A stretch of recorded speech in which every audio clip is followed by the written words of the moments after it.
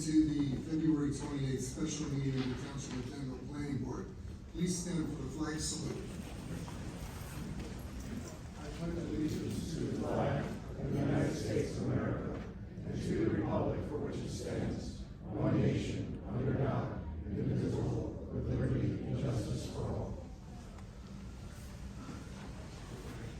Thank you.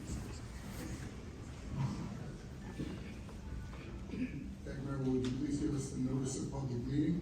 I hereby announce and state that adequate notice of this meeting was provided by virtue of a resolution scheduling the time, date, and place of regular meetings for the planning board of the Township of Denville for the year 2024, which resolution was adopted by the board on January 10th, 2024, and was published in the Citizen of Morris County, and by forwarding of such resolution to all persons on the request list, and by posting of said resolution on the bulletin board in the municipal building. All the above actions being in accordance with NJSA 10:4-6 to the members of the public joining us this evening, please put your cell phones on silent. Once the chair opens up the meeting to the public, we will call on you. Thank you. Thank you. Will you please do a roll call? Member Chardy will not be joining us this evening. Member Cruiser? Here. Member Venice? Good evening. Member Moffitt? Here. Member Turcott? Here. Member Behrens? Here. Member Leiden will not be joining us this evening. Mayor Andes will not be joining us. And Chair Schmidt? Here. Our professionals this evening, we have Steve Warner sitting in, Present. Mr. Casper, Good evening. and Mr. Rushby. Thank you. Thank you. First item on our agenda are the minutes from the January 24th, 2024 meeting. Do any of the board members have any questions or comments or concerns on those meeting minutes? Hearing none, may I have a motion to approve the meetings as presented? So moved. Second. Member Cruiser? Yes. Member Venice? Yes. Member Moffitt? Yes. Member Turcott? Yes. Member Behrens? Yes. And Chair Schmidt? Yes. Thank you. Next item is purchasing. There are none for this meeting. Followed by resolutions, and there are none for this meeting either. We are here for a public meeting tonight. It's PB/PSB/FSP 23-06, 12-18 Vanderhoff LLC. Let me just give you a quick rundown on what's going to happen tonight. First thing, we're going to let the applicant as professionals present the application. All of their experts will be presenting all the information one after the other. Once they are finished, we will turn it over to our professionals to ask any questions, make any comments based on that presentation or other documentation that has been submitted. Following that, we will open this to the public. Everyone who wants to speak will have an opportunity to do so. We just ask that it be done in an orderly fashion. Once that is complete and everyone is satisfied there are no more questions or comments to be made, the public portion will be closed, and that will be it. There will be no more questions or comments accepted from the public subsequent to that point. Then we open it up to our board members who ask questions, and we go from there to see if we're going to vote on the resolution or not. So that said, I'm going to turn it over to the applicant and his attorney. Great, thank you, Mr. Chair, members of the board. For the record, my name is Chris Murphy with the law firm of Murphy, Schiller & Wilkes, here on behalf of applicant 12-18 Vanderhoff LLC. We're here tonight seeking preliminary and final site plan approval in connection with the development of a 119,706 square foot warehouse building with approximately 113,721 square feet of dedicated warehouse space and approximately 5,985 square feet of office space. The project will include 18 loading bays, 13 trailer parking stalls, and 53 vehicular parking spaces. The proposed project is located in the Dock Road redevelopment zone. This project is permitted in the zoning district and fully complies with the requirements of the redevelopment plan and governs the property.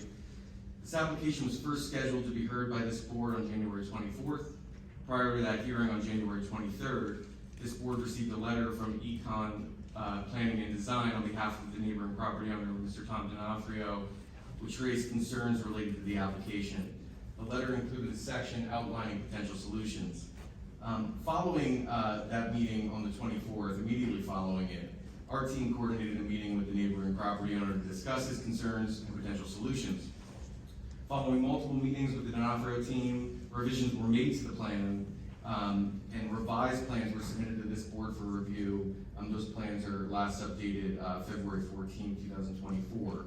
I'm very happy to report that we've addressed all of the concerns raised by Mr. D'Onofrio and his team, and now have his support for the plan being presented to the board this evening. I really want to state on the record that it was really a team effort, and give them a lot of credit as a neighbor to work with us to come up with some productive and great solutions. Similarly, the applicant has had extensive discussions and negotiations with the Borough of Rockaway regarding certain concerns and objections that were brought to your attention at the initial meeting. And I'm also pleased to report that the applicant and the Borough have reached an amicable resolution with respect to the jurisdictional issues and other matters, including traffic planning. We have multiple professionals here to testify tonight. Our first witness is going to be Rich Mechanic, our project civil engineer. Counselor and Chair, I don't know if you want to swear in everybody at once or do them one by one. I defer to you. With the chair's permission, we'll swear them in all together, but after a few predicate issues to be addressed, let the record reflect that the mayor remains recused from these proceedings. Let the record also reflect that on January 24th, I opined that the notice that was provided for that meeting was sufficient both in content and timely served and timely published, and we made a determination that the board had jurisdiction to hear and decide the application on that evening, and that the matter was carried without further notice to this evening, and we received in writing an extension of time to act through the end of the month of March. Notwithstanding that the matter did not require, in my legal opinion, further or renotice, the applicant, out of an abundance of caution, as I understand it, did renotice for this evening. Again, I reviewed that notice. The notice was sufficient again in content. It was timely served and published. It was served by certified mail on February 15, published on February 14. Our clerk cross-referenced the certified mail slips. Those dates are at least 10 days prior to this evening. So that notice was also sufficient. The board continues to have jurisdiction to hear and decide the application. Third item, I wanted to just, with the chair, again with the chair's permission, see if there are any attorneys representing any parties other than the applicant this evening, simply because the municipal land use law rules for procedure require that if there aren't any, the attorneys must ask questions on their client's behalf. Their clients cannot ask questions. Their clients can make public comment under oath, however. So are there any attorneys here appearing on behalf of anyone other than the applicant and myself? Okay. And perhaps with the chair's permission, we could have you just enter a brief appearance and let us know who your client or clients are. Good evening. For the record, my name is Gregory Randazzo from Clear Jacoby, Ferry Jacobs, and I represent the Rockaway Valley Regional Sewage Authority. Okay, Sewage Authority, and so not an individual, an entity, and in the event you're asking questions or making comments this evening, you're doing so on their behalf, correct? Yes. Okay, thank you. Thank you, Mr. Chairman. If there's none others, then we have that clarified for the record. And then, again, with the chair's permission, as always with the chair's permission, I'll swear in all the witnesses for the applicant that are expected to testify this evening. Our board of professionals were sworn in at the reorganization meeting back in January. If all four of you will raise your right hand, do all of you swear to God or affirm that the testimony you're about to give is the truth, the whole truth, and nothing but the truth? I do. Thank you all, and I'll turn it back over to you, Mr. Chairman. Thank you. Mr. Murphy, you may proceed with your first witness. Sure. To qualify this witness as a civil engineer, Rich, for the benefit of the board, some information on your technical background, educational experience. Absolutely. My name is Richard Brocanik, P as in Peter, R-O-C-A-N-I-K.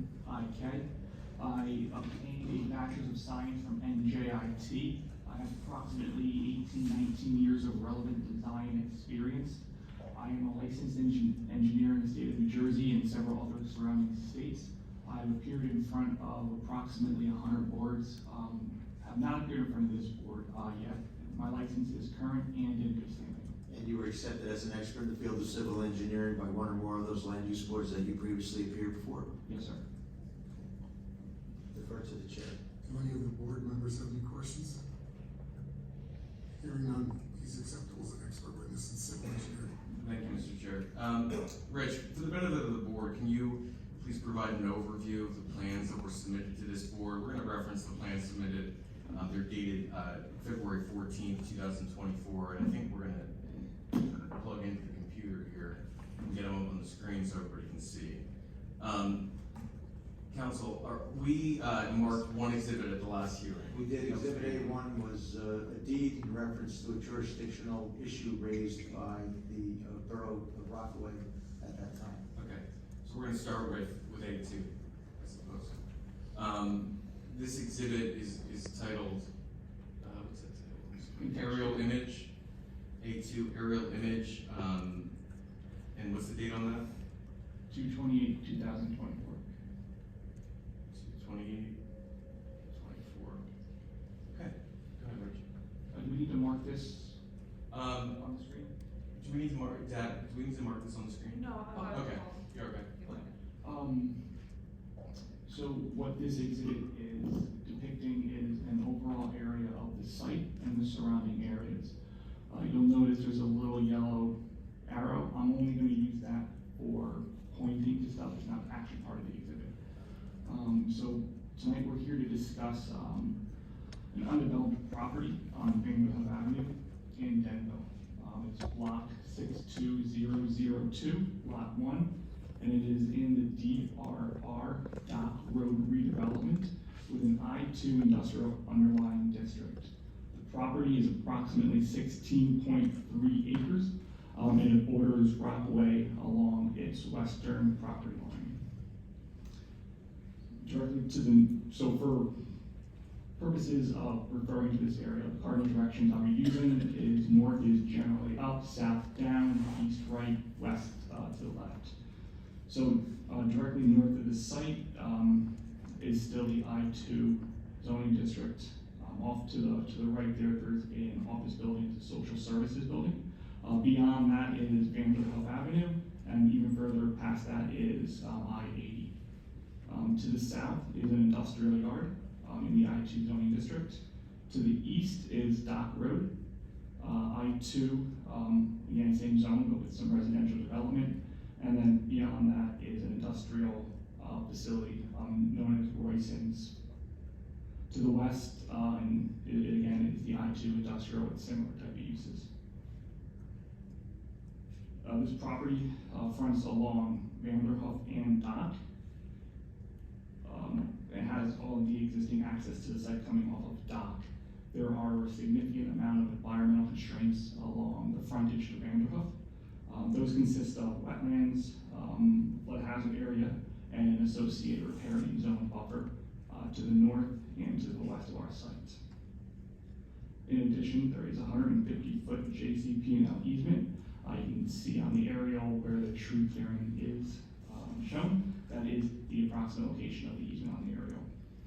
In addition, there's also a Rockaway Valley Regional Sewage Authority easement that comes off of Vanderhoff, transitions to the western part of the property and hugs our property line as it continues south.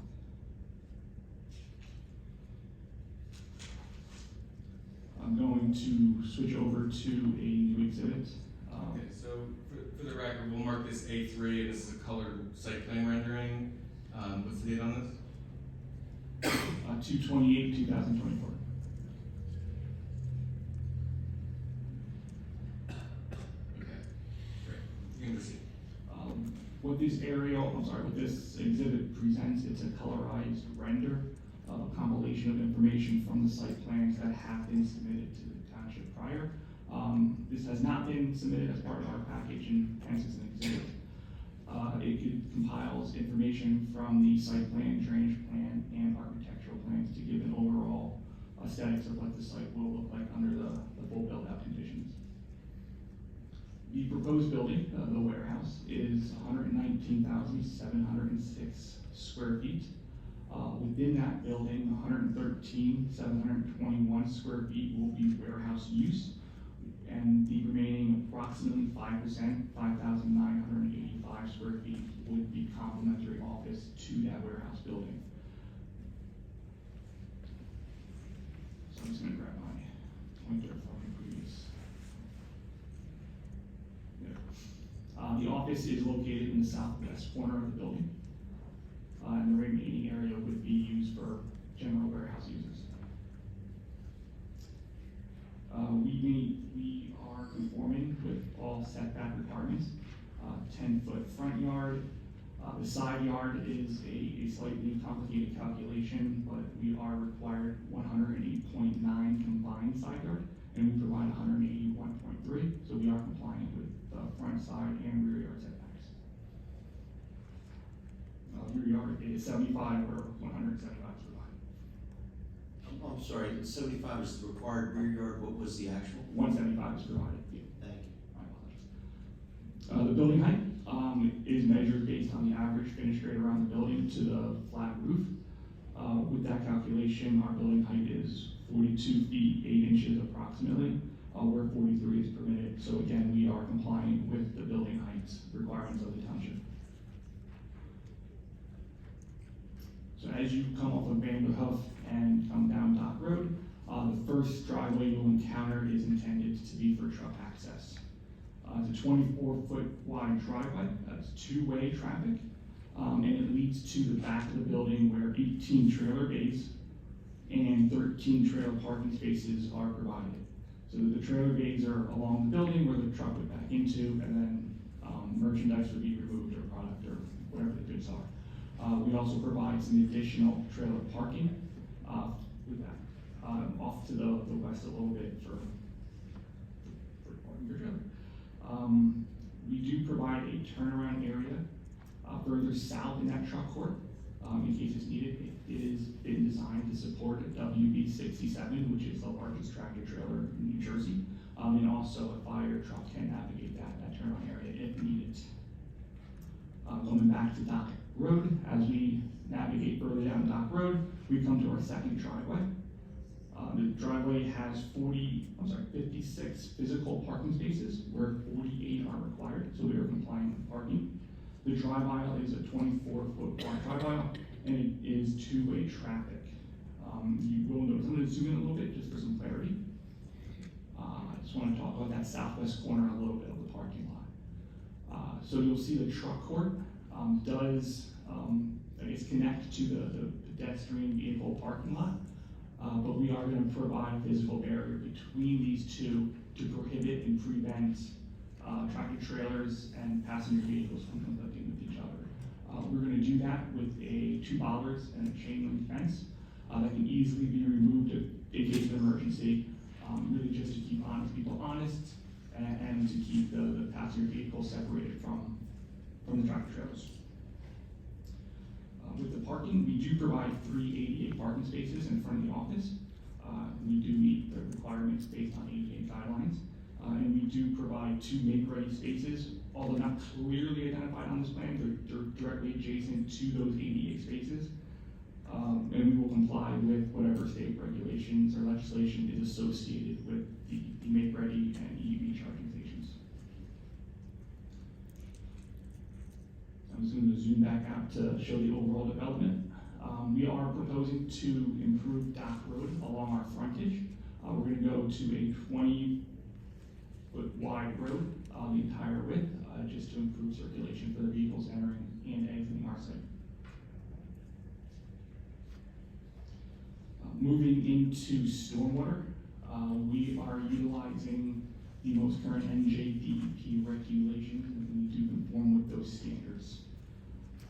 We are collecting rainwater or runoff through a series of inlets and conveying them either through porous pavement, which is green infrastructure as required by the DEP, and which ultimately leads to underground detention system, which is solid pipes to address our quantity requirements.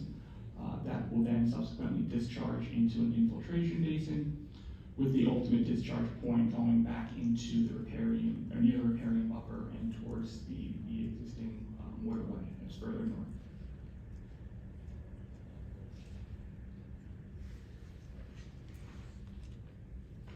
In terms of landscaping of the site, we are providing 60 deciduous trees, 67 evergreen, 13 flowering trees, 88 shrubs, and 144 ground covers. The site is landscaped around the perimeter, and we also provide interior landscaping where that opportunity presented itself. In terms of utilities, electric will be delivered from Dock Road, as well as water. As requested in the Mont McDonald letter, we will provide a Hardy Cross analysis of that water line for their review. In terms of sanitary, we are proposing a septic field. That septic field is located in the northeast corner of the building or the developable area. We have not yet made a submission to the Board of Health, but we will subsequent to this meeting. And Rich, it's your understanding that because I think there was the plans as they changed throughout this process, we at one point there was a potential to have to tie into a line that would have required DEP and RSA approval. It's my understanding that will not be required as part of this septic design, and that only Denville Department of Health approval would be required. Is that correct? yeah, that is correct. In response to some of the engineering comments we received from Mont McDonald, the final design, whether it be trenches or conventional field, has not been fully designed, but we will meet the NJDEP standards and also the Township Board of Health requirements. So it should be a fully conforming design, and we'll be seeking approval from the Board of Health. Right, and as a condition of approval, we would be required to obtain any and all outside agency approvals that are applicable. That's correct, right? Yes, that's correct. In addition, there was a comment regarding a reserve field. If one is required, we will provide it to ensure we're meeting the Board of Health requirements. However, it's my understanding in reviewing the ordinance that it's only, the reserve area is only required for single-family homes.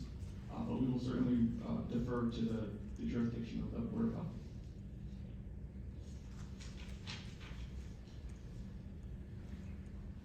In terms of lighting, we are proposing 16 light poles at an 18-foot mounting height, which complies with the ordinance.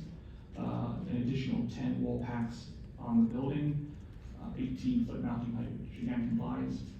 We will provide the motion sensor dimming requirements as requested by Mont McDonald. And we'll also provide an as-built prior to the issuance of a CO for Mont McDonald's review to ensure consistency with the ordinance and the approved plans. In terms of outside agency approvals, or just essentially approvals beyond this board, there are a couple of NJDEP items I'd like to get on the record. Because we do have a flood hazard area that's further north on the site, we did obtain a verification from the NJDEP, which essentially means they agreed with how we established our FHA line. The FHA line is pretty far away from the developable area. It's not our tightest constraint. That would be the riparian buffer. So the FHA really doesn't come into play in the development, but it is on the property, and we did obtain verification to ensure that we located it in the correct location. We have that in hand. We also have an LOI, a letter of interpretation from the DEP that is to, once again, ensure the location, this time of the wetlands. We did receive some preliminary feedback. We believe that they will be in complete agreement with our locations. We expect that LOI to be issued within the next month.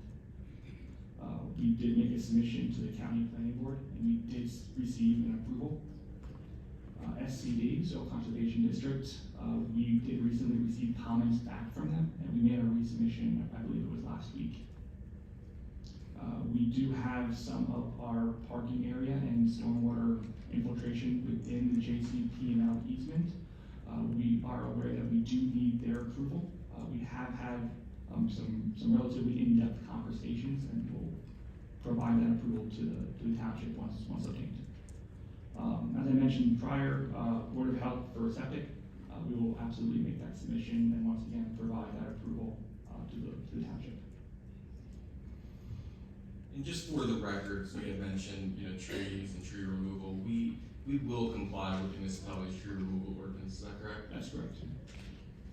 And that was all I had prepared for direct. I'm happy to answer any questions, Chair, once you open it up to the public or to the board. Thank you. Let's call our next witness. Thank you so much, Mr. Chair.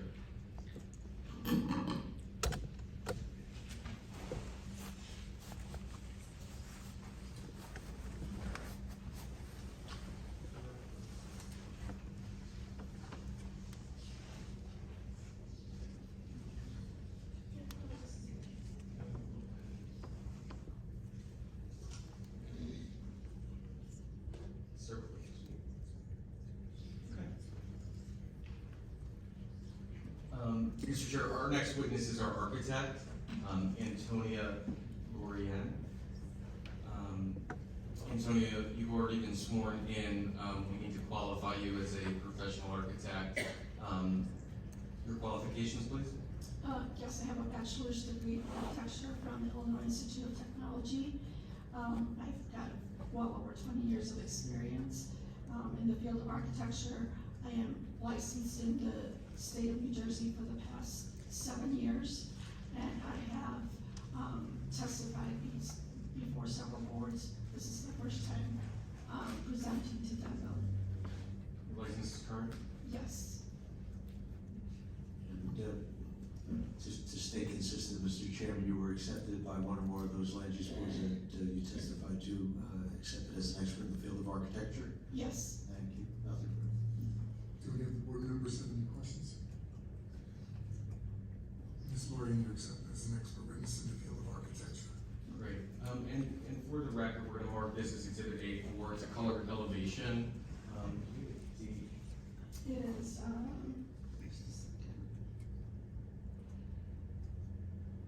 September 26th, with a revised date of January 22nd, 2024. January 22nd, 2024. Tony, if you could walk us through these colored elevations, that'd be great. Yes, so we work closely with our client to develop these elevations. The shell consists of insulated precast concrete panels. Aesthetically, we've used reveal patterns, paint colors, and different panel heights to break up the mass. The office area is, if you look at the top elevation, the south elevations, it's on the west end of that elevation, and we highlight this office area with a larger glazing area, more glass and canopy there, as well as I think that's the precast panel, we accent that with being a little bit taller there.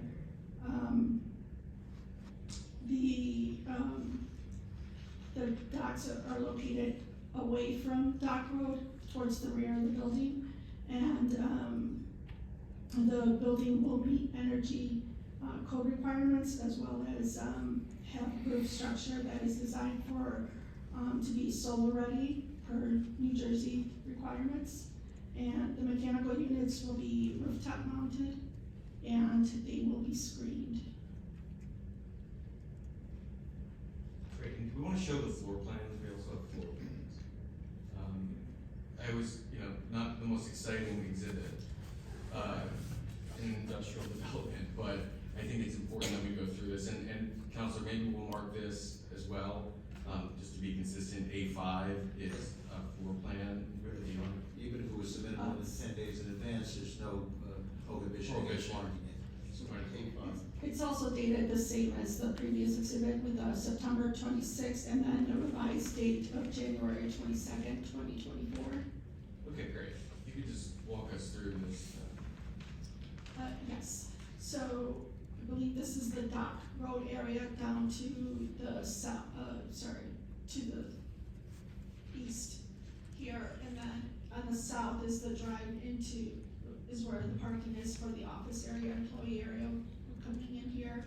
This is what is proposed as the future office area.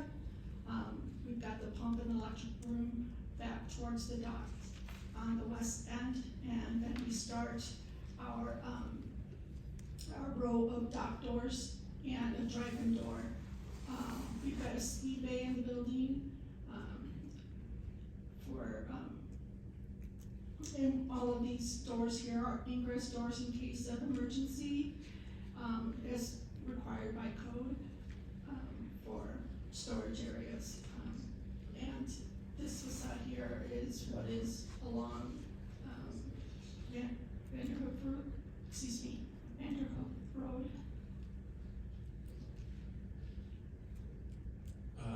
Very good, exhilarating. It's a floor plan for a industrial development. It is what it is, and we just wanted to provide the board with some, a vision of exactly how the space will operate, which is 95% warehouse and 5% office, approximately. With that, I don't have any further direct questions, but we can bring you back up as the board may ask questions of professionals or the public. So thank you so much for your testimony. Thank you. Mr. Chair, our next witness is our traffic engineer.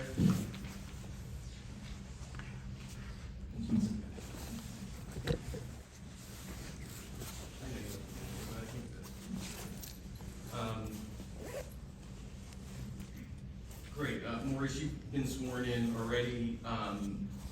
You're under oath. Your qualifications. And I'm sorry, full name again for the record. Maurice Rached, that's Rached.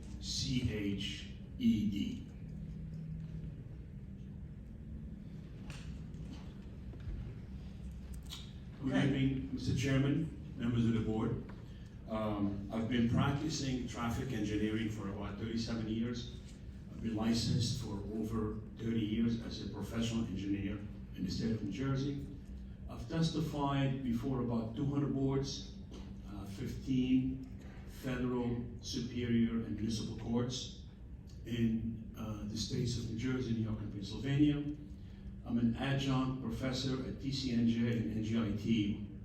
I don't recall if I've testified before you in Denville, but I may have, and I'm not sure. Okay, and Counselor, I'm sure you want to be consistent with the questions. Well, license remains in good standing, correct? Yes. And I take it there's approximately 200 or more boards, at least one, if not all of them, accepted you as an expert in the field of traffic engineering? They all did. They all did? Okay. Yes. I'll defer to the chair. Anyone from the board? Mr. Rashid, you're set. Thank you very much, and again, good evening. I'm the traffic engineer on the application, and I'm going to go over what we did and the findings that we came up with that are in our report that is available to the public.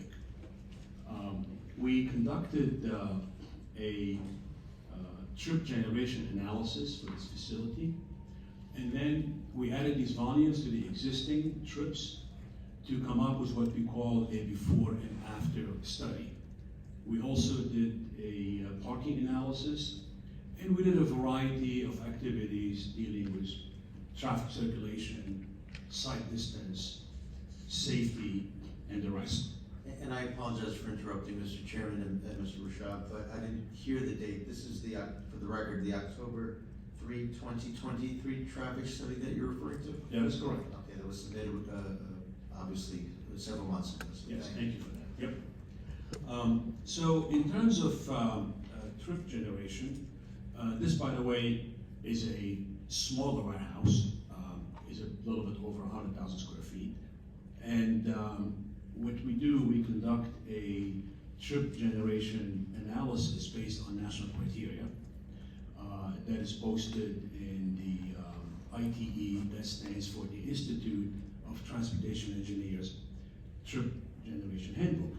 And as a result of that analysis, we found that in terms of trucks, this facility is expected to generate 3 incoming trucks in the AM peak hour. Typically, that's between 7 and 8 or 8 and 9. And 4 truck trips exiting in the AM peak hour. In the PM peak hour, the numbers are reversed. That would be 4 entering and 3 exiting. In terms of vehicular trips, these are the regular passenger vehicles. In the A and B, we anticipate 25 entering and 10 exiting. In the P and P, again, we have somewhat of a reverse. We anticipate 5 entering and 26 exiting. So these are the numbers we use to analyze the operation of the driveway itself, the 2 driveways that is, the one for the cars and the one for the trucks, and also to analyze the impact at the intersection of Vanderhoff and Dock Road. So we did so, and we found that our analysis revealed that the level of service, that's an indication of the operation of the traffic using these intersections, has remained the same. The level of service is an indication that goes from A to F, A being the best, F being not so good. And all the movements that we analyzed had a level of service of A. So a level of service A generally means that cars and trucks do not have to wait more than 10 seconds at that stop sign, or if it's a traffic signal, at the traffic signal. In this case, there is a stop sign on Dock Road as you would enter Vanderhoff. So all the analysis showed a delay of less than 10 seconds, which resulted in what we refer to as a level of service A. Then we did also queuing analysis, we did a variety of studies, and it all showed that the impact of this development is actually minimal. In terms of parking, this facility will have 56 spaces. The requirement is 48, so we are a little bit above the requirements. In terms of the truck loading docks and the trailer parking spaces, as you heard before, we have 18 loading docks and 13 trailer spaces. We also went a little bit beyond, and I'm saying beyond because this is an as-of-right application, it's a conforming application. So in a case like this, off-site traffic is normally not within the purview of a planning board review, but the applicant wanted to assess the impact of this development on various roadways in the vicinity. And we did a review and we looked at the traffic impact on Hibernia, Oak, Stickle, Elm, Union, and we found that the impact, as we expected, was very minimal. And I'll explain to you why it is minimal. Like I said a few minutes ago, this facility is looking to generate in the morning peak hour 3 incoming trucks and 4 outgoing trucks. So these trucks go both ways. And when I mean both ways, actually 4 ways: east, west, north, and south. But for the most part, the attraction here is to go on Route 80 either eastbound or westbound. And if you cut that in half, that's half the 3 and half the 4. So in the end, we arrived at numbers that are very small, that are 1 or 2 trucks per approach to reach their destination. So that is considered to be a very minimal addition to traffic. And when we do a study of that sort, it does not show any difference in the level of service. Other than that, we also did a truck circulation analysis for the site itself. As you see, the site is very intuitively designed. The car parking is on one side, the truck parking on the other side. There is a driveway for cars, driveway for trucks, and the circulation was designed based on a large truck, and it works safely and efficiently. Thank you very much. And with that, I think it's just important to note that, as our expert stated, and we had submitted, this office submitted a memo to this board dated January 12, 2024, that discussed the board's purview over off-site traffic concerns. The case law is incredibly clear. For permitted use, the board is not to consider off-site traffic concerns. That being said, in our meetings with the mayor of the borough of Rockaway, in our discussions with some of the town professionals, we wanted to look at how this project was going to impact other roadway networks. Again, not in the board's purview, we did it. Our expert has found that it will have minimal, if any, impact on those roadway networks. And I just wanted to get that on the record, but, you know, we're trying to work with everyone here, and we want everyone to feel comfortable with this development, so we're doing the best that we can to provide as much information as possible. Thank you so much. Thank you.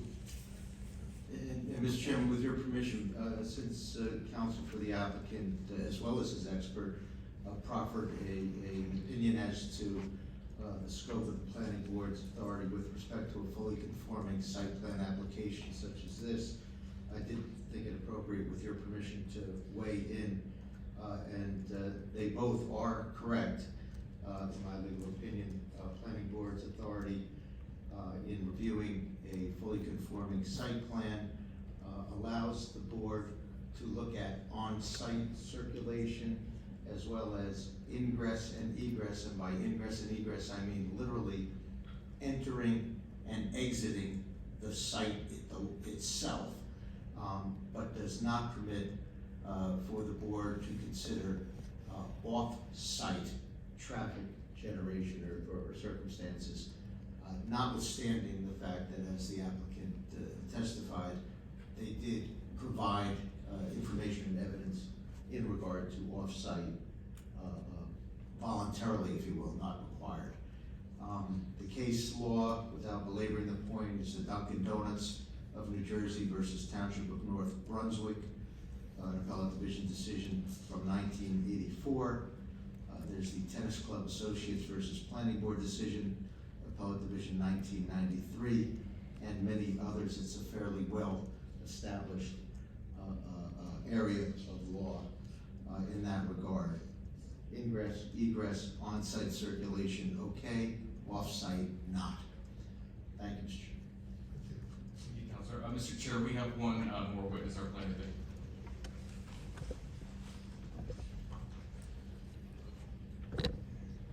Nicholas Dickerson, you've been sworn in, you're under oath, your qualifications as a professional planner. Certainly. My name is Nicholas Dickerson. I'm a planner with Colliers Engineering and Design. I've had my professional planning license since 2015. I've had my national certification, AICP, as a planner since 2014.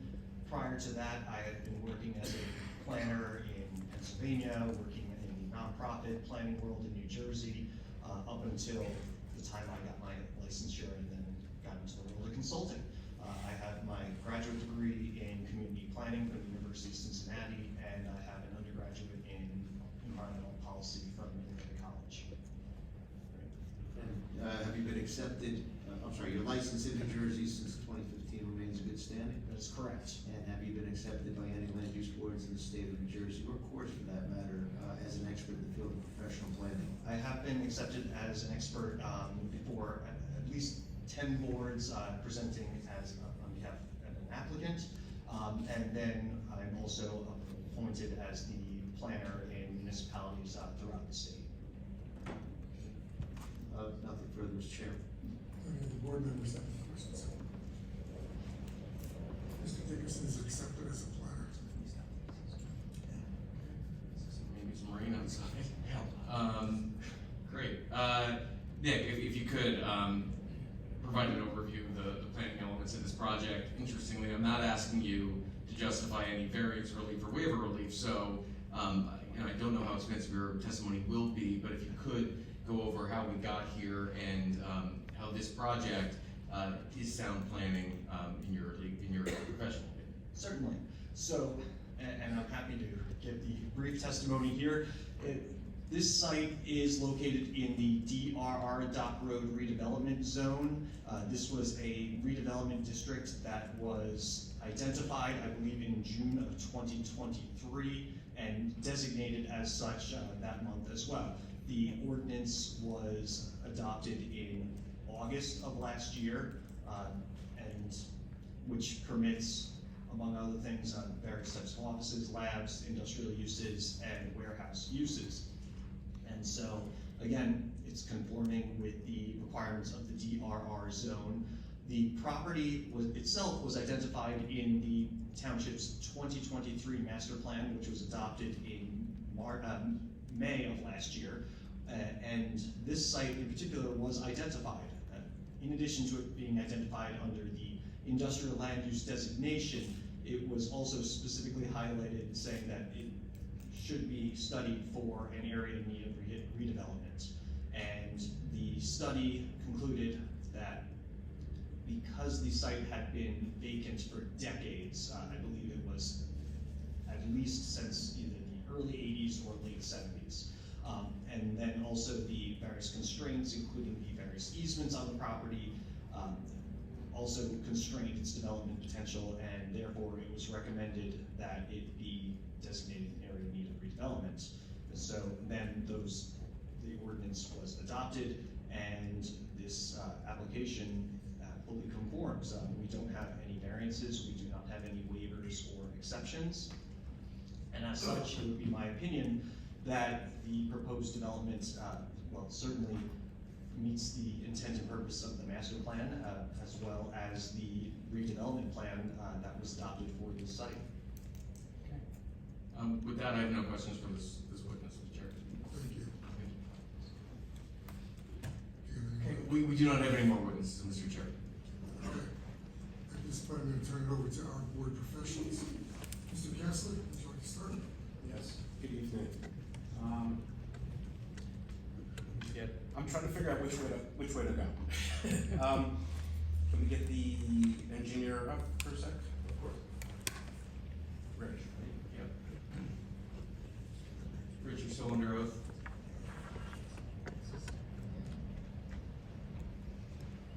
Okay, just a couple of questions. Thank you for your overview. What is Dock Road's current width right now? You said it's going to be improved to 20 feet. What is it right now? It's variable, but it's approximately 20 feet. It's limited within the existing right of way, so there may be areas that might be slightly less, but it's approximately. So you're gonna make it so that the whole thing is 20 feet? Along the frontage road. Okay. And then towards the bottom, it does widen out a little bit, because we do propose a cul-de-sac. I didn't mention that in my testimony, so I apologize. But yeah, so you go further down Dock Road, it's gonna get wider and wider. Okay, so that was my next question, was the cul-de-sac. Is there a generator proposed on site? Yes, we are proposing a generator. We understand that it cannot be natural gas. Correct, or can't be, I'm sorry, can't be diesel, it has to be natural gas. We understand that, we conform to that. Okay.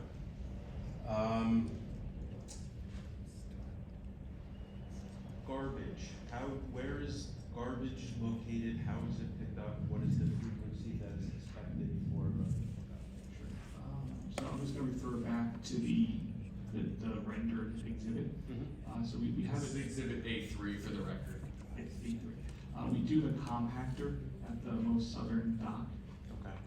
So when I refer to 18 loading bays, that was included within the 18. And that's where we tentatively have it located. It's subject to move to another dock depending on future tenant. And trash collection would be dependent on the tenant that does occupy the building. We do not have that information at this time.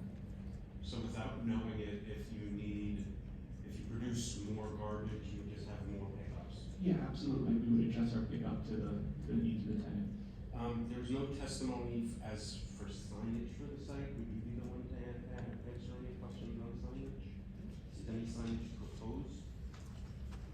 Signage would comply with these other documents. Okay, but there was none on this application? No. That's correct. And you had mentioned that the lights may be motion sensitive. Did you say they're on dimmers as well? Yeah, we will comply with that. Okay, so if there is any issues with any spillage, they can be altered, they're not a static? Correct. Okay. Those are my questions for you. I just have two questions for the department.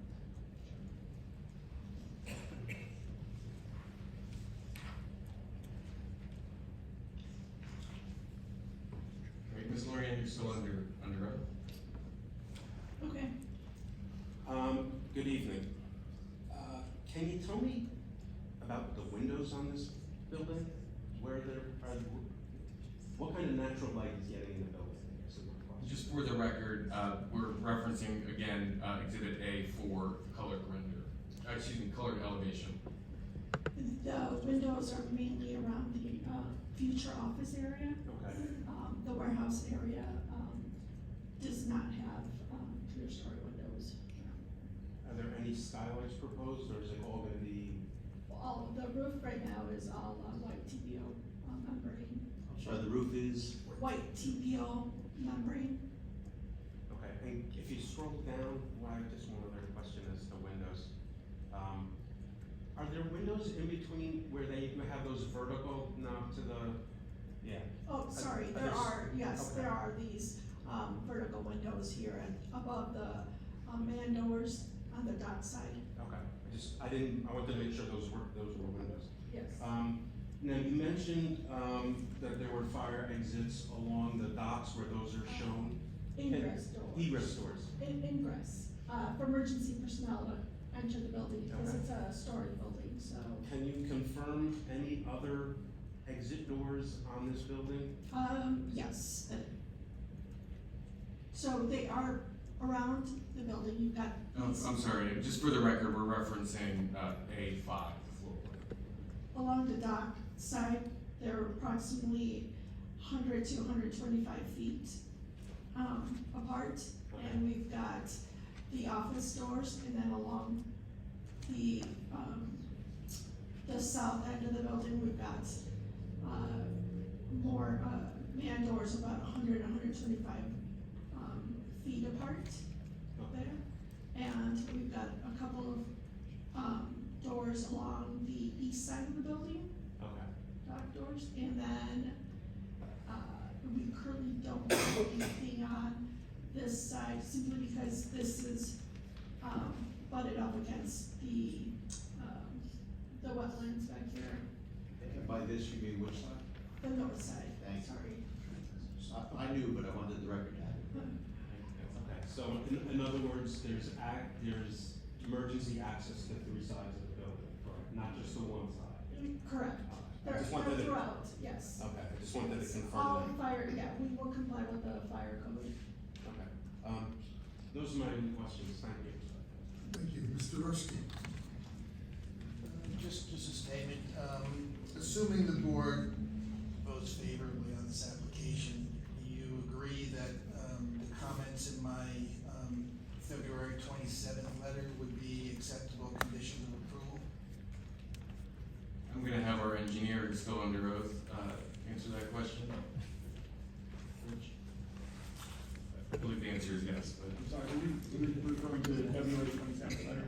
Correct, the 27th letter. Yeah, there are a couple of, environmental compliance we will strive to satisfy those requirements, and we'll work with your office. But other than that, we will address the comments within your letter. For the record, I'll repeat those as stipulated to conditions of approval should the board grant the application. Yes, Council. I have, I'm sorry, was that? That's all I have. Okay, that was one good question. There were a lot of comments in that report, bear with me, please, Mr. Chairman.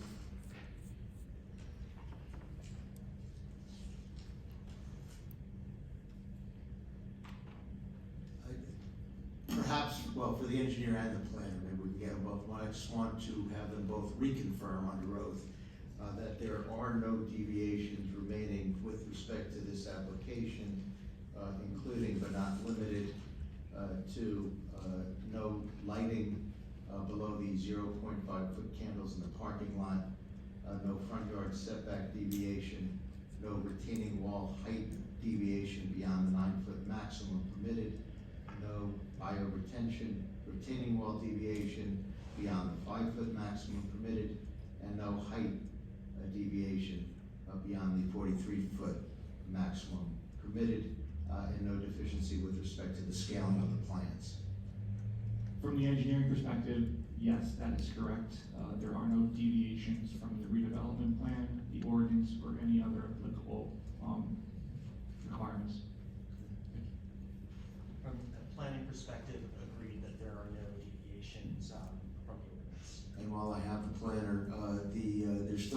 preliminary and final major site plan approval required, albeit fully conforming, from this board, correct? Say that again? There's still preliminary and final major site plan approval required from this board. Correct. And in your opinion as a professional planner, and also in your opinion as a professional engineer, are the site plan requirements pursuant to the municipal land use law satisfied with respect to this submission? That is correct. I agree, it's correct. My understanding with respect to the septic field is that the proposed septic field is proposed to be on site, is that correct? That is correct. Okay, and there was a colloquy regarding an understanding that there is no need for an alternative site, but should there be one, it would be satisfied vis-a-vis the Board of Health. That is correct. And am I, at least as is presently constituted and presently intended, would any and all septic fields be located on site only? That is correct.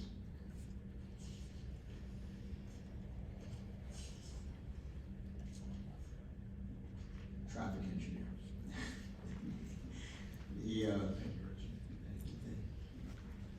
Mr. Rashad. You discussed both on and off-site traffic, you discussed parking. I'm just curious, the parking count, 56 spaces provided, 48 required. Is that 48 space requirement, does that take into consideration any credits afforded for the electric vehicle spaces or make-ready spaces? Actually, I believe the site engineer is probably the appropriate witness to answer the question, since the site engineer actually laid out the parking and came up with the numbers initially. We're gonna have our engineer chime in. That's actually the only one I had. Okay, so, Thank you. Mistakenly for Mr. Rashad, it's for you then. I apologize, I missed a portion of that, I know it was. Sure, electric vehicle spaces and make-ready spaces, there's the possibility, should there be a sufficient number, for credits to be afforded, as I understand it, to a project or certain projects. So I was just wondering if the requirement took into account any credit for for electric vehicle or make-ready spaces, or is that just a gross required number of 48? So the 48 is based on the ordinance requirements. The state statute in terms of the electric vehicle charging allows us to take a credit. So for EV parking spaces, we're allowed to count that individual space as 2, up to a 10% reduction in the total required parking. During my testimony, I tried to specifically identify physical parking spaces. So that 56 is actual physical spaces on site, and I did not provide the board with the number of the additional 2 credits we would receive. So 48 required by ordinance, 56 physical spaces. If you count the EV credit, we would have 58. So it would be an even greater Yes. excess above that which is required, correct? Correct. Thank you.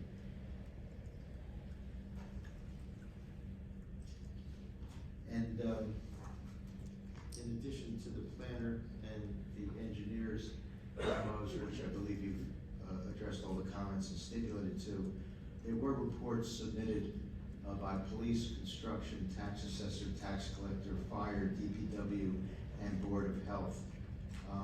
While I can go through them all, I highly doubt anyone wants me to. If you've been through those reports, are you in a position to be able to stipulate to compliance with all the comments and requirements of each? I'm happy to go through each one with you, but we will comply with each and every comment issued. I believe it was from 7 different internal departments to the township. The fire department had a memo with 5 items, Knox boxes and the like. Fire hydrants should be stipulated to compliance with all the above. Absolutely.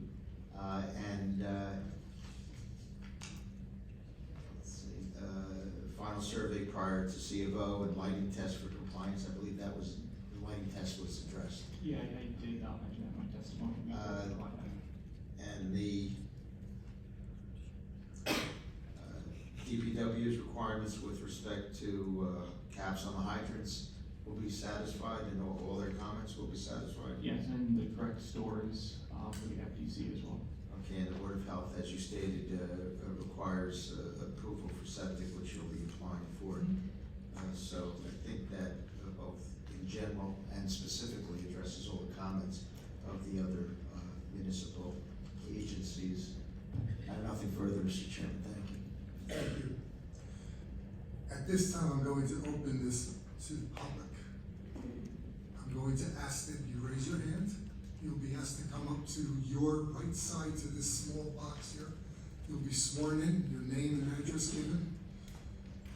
I'd like to make sure this is done in an orderly fashion. I hate to say this, but I'm going to. I really want people to act professional and courteous to each other.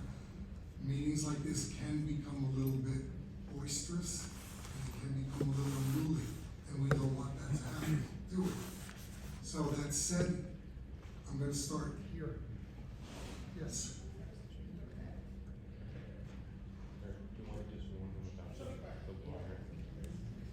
Please be careful of the wire that's at the front of the room.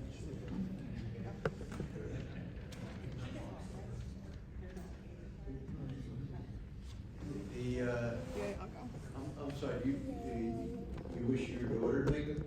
Well, first of all. She's spoken at other town meetings before. She feels very That's strongly. okay, I'm just asking, but I'm gonna swear. Mostly I'll talk. Okay, I'll swear you in just in case there's comments in addition to questions, so. Cool. Please give us into the mic, your name and address, please. I'm Erin Polio. This is Mila Polio. We live at 111 Ford Road. And I'm sorry, you said, in Denville? Okay, thank you. And raise your right hand. Do you swear to God or affirm that the testimony you're about to give is the truth, the whole truth, and nothing but the truth? Yes. Thank you. And then you can ask questions and or make comments. The questions would be directed to the board, the applicant's witnesses, of course. Okay. Mostly our concerns or questions would be in relation to the previous DEP paperwork that was filed, and then it being rezoned to an area of like needing to rebuild it or whatever. You guys referred to it as a vacant lot. My understanding is that it's a precious wetland. I'm sorry, can you just speak clearly into the microphone? It's directional, if you could Yeah. point it at your mouth. Oh yeah, thanks for reminding me. It's it's not a vacant lot, it's a wetland and a precious waterway, and it flows directly behind our house. So this is pretty integral to us, to the developers. It's my understanding that you're not local to our town, but we are a town that floods frequently. My daughter is equally likely to have a snow day as she is to have our entire town is underwater day. So cutting down a lot of trees is something that is very, very stressful to her. She created some artwork. We can leave it here, but she really does have to go. Mimi, can you read with me just the titles of them? Okay. This one is called No More Playing Outside. If like someone was cutting down one of the trees and there was like a kid behind it and someone didn't see that, it could get squashed by the tree. And this one's called No More Yummy Apples, because like you could have a favorite apple tree and it could get cut down. Okay. That one's with the apples too. Oh, this one is pretty pertinent. It's a tree falling onto a rabbit, and it's called Animals Die. Yeah. So those are our remarks. I just wanted to let you know we are very concerned about this, and I don't know that like a nondescript giant flat building that wouldn't really benefit our town is something that we need to supersede rules for, or risk our downtown flooding any more frequently, which is definitely top priority for us as residents. So those are my comments. I'm gonna leave it to the top aces of our group to ask the questions, but that's where we stand. I hope you guys do take this seriously and don't grant any more variances that don't need to happen or rezone it for reasons that also don't need to happen after environmental organizations tell you not to. So thanks for your time.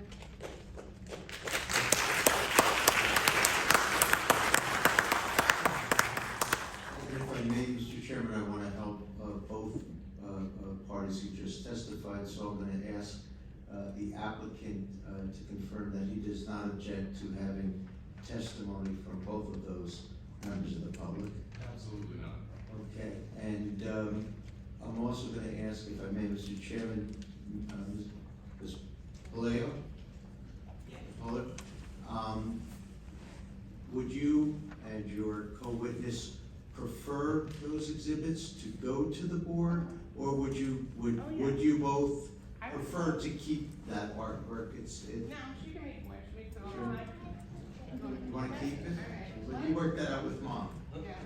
Let her in, because no, it didn't show that this is a thing. Okay, but we did get the board to get the title and all the commentary, so thank you. Thank you.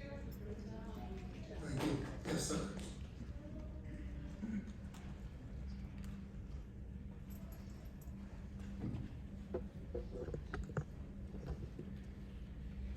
Good evening, it's Michael Alati, 19 North Brookside Drive, Rockaway Township. I have several questions. Swear you in so that you can make Oh, it, yes. so your comments have the weight of testimony, just like the applicant's witnesses. Please raise your right hand. Do you swear to God or affirm that the testimony you're about to give is the truth, the whole truth, and nothing but the truth? I do. Thank you. Please proceed. Several questions. One, I think you mentioned that the board here does not take into consideration the traffic flow outside of the footprint of this request. I don't know if I understood that correctly, about the truck traffic having to leave this property and enter this property to most likely go on Route 80, either east or west, because there's no real direct access to Route 80 without turning into the borough streets to then get onto 80. Or if they come off of 80, you can't turn into that property without circumventing the side streets to come in at the right angle. I don't know if I understood that correctly from what you mentioned, that this board does not consider that when they consider this plan. But I think that's something that should be highly considered, because that's really a big effect on the flow of traffic into this. And if that's a question, it would probably make, if it's a question, it would probably make most sense for it to be addressed to the applicant's team. I believe applicant's counsel and one of their witnesses presented that argument. I concur for the reasons cited on the record, that is an area of law that's well decided and well settled, but maybe he can speak to that. Sure, thank you, Council. I think we've stated on the record already, there's a memo submitted in January outlining the case law related to this. When a planning board is reviewing a fully conforming site plan application, the board is not to consider off-site traffic concerns as it relates to the project. The reason for this is because our courts have said that power is vested in this municipal council. When they zone a property a certain way, they take those things into consideration. This property is zoned industrial, was zoned industrial before. The redevelopment plan specifically calls out an industrial use as well. It was at that time that the municipality and the city council, or the municipal council, would consider those things. Once it gets to the site plan approval process in front of the planning board, that power is not within the scope of the planning board to decide. That would be, as the courts have said, usurping the municipal political power of zoning. So, sir, the answer is yeah. I do understand that, however. And if I may, Yes. And that's particularly the case in an application such as this that is represented as being fully conforming, no deviations from the redevelopment plan. Is that correct? That's correct, sir. Thank you. I'm sorry, please continue. No problem. Denville has no real issue with the flow of traffic because they don't have any traffic flow in Denville. It all is in Rockaway Borough or Rockaway Township to get on to 80. So Denville wouldn't have a concern back when the variance and stuff would have been needed because there's not Denville roads, they're Rockaway Borough roads. So I don't think anyone went to Rockaway Borough saying, is this going to affect traffic flow in Rockaway Borough? Or people in Rockaway Township that leave Rockaway Township into Rockaway Borough to get on Route 80. I mean, I don't know if any of you travel that area. You can't make a left turn, you can't make a right turn coming out of Vanderhoff to get on 80. So that's something that should have been taken into account or should have to go through the borough. I have several other questions. I'm sorry, before you finish that, is that, if that's a question, that sort of an answer, I don't know if the applicant wants to speak to the ability of any adjacent borough to weigh in the redevelopment process during that process vis-a-vis the municipality's process. Sure, I would just say, and I defer to the board professionals, because the board was the board that passed the redevelopment plan and has passed and reviewed ordinances and master plans, but that is not, there's public comments as it relates to those processes. And, that was the time, if there was a time, to discuss these issues. Now, as a lawyer, the only thing I can say is what the law is, and the law is that we don't consider that when making a decision. I would say that we did take it into consideration because we wanted to be good neighbors, we wanted to understand how the site was gonna operate, so we did, and our professional testified and everyone heard that there's little to no impact on the existing roadway network. I just have to leave it there. But would it be accurate to say that throughout the municipality's redevelopment process, the borough of Rockaway, the township of Rockaway, could have sent representatives weighed in with respect to traffic concerns, et cetera, at that time, the time that the actual ordinances and regulations that govern what this planning board can and can't consider were adopted, those municipalities had the ability and opportunity to appear at that time. Would that be accurate? That's correct, Council. And with permission, Mr. Chairman, Mr. Kastler, would you concur with applicant's counsel's response? Yes, I mean, this went through vetting of area need redevelopment from the council to the planning board, to the council again. It was in the master plan. It was publicly noticed at least 3 or 4 times during that process, as well as this property has always been zoned for warehouse.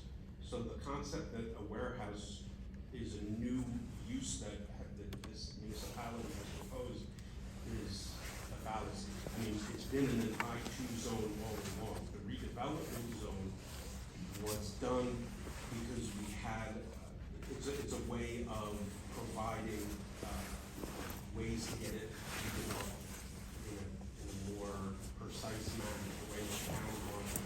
So yes, the town was, everybody was noticed. It was noticed multiple times, and we did everything that the municipal land use law required. We had multiple public hearings on the master plan. It was not only a redevelopment plan, it was a redevelopment plan identified in the master plan, as well as a redevelopment plan as an appendix to the master plan. And So, adjacent municipalities would have gotten notice of those processes, including the amendments to the master plan, correct? Yes, correct.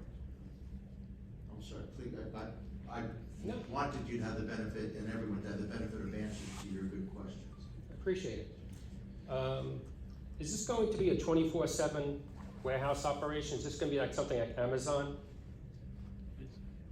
Where vehicles are gonna be coming in to pick up packages, drop off packages, or what's you have 18 trailer bays and you got a, It's, I can answer the question on behalf of the applicant, but it's gonna comply with the municipality's ordinances and regulations related to hours of operation.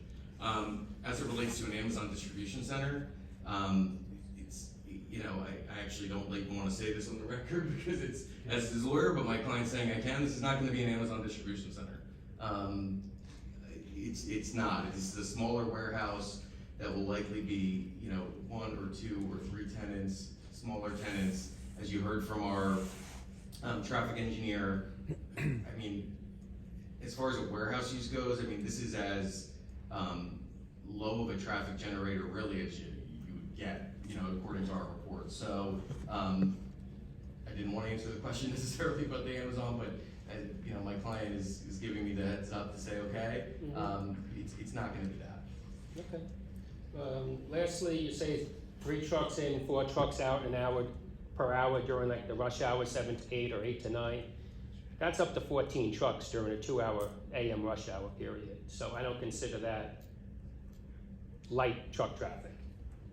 Considering what the trucks have to, how they have to maneuver through those few little blocks at rush hour to access or Sure. I just, for the record, I do want to, I believe, and our traffic engineer can confirm, but I believe what we were saying was that it wasn't during a 2-hour period. It was either 7 to 8 or 8 to 9. Is that correct? Yes. Okay. Maybe we can answer that question because I think it might be important just for everyone to hear. Our traffic engineer is still under oath. Can you just confirm what you had discussed and if that description of the traffic is accurate or not? Actually, the way you described it makes it look more than what it is. Let me answer your question or your concern by telling you that last year I did a traffic study for an existing warehouse, 111,000 square feet, so very similar to this one, in Branchburg, and I found a total of 22 trips total. It's in and out in the morning, 24 in the afternoon, and 0 large trucks. And then I looked at other warehouses in that vicinity, and I did that same analysis here also. Just to give you an idea, because when you read a warehouse, you're looking at big trucks, and that's not necessarily the case. So let me give you an example, because what's existing is reality. Now, we don't know who's gonna come here. Could be 1 tenant, 2 or 3, could be headquarters of a company, could be a variety of things. But what I could tell you is, so in my study, here's what I found.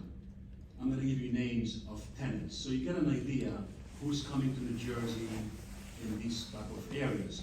Signal Control, Specialized Technologies, West End Supplies, Lighthouse, Fisher, Hershey, Petzowitz Machines, Zoo Scientific, Adverserve.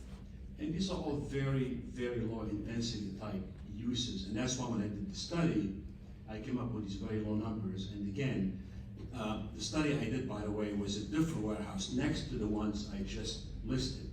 And it generated an amount of traffic that is about half what we're anticipating in our study.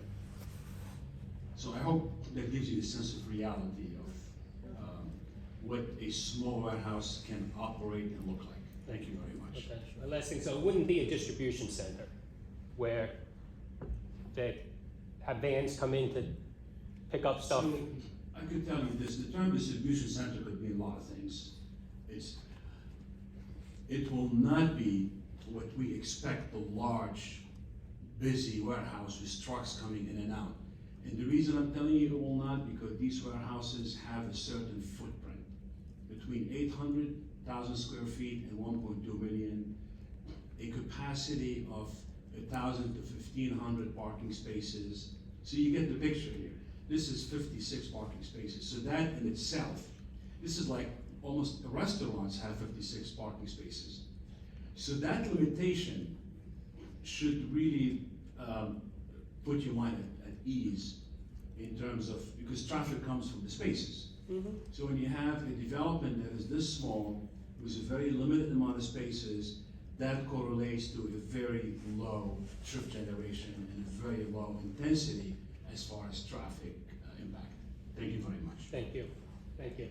Thank you. Let's keep on Yes, sir, right there.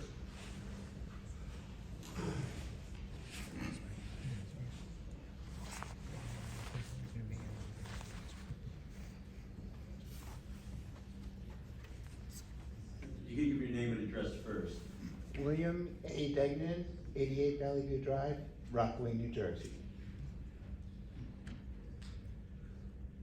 Please raise your right hand. Do you swear to God or affirm that the testimony you're about to give is the truth, the whole truth, and nothing but the truth? I do. Thank you. Please proceed. Now, everybody's saying that this does not affect Rockaway Township.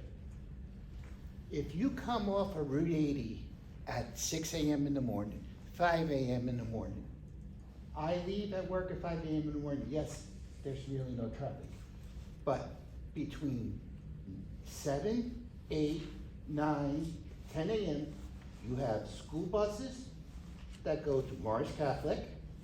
You have Rockaway Township school buses that travel to KDM, Stony Brook, Dwyer, Copeland, and the traffic backs up all the way from Rockaway Borough to Sanders Road.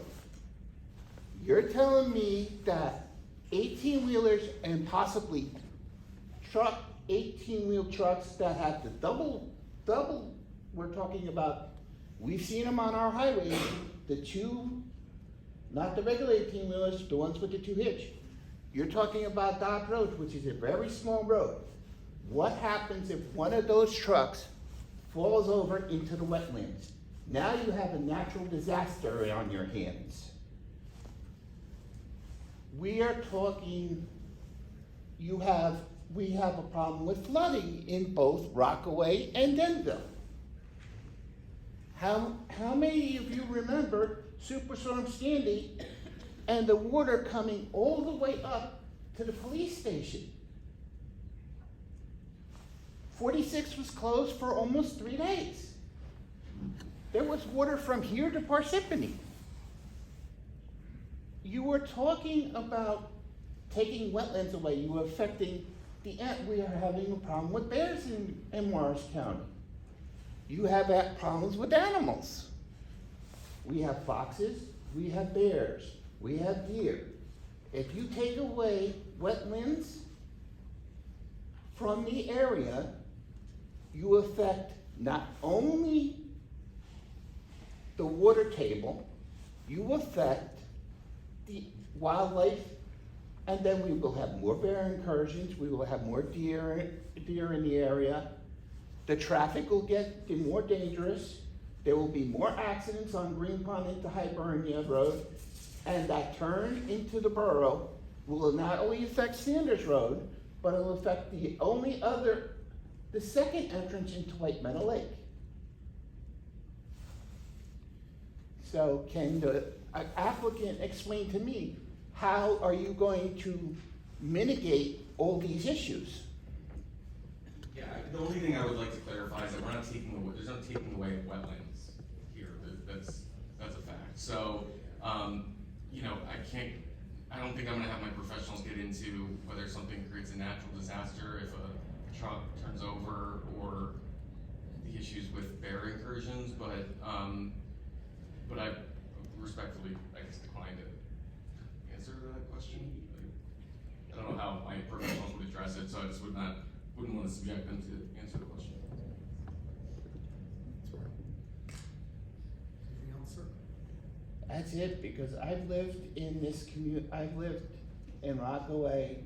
I have friends that live in Denville who work, the Fines have lived in Denville, have worked in Denville for almost as long as I've been alive.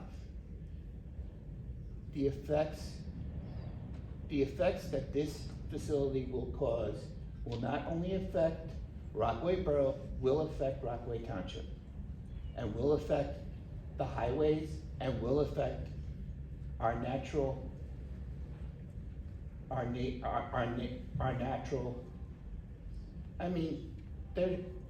we all agree, Denville has never flooded like it's had in the last couple of years. That's because the water table is being taken down. Every time a house or factory is built, what are we cutting down? Trees. what do trees do? They absorb the water that comes down and the snow that melts. I'm sorry, but I would not approve this. If I was all you, I would really say to them, did you guys get a scientific study before you even looked at this property? And I bet you they did.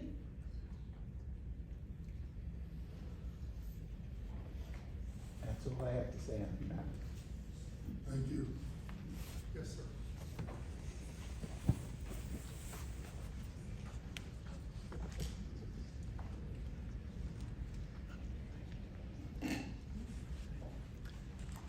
Good evening. My name is David Landry, and I reside at 91 West Glen Road in Denville.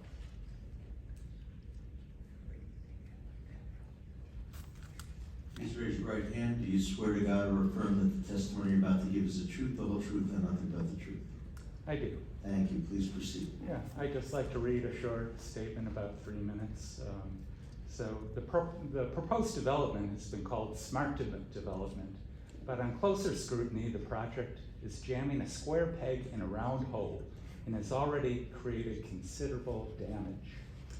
The rush to grant the redevelopment district, the traffic issues, the lack of coordination with municipalities, the severe impact on long-term Denville residents, the impact of building on an environmentally sensitive area, especially increased flooding, all point to areas where this project is a case study in how not to conduct smart development.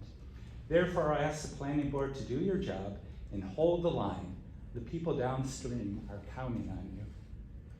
Now, a few details. We've already touched on how you can't even enter the site from Denville. You must enter and exit through Rockaway Borough and often Rockaway Township. What hasn't been mentioned enough that I think we should mention is trucks entering the area from I-80 need to make 3 very sharp left turns on very narrow streets.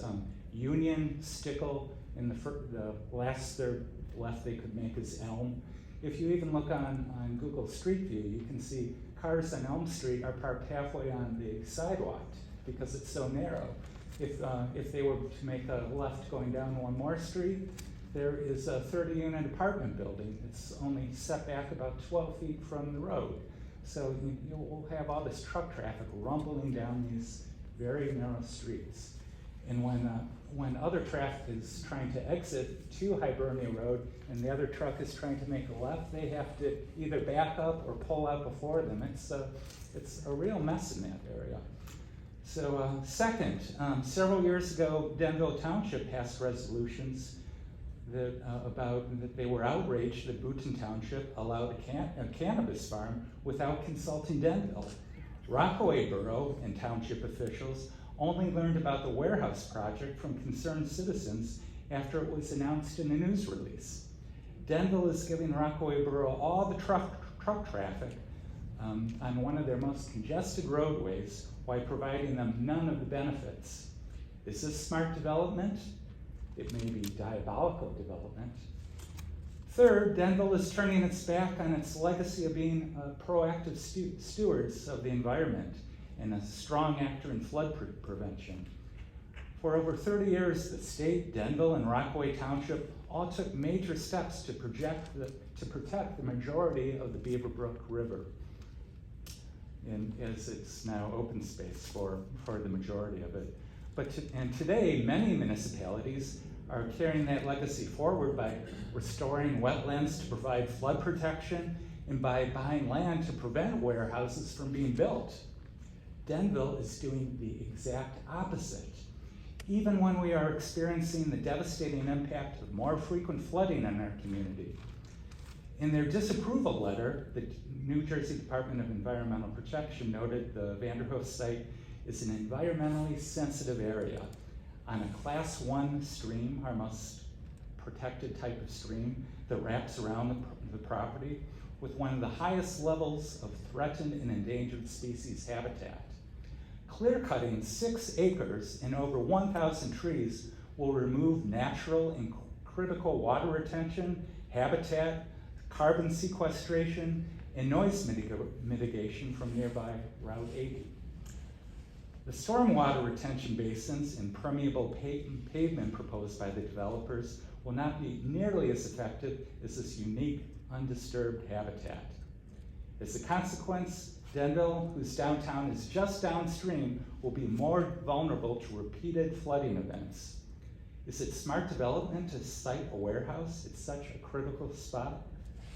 In my view, the board should carefully look at that New Jersey Department of Environmental Protection rejection letter, even though they aren't going ahead with the sewer system, because it has a lot of information about how valuable that site is. And then last, unlike much of the area, the entrance to the warehouse on Dock Road in Denville has a very residential feel, where there are over 6 well-tended homes that overlook the Vanderhoff forest on the other side of the street. The developers can only build on 6 of the 19 acres due to the Beaver Brook running alongside it. The township rushed special redevelopment zoning that allows the warehouse to be set back only 10 feet from Dock Road with an allowable building height of 43 feet. In the context of this neighborhood, this is extreme. Can you imagine living with a forest across your front yard for over 35 years and then having your view change to an enormous warehouse set back only 10 feet from the road? Is it smart development that sells out longtime Denville residents? Thank you.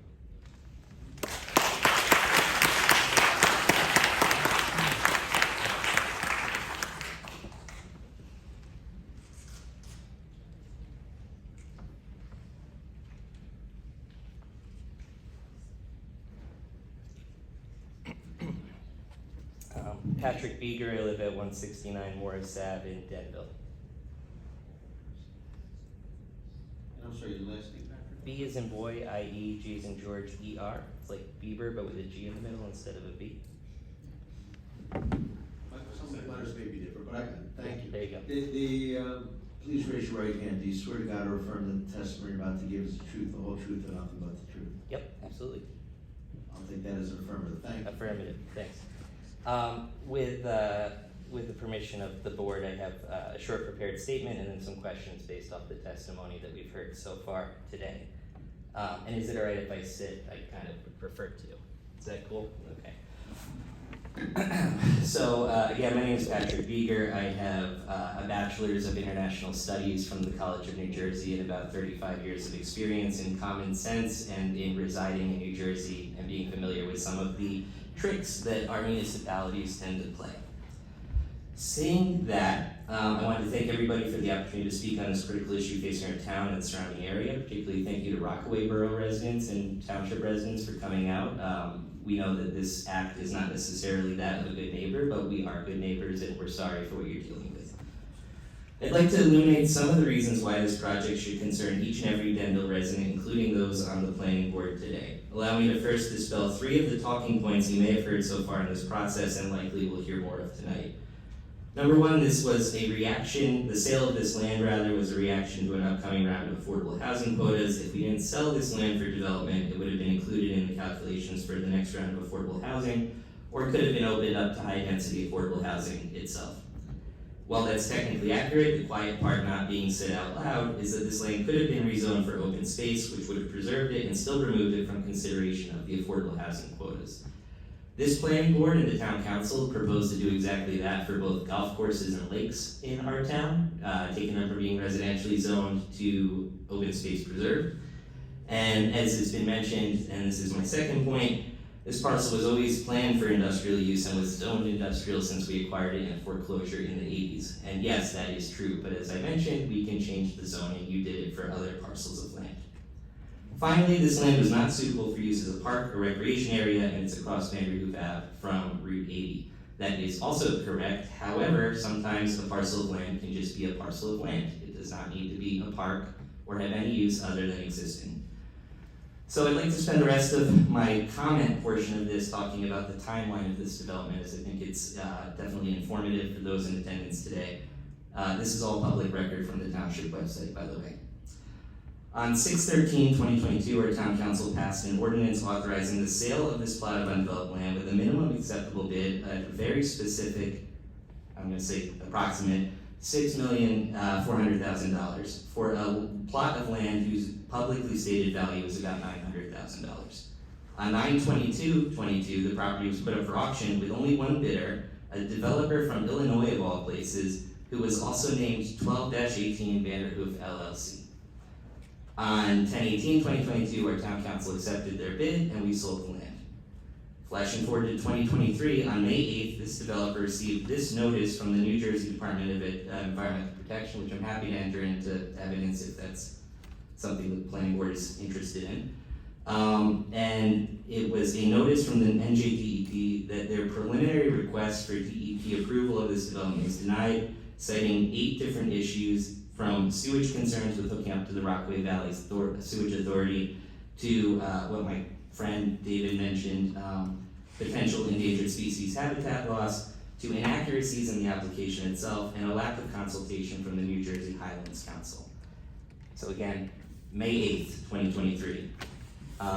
For those of you who are used to working with government, it takes a long time, but miraculously on 6/14, the town council asked this very board to consider making this plot an area in need of redevelopment, which is a zoning designation per the New Jersey chapter of the American Planning Association for, and I quote, designating a rehabilitation area to encourage the renovation or reconstruction of existing structures, to eliminate substandard structural or housing conditions, and arrest the deterioration of the area and potentially offer tax abatements on improvements for a period of 5 years. So, yes, so the intent of this, in my opinion, and again, I am just an international studies major who lives here, is that we are using this to develop areas of sort of blighted land that would be an unattractive development outside of this. It allows the township and the planning board to work directly with the applicant, and it also crucially allows them to subvert our normal zoning adjustment process and not have to work with that board. We did this with the Redmond Press building as well, and in my opinion, that is the proper use. We're now getting rid of a blighted industrial building, we're putting up apartments. So, excuse me, so that was on the 14th of June 2023. An entire week later, the town council debated this board's recommendation to do just that. And when asked why our administration had the following, when asked why they were asked to do that, our administration had the following to say. This is a direct quote from the 620 meeting minutes, which are on the town's website. Mr. Kessler explained 50% of the property would not be built on, however, it could be built on if a New Jersey Department of Environmental Protection permit was obtained. If the area were declared an area in need of redevelopment, the developer would not be able to apply for an NJDEP permit. Then Council President Cote asked how long it would take the developer to go through the normal application process. Mr. Katzler explained that the application is not complete now and a DEP permit could take years. However, without that permit, an application would take 3 to 4 months to complete. President Cote asked why the developer should not have to go through the normal procedure. Mr. Katzler explained the property would need height, setback, and retaining wall variances due to the unique configuration of the property. These variances and approvals could take a long time, and it is not guaranteed that they will be approved, which will lengthen the timeline of finishing the development, which is why the township is considering a redevelopment plan. Mayor Andes explained this process is a partnership with the applicant to get the best product. When asked who suggested the area needed redevelopment by then Councilman Murphy, Mr. Kessler said he was unsure. As mentioned, this process sidelines our zoning board of adjustments and allows the developer to work on variances directly with the planning board and town administration. They've already done that.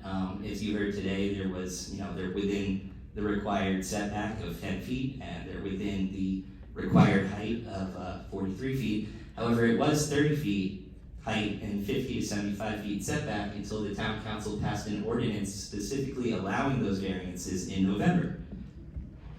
So, will we grant this developer, and this is to the planning board, a blank check to do as they wish? Will they get out of our tree replacement ordinance? The developer has stated that they intend to comply with it, which is great. And for those who are unfamiliar, our town passed a tree ordinance last year requiring the replacement of each tree removed from parcels over 1.5 acres or the payment of $500 per tree into a tree fund. I do not have the current site proposed plan because it's not posted publicly online, but the last one, which would have been valid for the January meeting, from the developer showed 1,051 trees required for replacement, with 157 proposed on-site and a deficit of 894 requiring payment or off-site planting.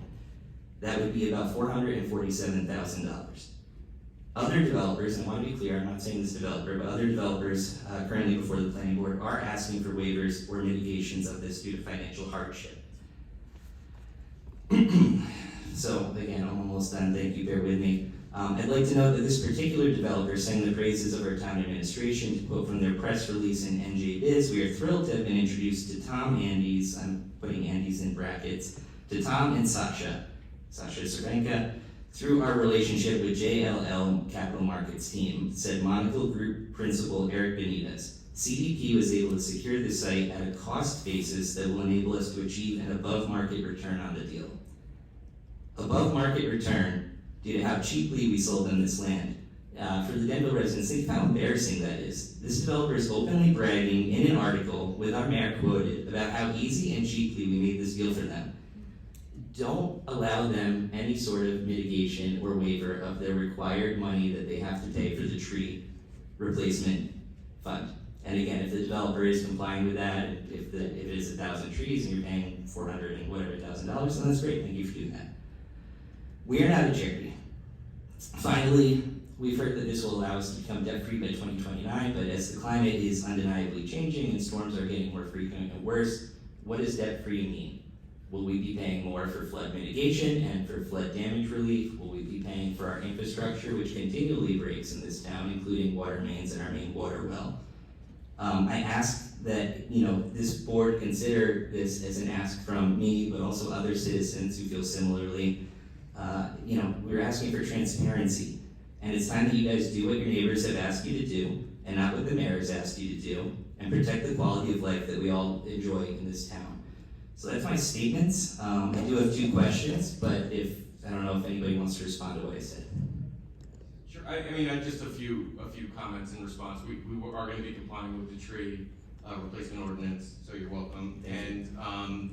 I just, for the record, I did want to state that when you mentioned an out-of-town developer, my client, who is the developer of this property, grew up in White Meadow Lake in Rockaway Township. He graduated from Morris Hills High School in 1991, so not completely out of state. But and then the only other thing I would take objection to is the fact that, and you said it yourself, this property was appraised at $900,000 and the township received $6.4 million. So I don't think anybody is necessarily, getting over. This is not a situation where the client paid undervalue. I can understand the argument if you said this property was assessed at $3.2 million and the developer paid $1 million. But in this case, the township did receive significant funds for the purchase of the land. But I thank you for your comments. Thank you very much. I appreciate that. Right. So, just in regard to that, I wasn't saying that that your client, the developer, underpaid. If anything, I feel like they may have overpaid. But what I was referring to is the direct quote from one of the principal investors saying how they will make an above-market return on this investment because of how it was acquired. Sure. And just for the record, that was a press release from a brokerage company that tends to be very spirited in their language, not necessarily always true. Noted. Thank you. The questions that I have, number one, it's true based on what I described with the November ordinance passed by the town council that there are no variances being requested at this time due to the variances having already been taken care of in that ordinance. But are we to understand that there are no other waivers or variances being asked for by this developer? That's correct. And what I would say is that in the initial submission, there was actually a variance requested and a waiver requested. We had received some comments from neighbors, and actually during that last meeting, as you know, it gave us an opportunity, quite frankly, to go back and make the plan better and eliminate the one variance we were seeking and the waiver. So there are none at this time. Cool. Thank you for the clarity. I want to be respectful of everybody else to give them time to talk. So my only question comes from your testimony earlier. When you pulled up the aerial map of the site, you mentioned that, I assume because, again, of this denial letter, you're no longer seeking Rockaway Valley Sewer Authority permission to connect this, the sewer, so you're putting in a septic system. The area you described in the site where the septic system would lay is at what I think you guys described as the northeast corner of the site. That is the northern side of that site, is the closest to the Class 1 protected waterway that is the Beaver Brook. So I would just ask, both you, but also the planning board, if we have any concerns around the septic system being close, like as close to the protected waterway as it's legally allowed to be. Additionally, I find it a little bit alarming from a conflict of interest perspective that the only approving authority for that septic system will be our health department, who is paid for and hired by the town.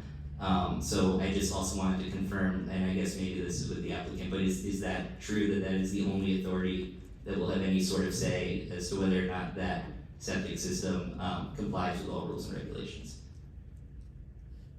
Rich, if you want to answer that question, you're still on the road. Yeah, to the best of my knowledge, the only portion of the jurisdiction for the septic would be the health department, Board of Health. Okay, thank you, appreciate it. That's it for me, thank you, everybody.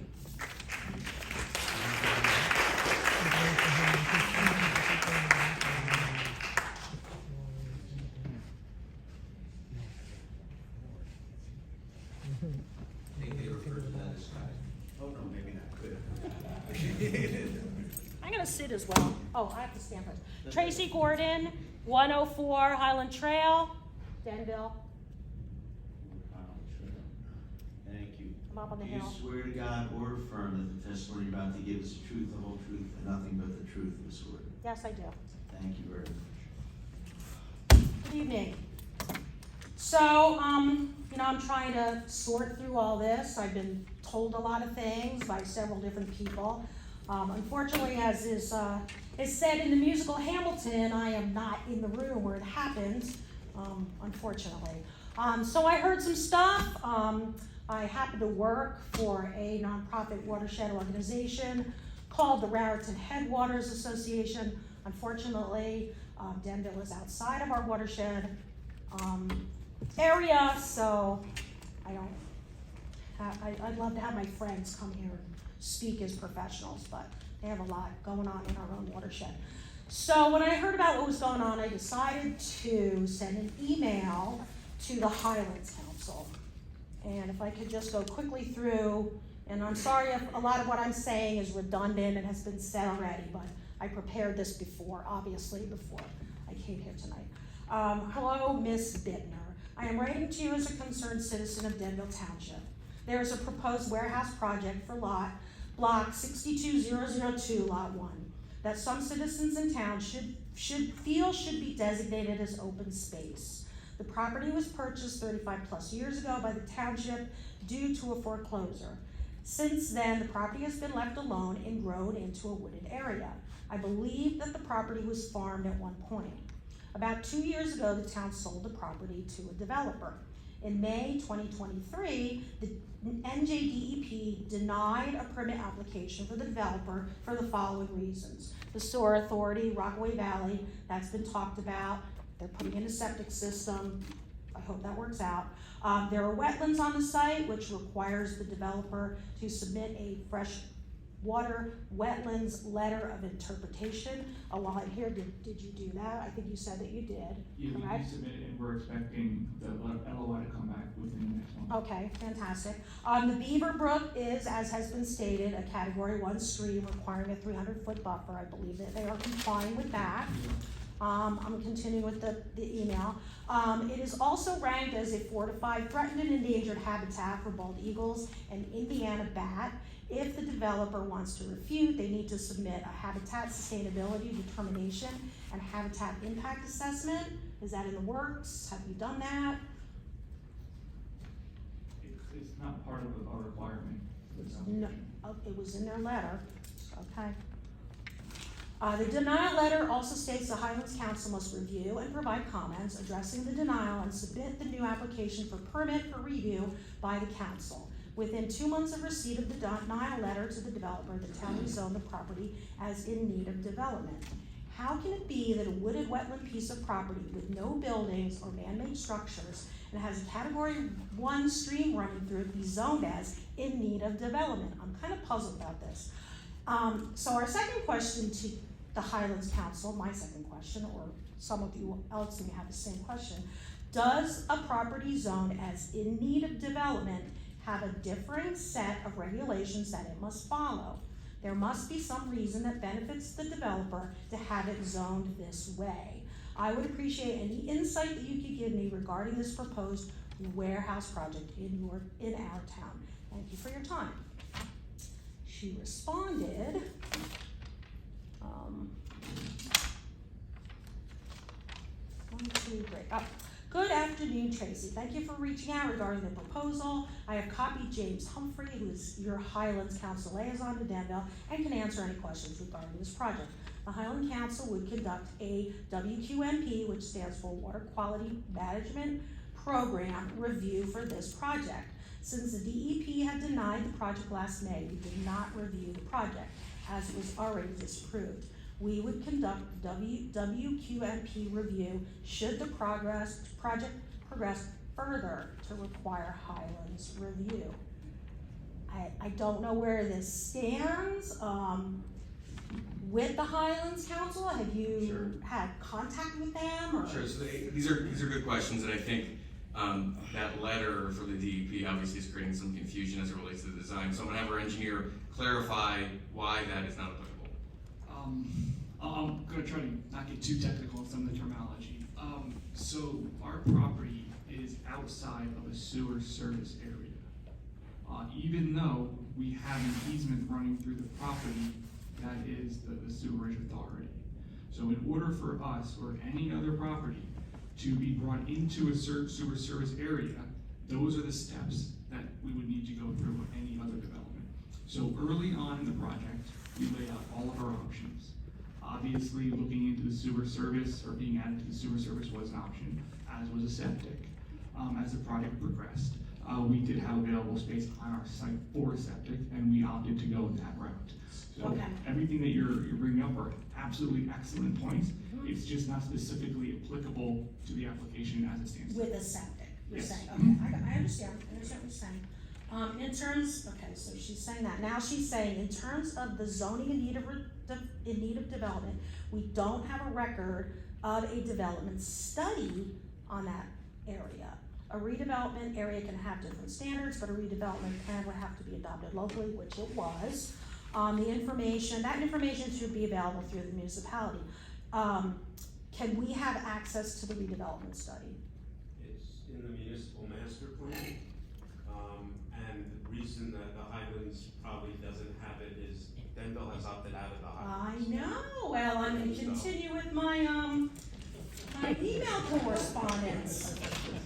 So now Mr. Humphreys got back to me, and let's see. He said, I'm on number 4. See, I'm sorry, I printed backwards because it's an email and whatever. At this time, this is Mr. Humphreys now.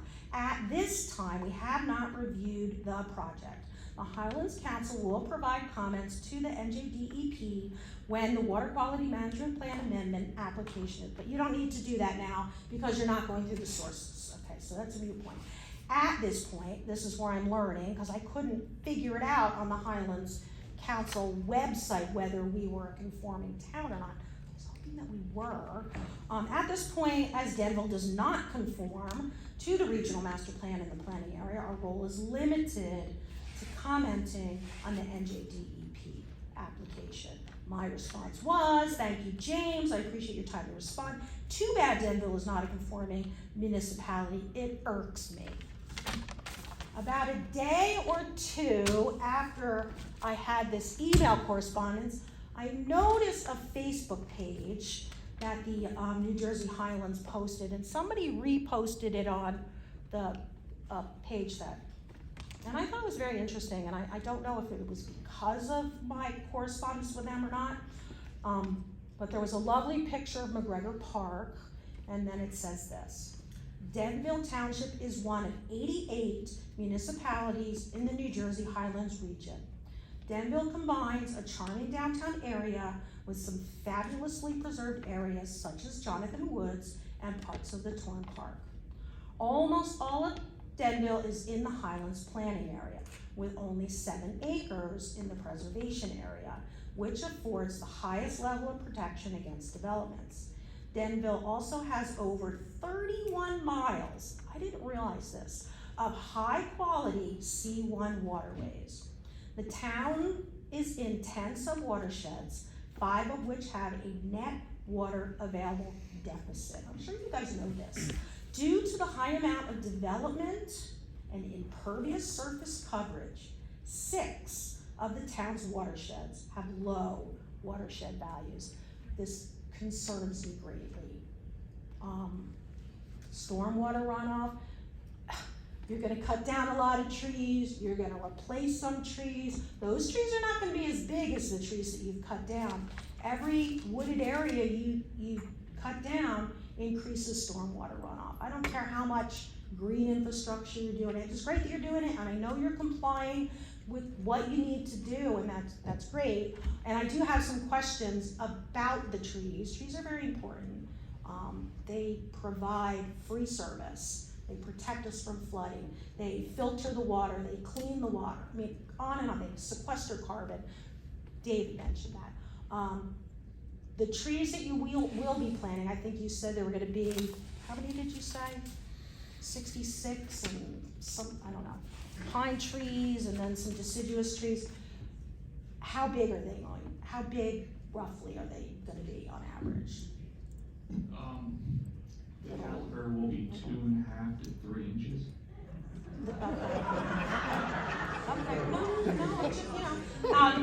Other question, will they be native trees? Yes. And the shrubberies, will they be native shrubs? Yes. And are you gonna protect these trees and shrubs from deer browse? The deer are gonna go crazy, they're just gonna eat them right up. Yeah, well, that is actually part of why we use native species. Obviously, the deer. They're still gonna eat them. Well, certainly, yeah, not all. You know, we could have provided arborvitae and the deer would have loved us. But we're not doing that. We're providing red cedar, something that deer typically wouldn't. Well, I would just encourage you to just be smart about the trees you select, how you protect them. We do a lot of tree plantings at Raritan Headwaters. We're focusing on getting 10,000 trees in the ground along rivers and streams. They're very important to water quality, quantity, etc. The other question I had in this is probably for the architect, is lighting, light pollution. No, I can talk to you about that. Light pollution, so are you taking into account proper lighting to avoid harm to wildlife? Yeah, so all of our fixtures are LED, they're dark sky certified. They're all pointing down, they're not like, yeah, LED, that's moths aren't gonna be like dying unnecessarily. Probably not, I would say no. I know, some of you don't really care about moths, but. You know, and then we do also. Insect apocalypse, you know, it's a real thing. We also do dimmer and Okay. Can- Oh, okay. One at a time, so Sorry. the record is discernible. Thank you. Okay, so you'll have sensors, like censored lighting, so they're not on all night kind of thing? Okay. Well, I think that's all I have. Thank you for allowing me to speak. Development it's not going away. I understand why we need warehouses. When people order something on Amazon, they want it 24 hours or less, like I get that. There's a demand, but we have to be smart about it and comply and not have all these variances happen unnecessarily. 5 minutes break for the stenographer. Okay, again, we're gonna take a 5-minute break here, so the stenographer can catch up. Or rest hands for catch up. Okay. Enforce or let go, that is done by the town council. We don't make that decision.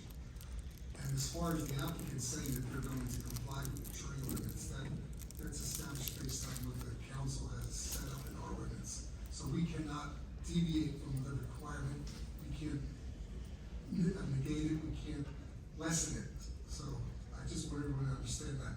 There's also been comments made that are mixing up between what the planning board does and what the town council does. We don't make decisions, we just review the ordinances as they've been approved through the system, the whole process, and we base what we review on the accepted ordinances at the time of the application. So I just want people to understand, we have limitations on what we can or cannot do. We listen, we make judgments. Mr. Warner basically said it very well to me a few minutes ago. We're like jurors. We listen to the evidence, we weigh in on everything, and we basically make an opinion and a decision and a vote based on that. Thank you. Yes, continue. Joanne Mancini, Executive Director, Rockland Valley Regional Sewage Authority.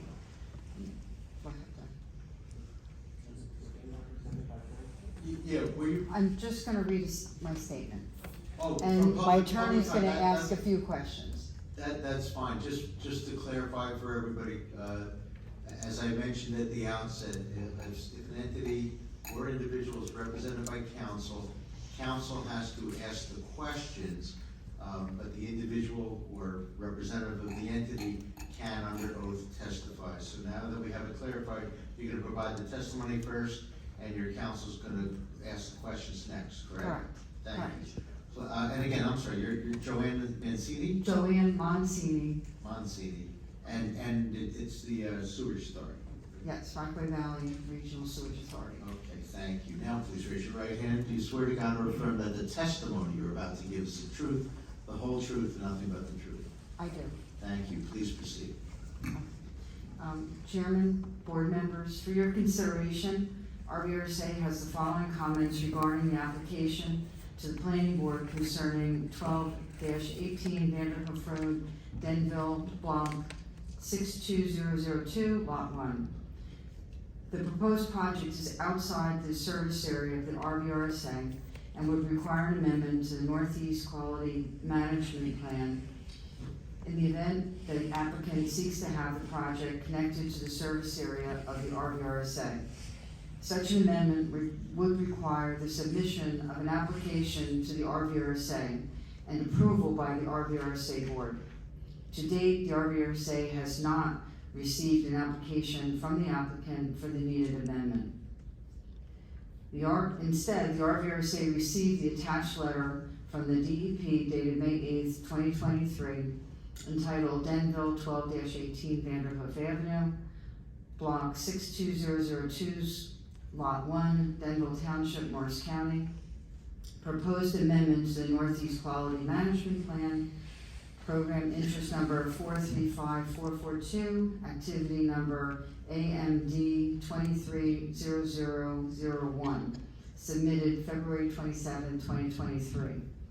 The amendment application disapproval. The RVRSA was not notified that the application to amend its service area was being submitted to the state, and therefore the RVRSA did not have the opportunity to endorse the amendment by action of the board of the RVRSA. If the project plans to connect to the RVRSA, all the items related to the RVRSA detailed in the May 8th, 2023 letter of disapproval from the DEP must be addressed. As such, the RVRSA requests that any resolution of approval passed by the planning board with regard to this application clearly state that the approval is conditioned on the applicant receiving all required approvals from the RVRSA and the applicant's full compliance with all items set forth in the May 8th, 2023. In the May 8, 2023 letter from the DEP, in the event that the applicant seeks to have the project connected to the service area of the RVRSA. To that end, the RVRSA requests that the DEP letter be appended to the planning board's resolution of approval as an exhibit. Number 3, the RVRSA owns an easement, an access easement agreement that extends access from Dock Road in a southerly direction into the permanent mainline easement for access to the meter chamber, manholes, and siphon outlet chamber. Says see attachment 2, so I attached the easement agreement. Based on RVRSA service agreement with the Township of Denville, no easement or access agreement is currently necessary to access Dock Road in Denville because it is public property. However, should the Township of Denville deed over a portion of the public road to the owner applicant of 12-18 Vanderhoff Road, Denville, New Jersey, 07834, the RVRSA would have to negotiate an access easement agreement with the owner applicant in order to maintain access to its interceptor. Therefore, RVRSA requests the planning board to include in its resolution a provision requiring the owner applicant to provide the RVRSA with an access easement agreement for the purpose of continued access to its interceptor at the base of Dock Road. Number 4, the RVRSA has reviewed the owner applicant site plan for construction on Dock Road. RVRSA found that the owner applicant plans include significant grading changes that would inhibit access to its access easement along Lower Dock Road and would impede RVRSA's ability to transverse Dock Road and access its interceptor.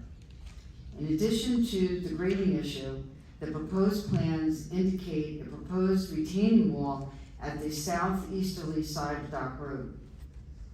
Any retaining walls or other structures should be designed for H20 and HS20 loading to accommodate construction vehicles required to maintain RVRSA infrastructure.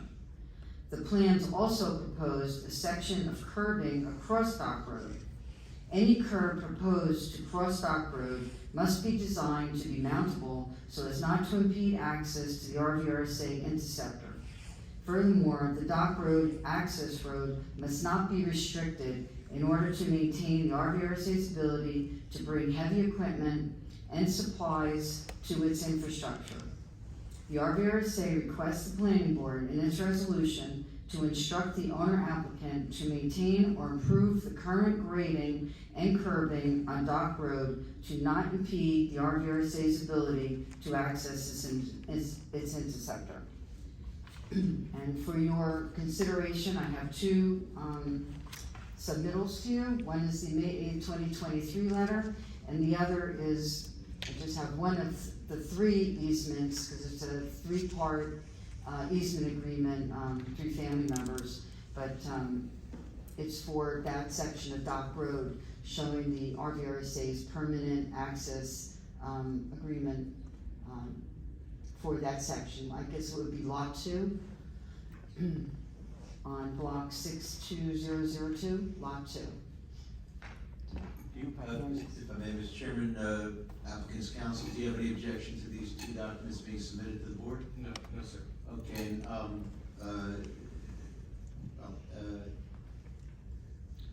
we'll use the O exhibit, O1, O2, not to necessarily imply that it's an objector's exhibit, but just because it's habit, if nothing else. So O1 will be the 518 letter, and O2 will be the one of 3 easements that were referenced.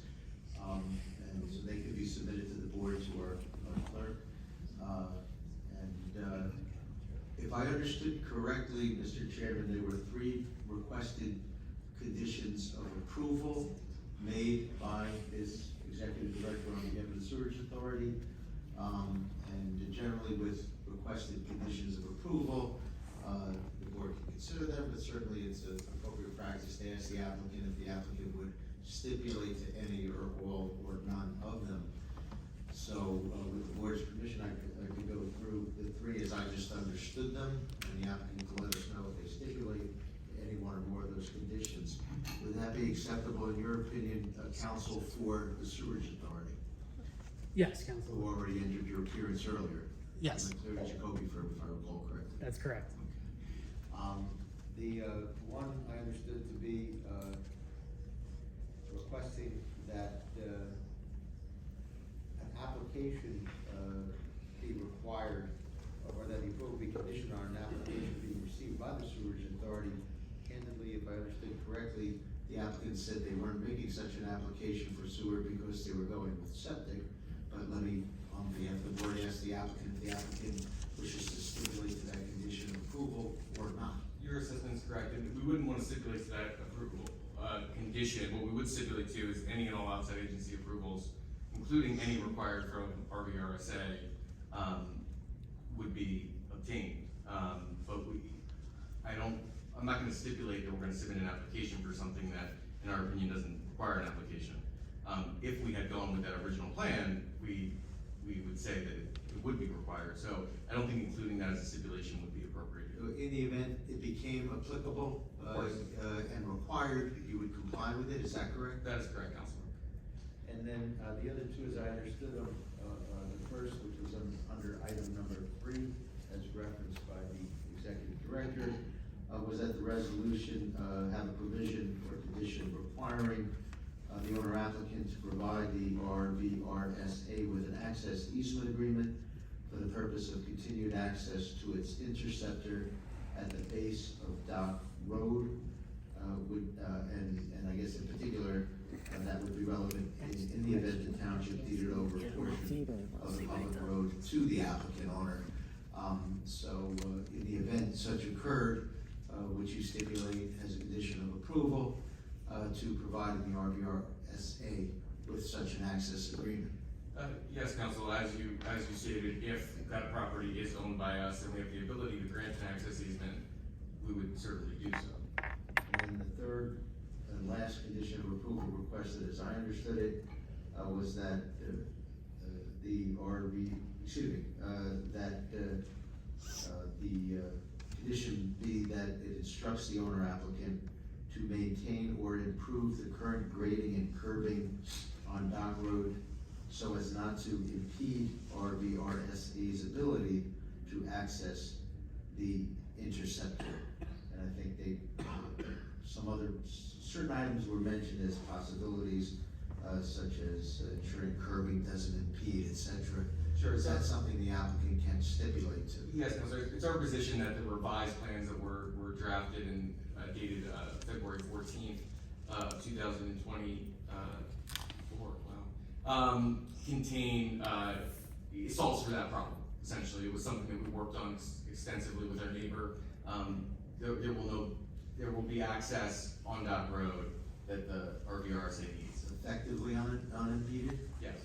Okay, but nevertheless, should the board grant the application, you would stipulate to a condition such as the one I just described, notwithstanding the fact that it may have been whole, or at least in part already been satisfied? That's correct. By way of the plans, at least? By way of the plans, correct. Thank you. I hope I didn't steal any thunder from the RV, from the Switch Authority's council. Yeah, I just had one other comment. You spoke about a sewer pipe that transverses the property. That is not RVRC's sewer pipe. That belongs to the township of Denville. Sorry for the mistake, but thank you for the correction. You're welcome. Or if I could say. Did you have a question? Robert Bocchino, the engineering manager at the RVRSA. It's a comment. A comment? Okay. I defer to the chair with two commenters are allowed from the Sewage Authority. Discretion of the chair. Yeah, I would allow that, just only as a comment. It's a comment. Okay, and let me swear you in as well, please. Do you swear to God or affirm that the testimony you're about to give is the truth, the whole truth, and nothing but the truth? I do. And please again give your name and title with the Sewage Authority. Robert Bocchino, I'm the engineering manager at the Rockaway Valley Regional Sewage Authority. Okay, and my comment is simply, you had mentioned the width of Dock Road to be 20 feet. It's indicated on the site plans, I think the tax map also a 25-foot right-of-way. And again, our issue is, as described by our executive director, we want that right-of-way unimpeded. So if it's being reduced to 20 feet rather than 25 feet, that would be a problem. So I need to comment. Am I allowed to address the comment? Well, it's a comment. You know what? Why don't we go to council? I suspect his first. Let me ask what his questions. I suspect I know what his first question is going to be. Thank you, Council. Greg Randazzo, Cleary, Jacoby, Alfred Jacobs on behalf of the RVRSA. Yeah, I guess the question would be, what is the proposed, or what is the width of the Dock Road, and will it remain unimpeded for access to my client's infrastructure? That's a great question, Council. So the existing Dock Road is approximately 20 feet coming off of Vanderhoff. As it comes towards our property, we do widen the road to match the right of way. So it does expand out to 25 feet for the bottom part of Dock Road leading into the cul-de-sac. So Dock Road will be further improved after the development as it exists today. We did make those accommodations with the depressed curb and matched slopes so that access would not be impeded to the property to our south.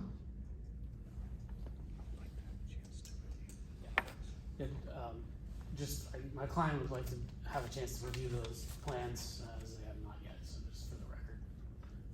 The updated plans from. Yeah, I mean, those are part of the public record, so I have no problem with those, obviously. We, as we testified to, a stipulation of this application condition is gonna be that the access will remain on that road, so I have no problem. I'm sure we'll have multiple conversations after this, but thank you for your comment. Any questions? Thank you, Chair. That's it.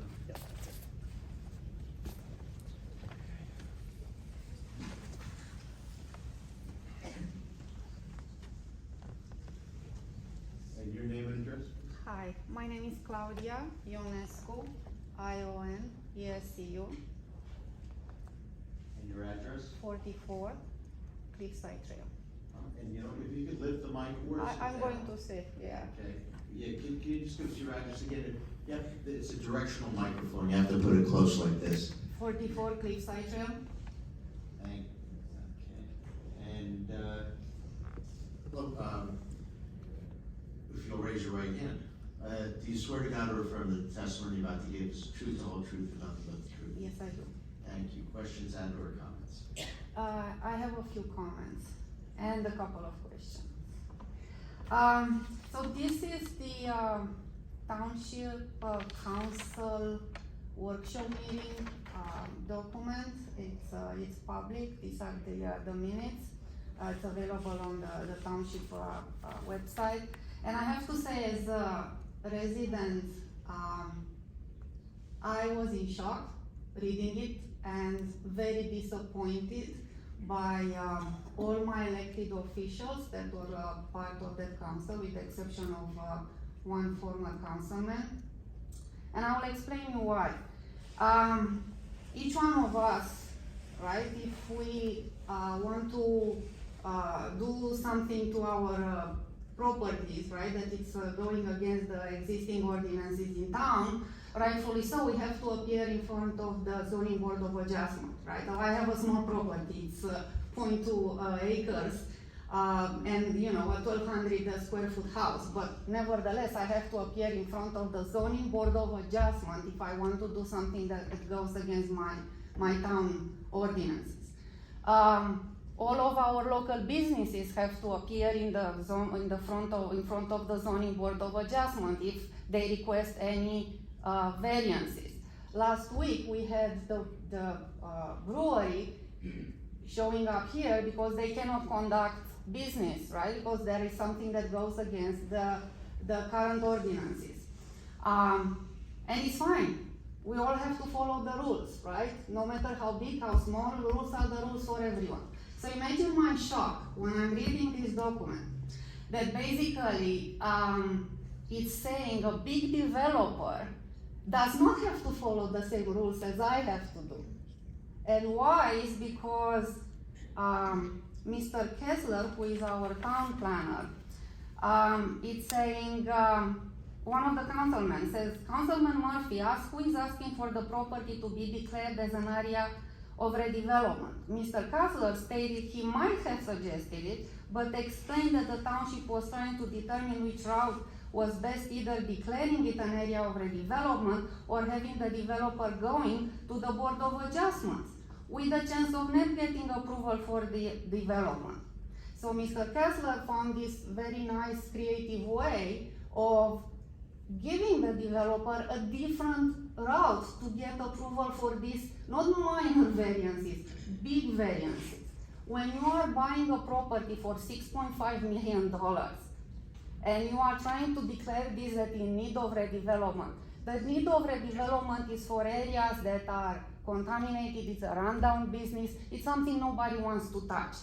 This is a prime property in a prime location and the developer went to bidding to buy. You do not put $6.5 million if you don't know what you are going to build there. They knew that they are going to do a warehouse, and they knew very well that the ordinances of the town does not allow 49 feet, it's only 30 feet. You cannot turn around when you bought something as is and say, oopsie, now the town has to bend over and do whatever I want. And it's so suspicious the way the town acted. Yes, I do understand one of the conditions was met, and that's why how they declared it. And because we have a creative town planner and a very willing mayor and council to be on board with this, it just doesn't make it right. Just because they found a way to do it, it doesn't make it right. Okay? Because all of us follow the rules. And then,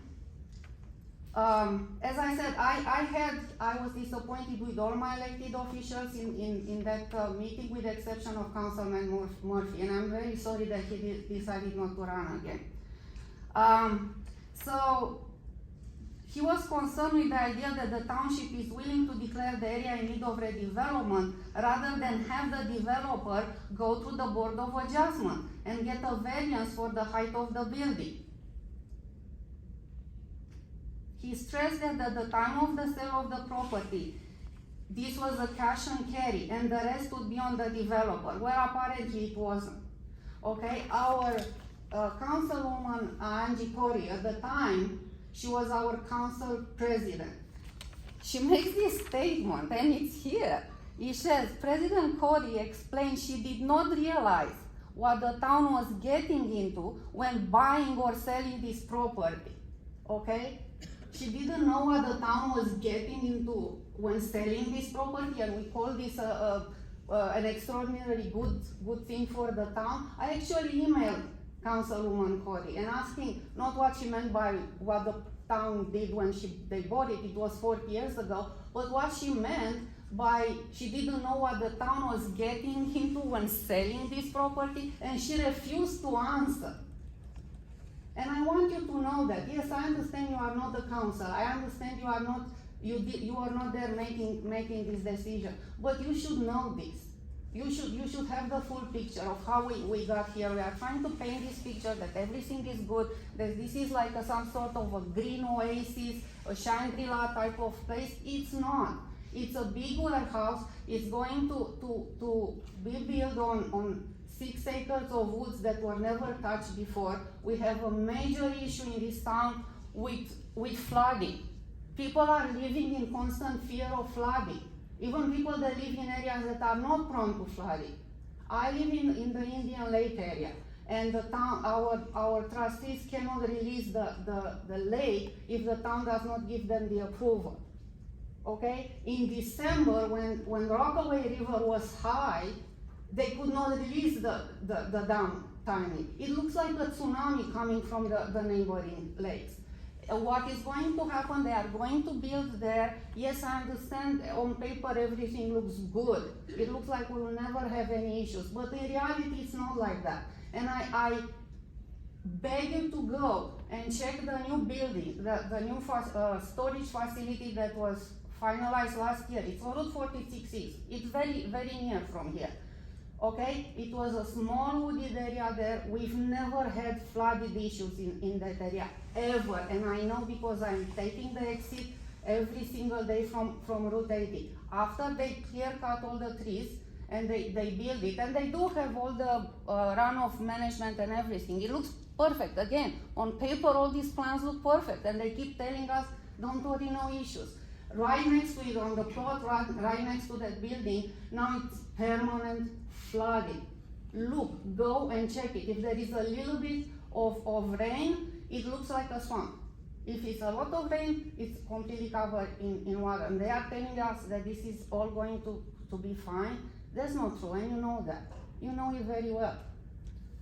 So it's incredibly disappointed what the town council did. In the same, and I want the public to know, in the same on 6/20, they had a secret session that they kicked the public out. Yes, the law is giving them the permission under certain circumstances to do that, but what the heck? They were discussing that they had to kick the public out. If it's so amazing and so great and so beneficial for the town, we should ask our elected officials. We should.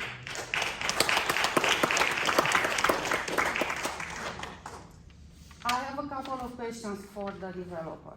Are you planning to apply for a pilot? Pilot means payment in lieu of taxes.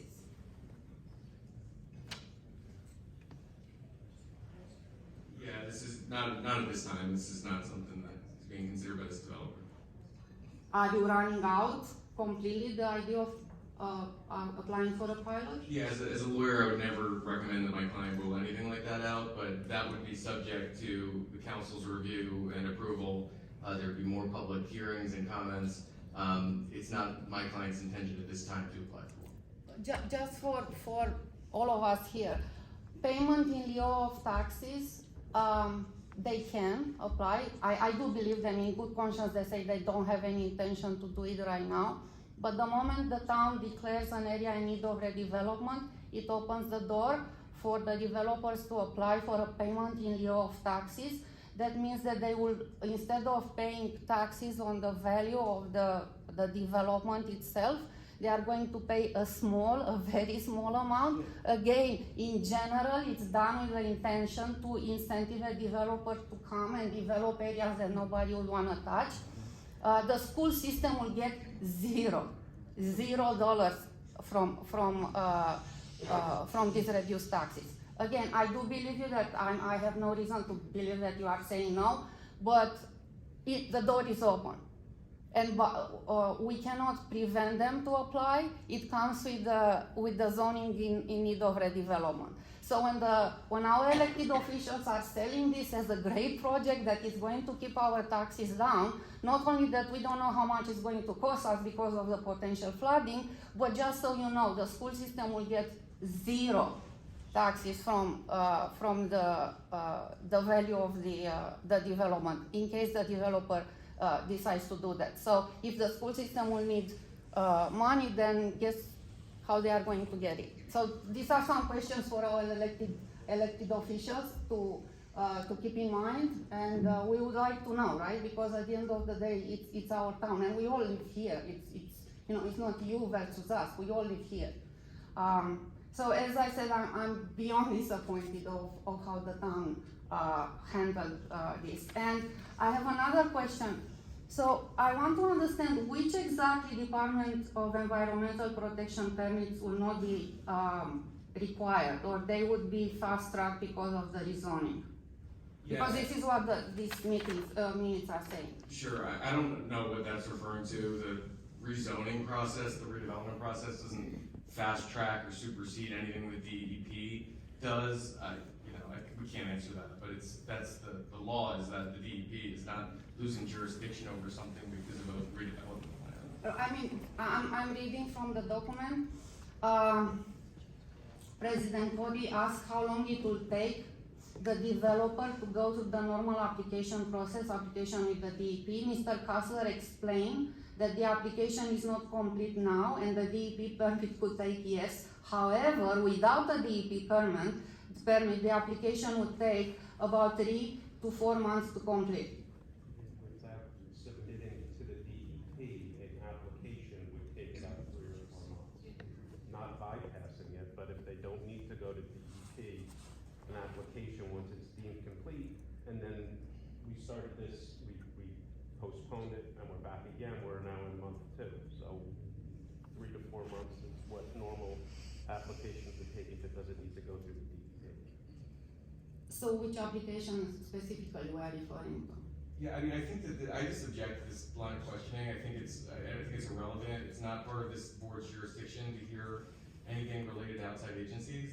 We put on a presentation that outlines the proposed projects. It's in line and conforms fully with the redevelopment plan process. What happened before this, how we got here, I think the history is interesting, but quite frankly has no relation to what this board is required to vote on tonight. Well, quite frankly, I really don't like the way you are talking to me. I'm sorry, but I am a taxpayer. I'm a resident of this town. We are all here after a long, long I'm day. sorry, ma'am, with the chairman's permission, I'm gonna ask, because, this is a quasi-judicial proceeding, it's not supposed to be argument back and forth. With that said, if I understood the question and the comments, frankly, it appears to me, and please, Mr. Kastner, correct me if I'm wrong, you weren't referring to anybody skipping or expediting any DEP application process. It was simply a comparison of if someone doesn't have to go to DEP, it's a lot quicker than if somebody does have to go to DEP, talking in the general sense. That's how I understood the reading of the minutes. I'm new, I wasn't here. But was that an accurate characterization of what you were talking about? The concept that something could get stuck at DEP for a long time versus if they don't have to go to DEP, it's in this municipal jurisdiction. So notwithstanding the applicant's objection, which they're allowed to make in a quasi-judicial, it's like court, you're allowed to object to things. I think you got your answer. I'm sorry, maybe I'm slow. It's been a long day. No, I think Mr. Castro wasn't referring to anybody expediting or skipping a DEP application. He was just talking in general about those applications that require DEP and those that permits and those that don't, generally. If one doesn't require DEP involvement, it takes a lot less time than when someone does involve DEP. So does this application And this one require? apparently involves DEP, is that correct, applicants counsel? Or engineer? It Under oath? does, but it's not a permit. A permit would insinuate that the DEP engineering team would need to review. That's not the case because we're not doing anything within a regulated area. In order to demonstrate that to the board and the government agency, we got a line verification through the FHA and LOI for the wetlands, basically stating on the record, a formal document that these constraints start and stop here. This way we know that we're not doing work within those areas. So if I understand correctly, the type of construction you are doing does not require a DEP permit? No, it's the location on the property. So there are wetlands. We can only do work. We can't do work within 150 feet of those wetlands. So we went to the DEP and said, DEP, can you help us establish where the limits of that 150 are so we can stay outside of that area? Okay. So because you are staying outside of the wetlands, you don't require an application? You know, formal DEP permit. That would be reviewed by their engineering team. So you do not require a formal DEP permit? Not a permit, just the verification and the LOI. So the DEP has seen the property, and we are doing everything 100% consistent with their understanding, interpretation, and site visits of where those regulated beaches are. So you only. It's complicated, I know. It is complicated. What is LOI? A letter of interpretation. It basically is a formal document that gets recorded via deed that says the wetlands buffer stopped at this point. It's actually recorded as a whole of records at the county and it has meets and bounds, and it's a formal document that exists for a period of 5 years. And this is part of the application? Yep. Okay. And we have access to it? Is this public records? We don't have those yet, but once we do make the submission. Well, the LOI is It's not final yet, no. Oh, I'm sorry. Delineation. Well, we delineated and we made our submission for the LOI.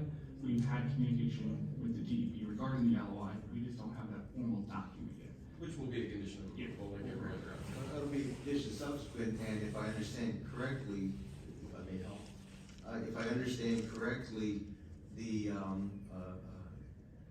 it has to confirm that you have to be outside of the buffer that far away from the wetlands or other constrained areas in order for you to proceed without getting the DEP permit. Is that correct? Yes.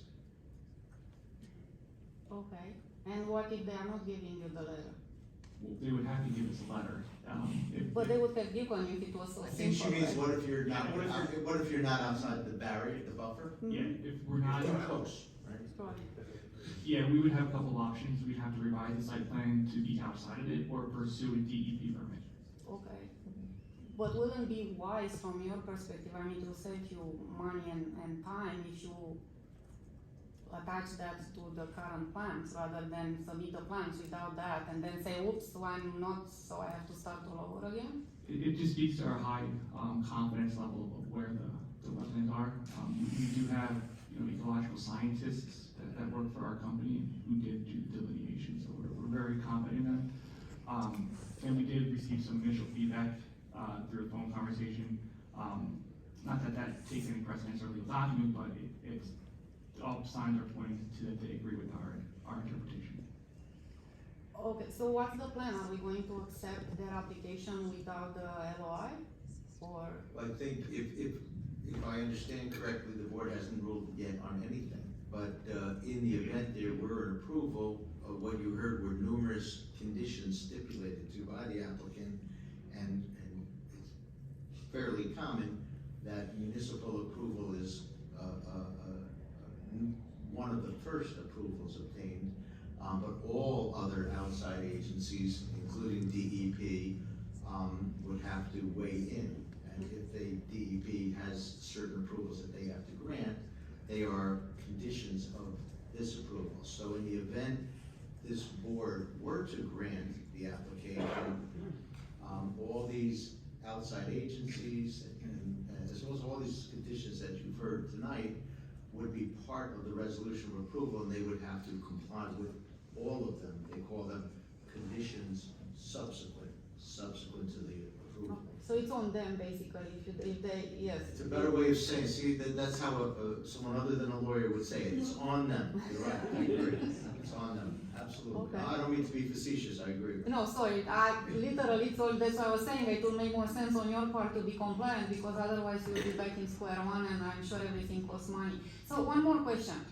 You mentioned that it's not required for you guys to conduct a study about the endangered species that are living there, and I truly mean that, and I will explain you why, right? That area has never been developed, so you have untouched woods for over 40 years, which is very rare, obviously, in New Jersey. So the chance that you do have wildlife habitats and endangered species there, it's pretty high, and it's important for all of us. So what exactly is driving the need of not doing this study?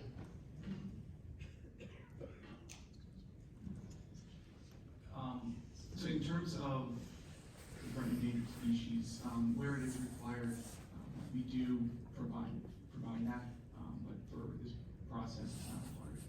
But why exactly is not required? What it will make it required? I mean, you heard somebody mentioning it's very possible that there are endangered species living there. I mean, how would you know unless you do a study? What I would just say as the attorney, and I don't think necessarily the answer to that, is that this application is subject to and conditioned upon any and all outside agency approvals, federal laws, state laws, local laws. We're going to comply with everything. If there's a study that's required, it will be provided. If it's not, it won't. This is just how it works. And excuse my tone, I don't mean to be in any way being like a lawyer, but I think we all had a long day. Thank you, I appreciate it. But I didn't mean when I objected before, it was just a lawyer term, not objecting to you or questions. A good line of questioning. But again, I think that's all we can really offer at this point, without belaboring it too much more and getting in the weeds. This application is subject to all outside agency approvals and federal, state, and local law. That's what we would offer here. But so, and honestly, I'm not trying to be difficult, I'm just trying to understand, because this is an untouched piece of wood, right? So it's not a tiny patch of grass when we are saying let's start digging for worms or something. You know, it's very possible that it's a lot of wildlife living there. So why would we not consider a study? I mean, how much can it cost? It's not like hundreds of acres. And as I said, I'm not saying let's start digging for something we have like a tiny patch of grass and I mean, it's very possible. It's woods that have never been developed. Of course the wildlife would be there. Yeah, yes, I think that, and I'm trying to do this in a way that's not too lawyerly, but we're not gonna subject this application to that requirement as a condition. We're gonna comply with all state, federal, and local laws. If a study is required by one of them, we will do it. This board does not have jurisdiction to mandate or demand a study of endangered wildlife species. It's just not, it's not in the ordinance, it's not anywhere in the municipal code. I would just object to that recommendation. And again, this is me saying it in a nice way, I'm not trying to be. If I may, would it, another way of saying it be that, as far as you know, there's no federal or state or local authority that requires such a study, and given that there is no, as far as you know, federal or state or county entity that requires such study, this board doesn't have jurisdiction to impose such an obligation, particularly in a fully conforming site plan that has no variances associated with it. That's correct, Council, well said. Well, I don't know, I probably sounded like a lawyer too, right? Are you? He is too. That's what we're Okay. gonna watch. No, I find it, Lawyers. well, I have to compliment both of you. Yes, you did sound like lawyers, but I think- could I understand. think he said the law doesn't require, we can't make up laws on. No, I board. understand. I'm surprised. Actually, you know, since we have the environmental commission here, Stephanie, if I may, I remember I took a training, and there are regulations. I suggest that probably you should look into it, because there are regulations regarding the endangered species, and I see why we wouldn't do that. I think we have the obligation to ensure we are not damaging anything. Again, we are not talking about hundreds of acres or, you know, the opposite, a tiny little patch of grass. I think at least that we can do. And I think, again, the applicant did stipulate that to the extent any such obligation is required, regardless of the authority they're going to, and frankly, they would have to anyway, comply with such an obligation. If it's not required, that might be something to talk to our legislature about. Or I can do more research. Thank you so much. Thank you.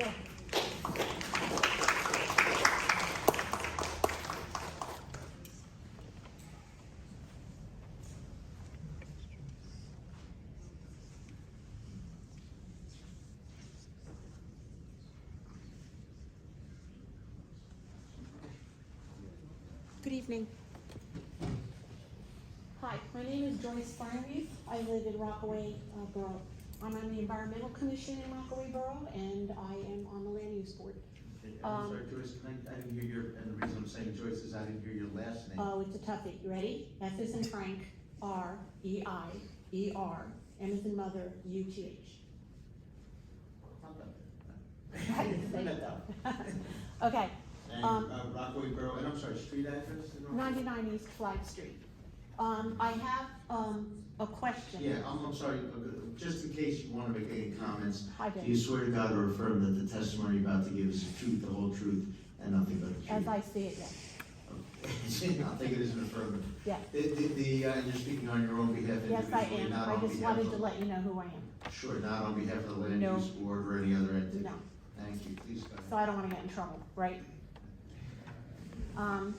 I have a question, and then I have some traffic study questions.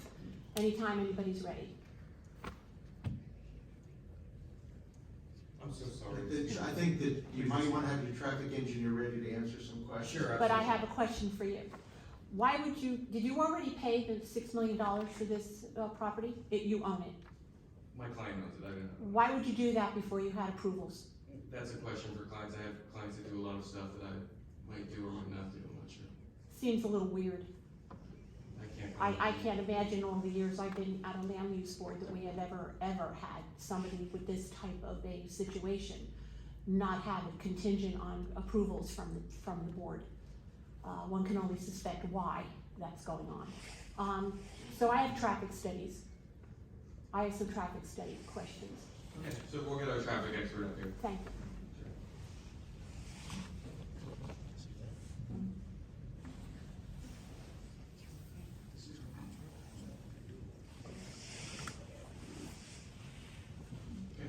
You're still under oath. So I'm curious as to how you can do a traffic study when you don't know the actual use of what's going to be in that building. You don't know what size trucks they are. You don't know their turning radius. So how can you do that traffic study without knowing the restrictions there may be? So we do it the same way it is done in every state nationwide. We rely on industry standards. We rely on methodologies that are practiced nationwide. And if you ask any traffic engineer to conduct the study anywhere in the country, they'll have the same results. So what I did is not unique. It is not a matter of opinion. They're all scientific calculations done like any other traffic engineer would. In general, they are conservative. And what do I mean by conservative? These studies give you numbers that are most likely higher than reality. And I told the board earlier what I meant by that when I gave the results of a study I did for a similar warehouse, and I got numbers that were almost half the numbers I testified to tonight. And I'll close my answer by saying that what we rely on are actual real data that are nationally published. So these rates we use come from previous studies done by professionals all over the country for similar warehouses. So these numbers are not fashioned by somebody who is using certain theories. They're actual numbers of actual warehouses. So they're pretty realistic. But not some of those warehouses and where you statistically have pulled your figures from with the constraints of this particular warehouse and where it's going to be built, getting into it and getting out of it. Have you been to the site, Mr. Rashid? Of course. So can you tell me what size truck is going to be basically going into this site, or maybe the attorney can answer that? What kind of trucks? I can tell you that we anticipated the largest, but I can also tell you that I would opine that the trucks that would be using this facility will not be the largest. But when we do the study, we do it for the largest just in case. How do you see a large 18-wheeler making a right-hand turn to get on East Route 80 from that street? No, you cannot make, it's very difficult to make a right turn from that street onto the ramp. Correct. So you would have to make a left turn and turn around to make your maneuver. And I covered all of that, and I named the streets that are used, and I gave an indication of the amount of traffic using these streets.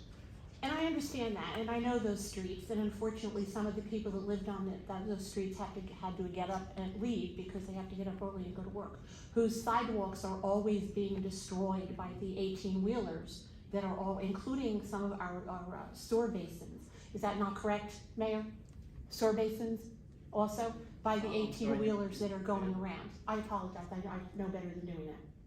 Won't happen again. As a land use board member. Okay. Right? Yeah, yes. But you're directing the question to the So board. the problem is, I'm concerned that none of you thought this was going to be an issue, going through residential streets with your truck traffic study when you really don't know how they're going to be maneuvering in that area. And if you don't really know what the use is of that warehouse, how do you know they're not going to have hundreds of trucks on a daily given basis going through residential areas and trying to get in and out of Route 80? I think I already answered all these concerns.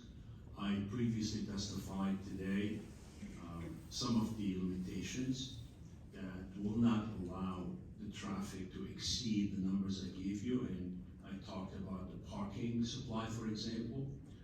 And also, I don't want to repeat myself and waste everybody's time, but like I said, the study we did is actually conservative. That means it anticipates more trips, more traffic, larger trucks than what is most likely to happen. I don't think it's a waste of your time when I'm trying to get clarification on whether or not you guys actually looked at where these trucks will be coming and going to and possibly doing damage to the streets in Rockaway Borough, which are not built for that type of usage. Anyway, I'm just concerned that how you guys can approve this when you don't really know and put restrictions on something and when you don't actually know the use. I think it's weird that you would not have a lot of restrictions how can you make them if you don't know what the use is? I also have a question on the septic field. Thank you, ma'am. Thank you.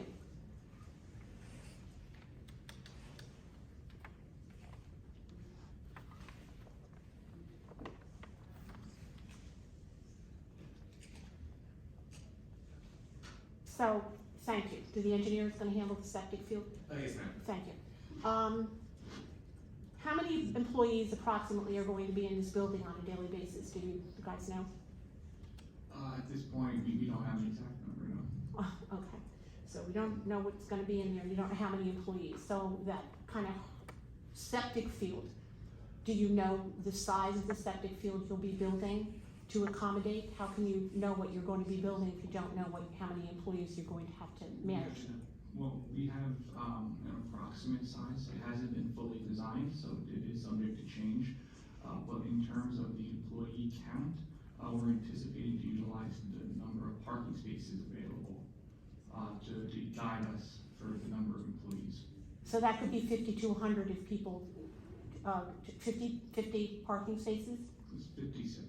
56, but you could double if you have a lot of people carpooling, just a question. But what's going to happen with that septic field when it goes into the ground and leaches into the water table there and going into the C1 designated stream, going down into the river to Rockaway Borough? My concern is your septic tank because your septic field, excuse me.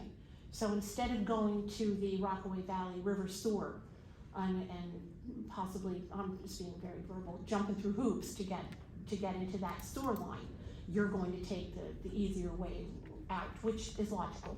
But it's also possibly going to have a problem with our C1 designated stream and leaching down into the water table in that area, going down into Rockaway Borough. How will you get it not to do that? Not sure how to exactly answer your question. I'm not sure there really was a question in there. How are you going to stop the septic field leaching down into the C1 designated stream and going down into the Rockaway River or going down into the borough's water tables? Septic systems in nature promote infiltration of the effluent through a zone of treatment back into the ground. And the septic system design removes the particulates and the dirty stuff so that at the bottom of that zone of infiltration, the water may not be potable, but it's at a level of standards where it's appropriate to be put back into the ground. This is established by the NJDEP. It's those regulations that are adopted in essence by the municipality, and then the Board of Health Department, or whoever has that jurisdiction, bigger picture talking here, enforces those requirements.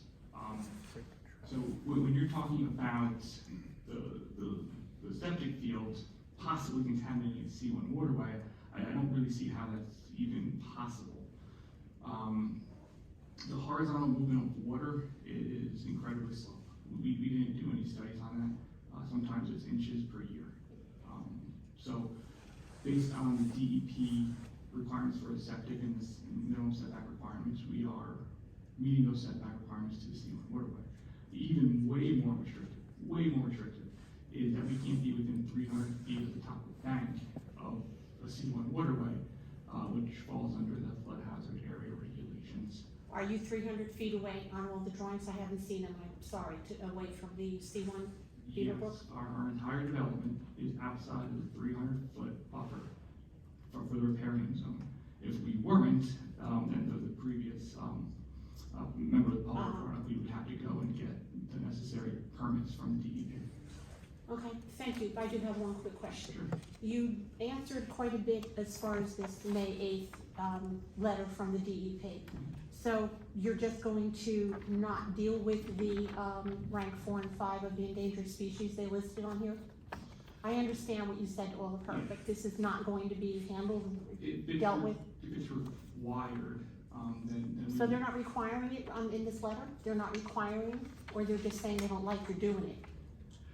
Well, if it's required, we would do it, but because we're taking a different path than asking for an expansion of the sewer service area to include our lot, in which we have no guarantees, the safest solution for us, the more practical solution for us is the septic system, which is really no different than any single-family home in the area.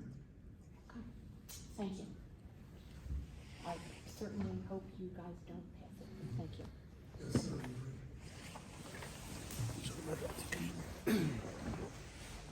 Angelo Natal, 151 Mount Pleasant Avenue, Rockaway, New Jersey. Please raise your right hand. Do you swear to God or affirm that the testimony you're about to give is the truth, the whole truth, and nothing but the truth? I do. Thank you. Please proceed. I have a question. So this is 16.47 acres of property itself. So when we convert it, it's 717,433 square feet. The building's 119,000 square feet approximate. That leaves us approximate 598,400 left of the property itself. This property, impervious coverage, does the wetlands cover part of the impervious? No, that is a definitive no. So impervious means water can't infiltrate through a surface, like this table is impervious, you put Yes. water on it, doesn't go down. Wetlands are quite literally the exact opposite. They're utilized as a filter, a natural filter to remove pollutants before it goes back into the groundwater. We're not touching the wetlands, we're nowhere near the wetlands. And the wetlands are not considered impervious in any definition. But the square footage using the percentage, I mean for the impervious itself. Sorry, I apologize. Yeah, the overall lot area is accounted for in the impervious coverage calculation. And for what do you call, like, when Joyce was talking about, like, traffic-wise itself, and the expert was talking about, he had calculated, question is, are we talking about, like, double trailers at all? No, I haven't brought it up before, and I apologize. I didn't mean to cut you off. Those are illegal in New Jersey without special permit. So that's not something that we or the NJDOT, who has no jurisdiction on this application, considers in any type of design. The largest permitted vehicle in New Jersey is a WB67. Those are the 53-foot trailers from bumper to bumper at 73.5 feet. We ran up and say 75. So to turn a 53-foot around, he was talking about they would have to go around the block to turn around and enter Route 80. It's merely impossible. I mean, you could take a car and you can go around the block. Tandems are less, half of that footage itself. They're having a hard time making a right turn to go around the block itself. So if you're gonna build this building, and then the last minute, they're trying to bring a big truck around and they can't produce that right turn, shouldn't they conduct a study on that? I'm not specifically a traffic engineer, but I'll do my best to answer your question. And if Maurice needs to come up, I'm sure he could educate us all a little bit more on traffic engineering. So, as previously stated in testimony, off-site traffic isn't something typically considered for a flag-right application. So when the municipality, at whatever point in time, whether it was 100 years ago, 6 months ago, or anything in between, says that this piece of property can be industrial, can be whatever, it has to take into consideration the surrounding roadways. And if the municipality considered the surrounding roadways and believes that this site is still suitable for industrial, it's suitable for industrial. I'm not sure if we need additional clarification, we can. Okay. I just don't see it going around the block itself at 53 foot for the trailer itself. I mean, that's one test we need to conduct. But let's talk about like traffic fire hazard, fire trucks itself. What town is gonna be, if there's a fire there, what town would have to go there? Denville. Denville. So did he calculate how long it's gonna take for a fire truck to go through rush hour, especially that you can't get there direct? I would assume no, but again, that would be all part of the consideration that the municipality puts into development, whether it's industrial or residents who lives on Dock Road, it would be the same traffic time. But the difference is you're traveling into Rockaway Borough itself to get there. It's not like you're going from Denville to Denville. You know? Your concerns is duly noted. Huh? I understand your concern. I think this is premature because if you look at, like I said, for the traffic itself, you're gonna gridlock. And then when you have a gridlock, you're gonna scratch your head and you're gonna say like, you know, how are we gonna really get vehicles through here? Then paramedics, the fire trucks itself, you're not thinking, because I understand that you were talking about you only go to the stop sign, is that's what he only covers for. So I would conduct a test of that 53 foot to make a right turn, because I drive trucks, machines, but the point is to make a right turn, it's merely impossible to go around that block. Those roads are too small. Only tandems can go by, and tandems are actually going, like she's saying, on sidewalks itself. But I can tell you, as a tractor trailer, you're actually gonna get stuck itself. And I think that you didn't execute that properly itself. I would look at to go around the block itself. It's merely impossible. Only specialty drivers, heavy haulers are able to do this. And these people that drive these 53 footers itself, they're not specialty guys itself. They're just off the road itself, driving from state to state itself. Now, we know our backyards itself, but you will not be able to go around that corner. And I see, like, as a hazard itself, you're gonna gridlock fire trucks, hazmat, paramedics, you're gonna gridlock itself, because once your truck gets stuck, it's gonna bottleneck itself. So let's do a study of how can we get a fire truck there.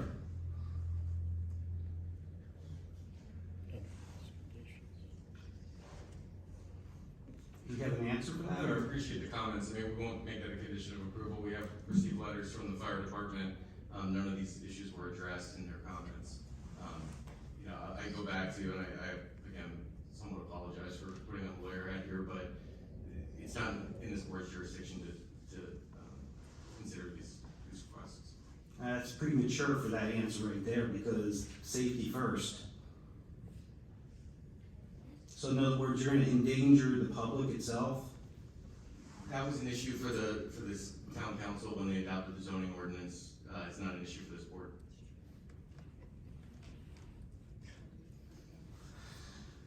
Okay, so let me see. And for this, one question for the septic itself. So in other words, you're gonna go septic all the way, right? There's gonna be septic to treat the sewer. I understand that. So I build houses for a living, so I do septics purely myself. So have you done a perk test? Not a perk test, no. Okay, so that's premature again, so. We did a basement flood and we had passive result. I'm sorry, one second. Yes. Can you speak a little slower and a little louder? Yeah, we did not do perk tests because of soil conditions. We did basement floods and received a passing rate. So a perk test, before you buy a piece of property, you have to determine the filtration itself. If you can't get filtration itself, because maybe it might be wetlands, might be what do you call ledge, stone, rock, how are you gonna, what do you call, again, you're trying to put this building up and you don't even have a perk test. And the other thing is through your, what do you call, filtration system that you're talking about, like dry, well, you didn't say dry wells, but you have to put dry wells in. Okay, so you're gonna use a retention base. So you're just gonna let the water just go to the ground itself? No, I'd like to circle back to the soil testing. We didn't do perk tests because the soil conditions did not allow for a perk test. What we did was a basin flood test, which is an acceptable testing procedure. We received passing rates in the exact location of where we're proposing our septic system. The terminology you're using for the stormwater systems is incorrect. We are utilizing green infrastructure through porous pavement and also a detention system underground and an above-ground infiltration system to accommodate the stormwater, all of which have been reviewed by Mont McDonald and comply with the DEP regulations, including the future storm, which is the regulations that were rolled out in May this year. But like I said, I find you're doing like a septic system, and you never did a perk test itself, so. I can subject this, not a question, I'm sorry, council and chairman, we've addressed the question, ask that we move on, thank you. I think, Mr. Chairman, your call, of course, but from what I heard, he did answer your question, and you don't like the answer, but he did answer the question at least once. Well, then you can't determine the size of the septic then. The size of the septic. Don't answer that, please. No. We request that we move on, please.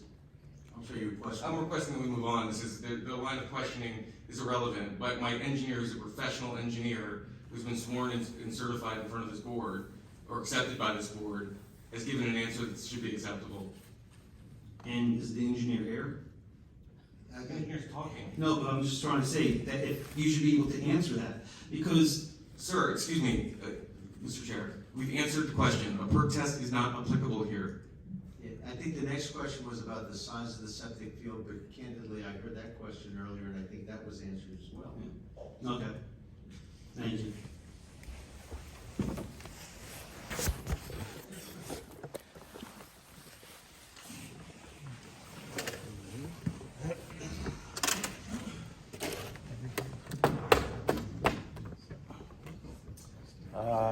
David DiGiuseppe, property owner, 3 Dock Road.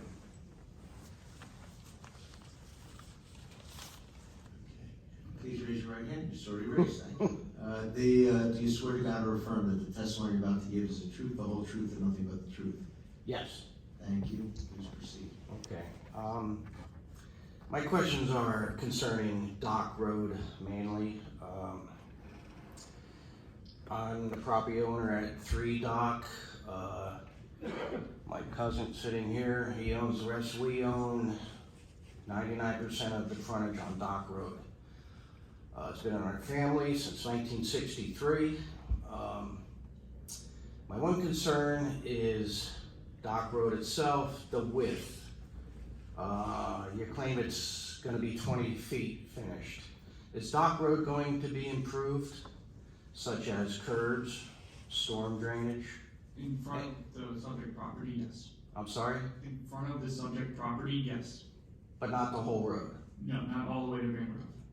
So you're not putting curbs in all the way to Vanderhoff? No. Okay. Are you putting in any storm drainage on Dock Road? Only in front of our property. Only in front of your property? Correct. So there's gonna be a catch basin in Dock Road in front of your property for storm runoff? Yes. Okay, but nothing else for Dock Road? No. Because Dock Road has a lot of runoff. And you're not gonna put any curbs all the way down to Vanderhoff?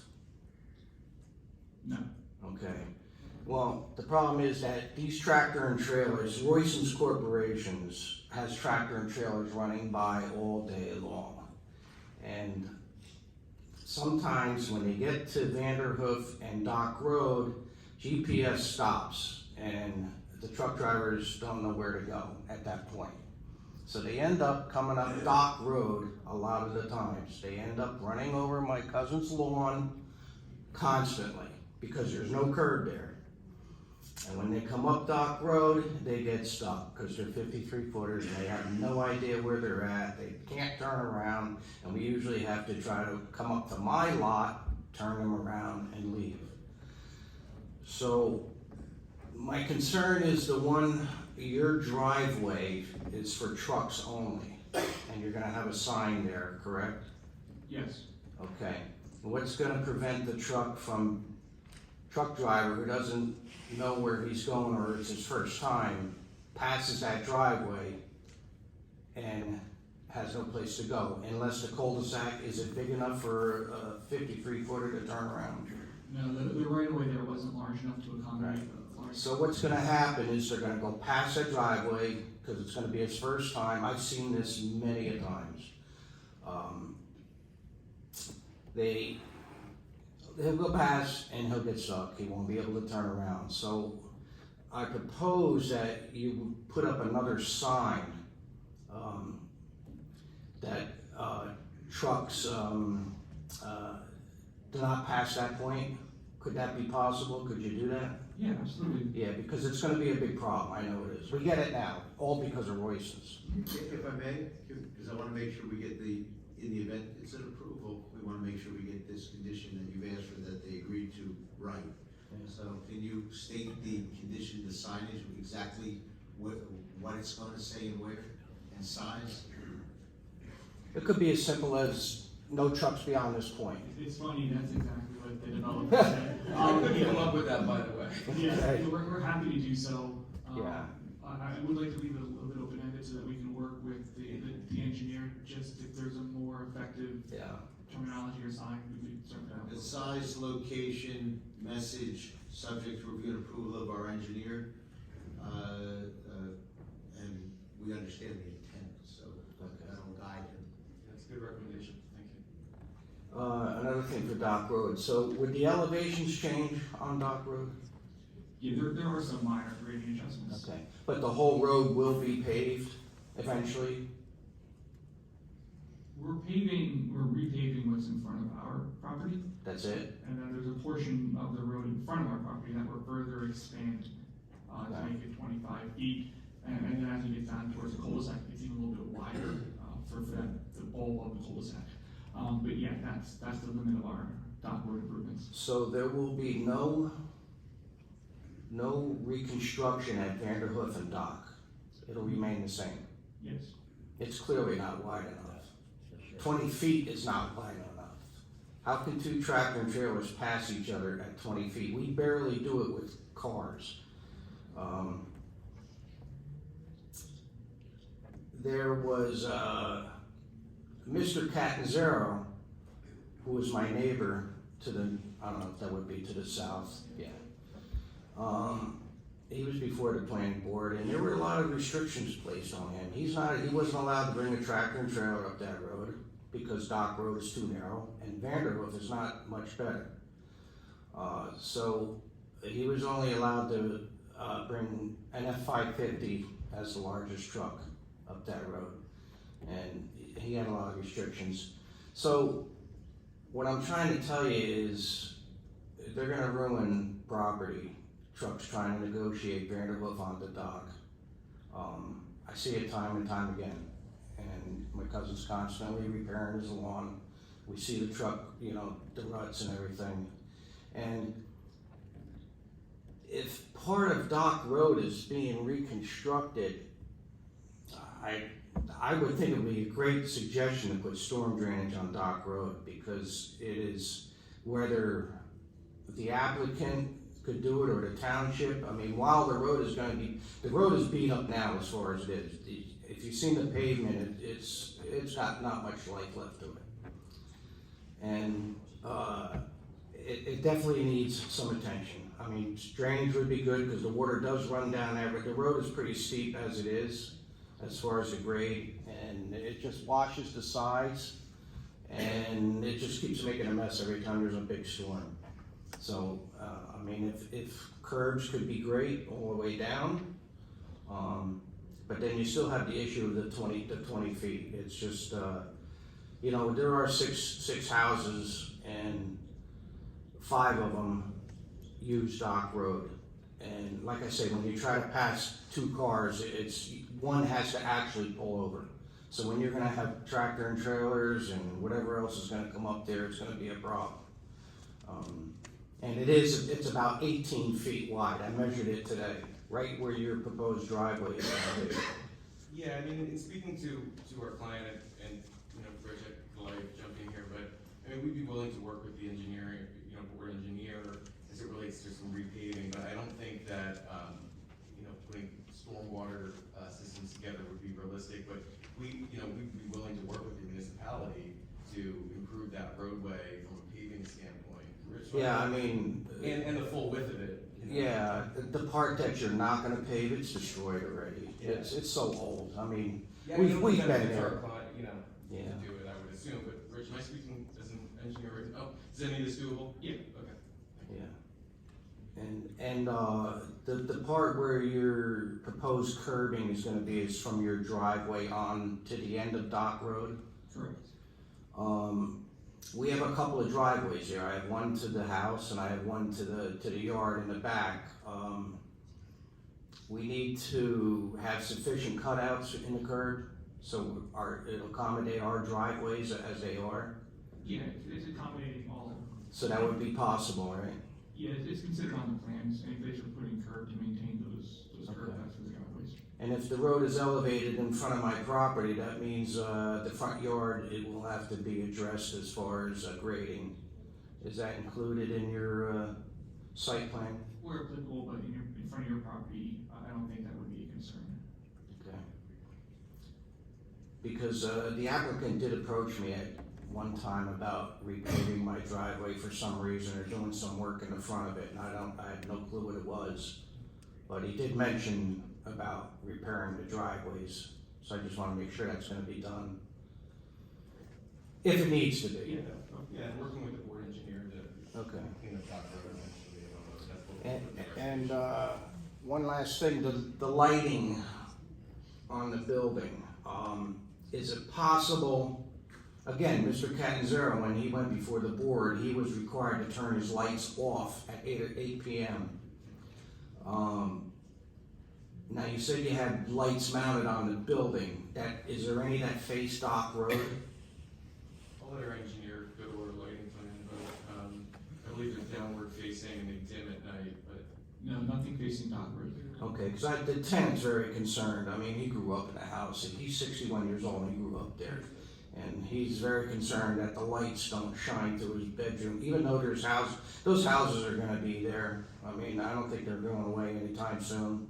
So, I mean, we've been here for many years, and you be the new kids on the block, and, we just need to have things comfortable for the residents that are still there.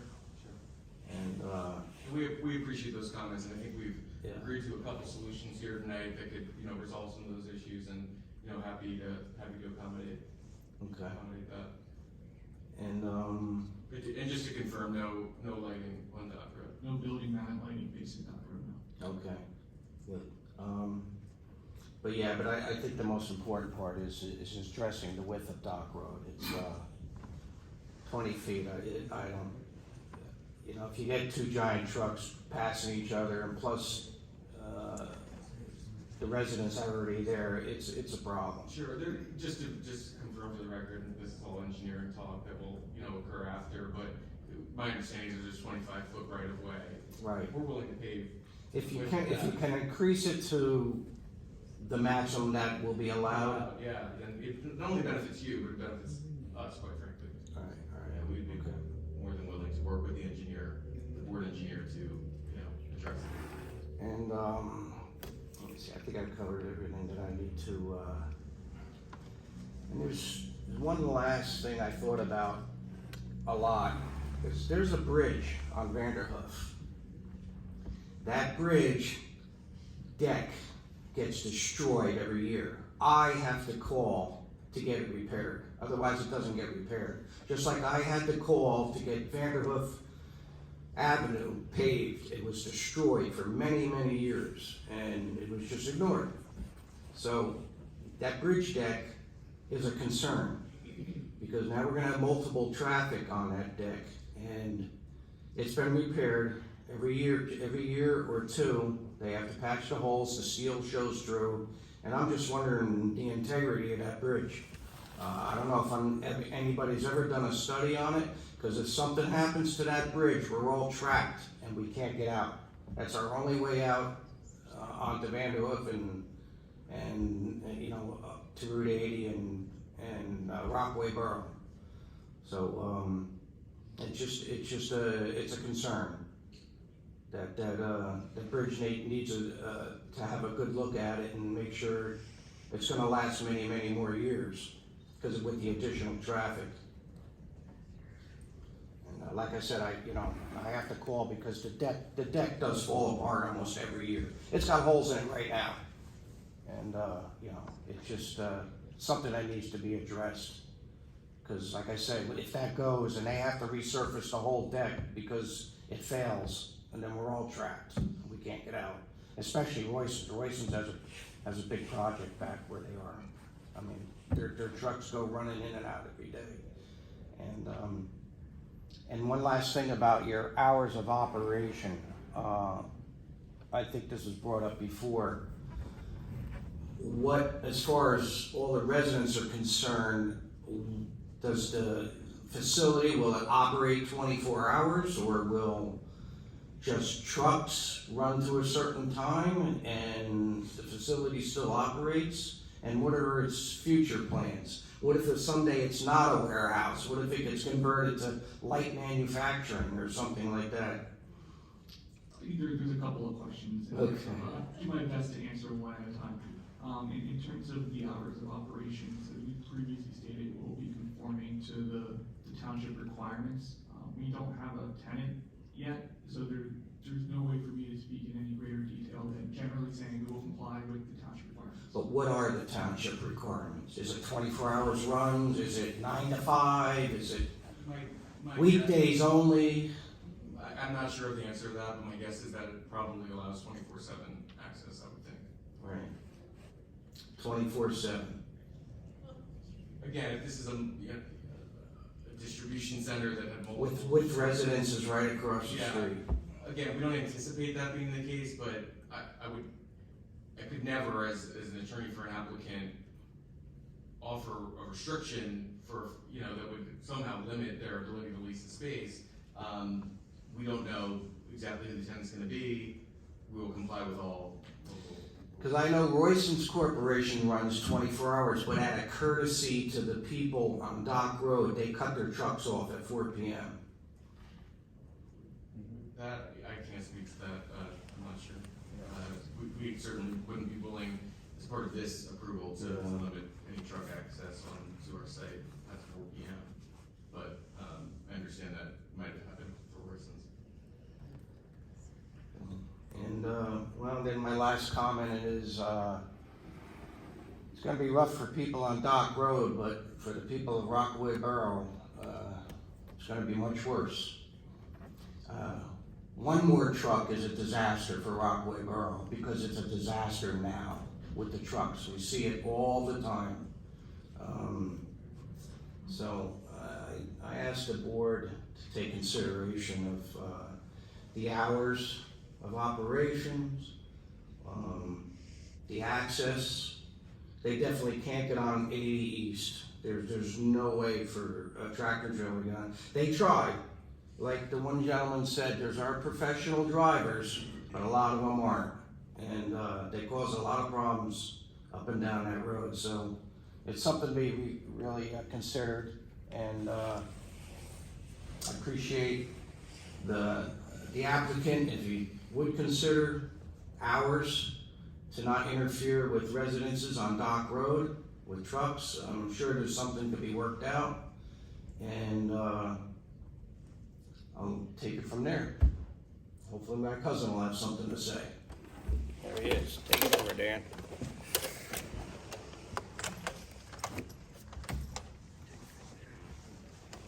Danny D. Giuseppe, I have a resident at 2 Dock Road, also own a house at 10 Dock Road, and also have one on Vanderhoff.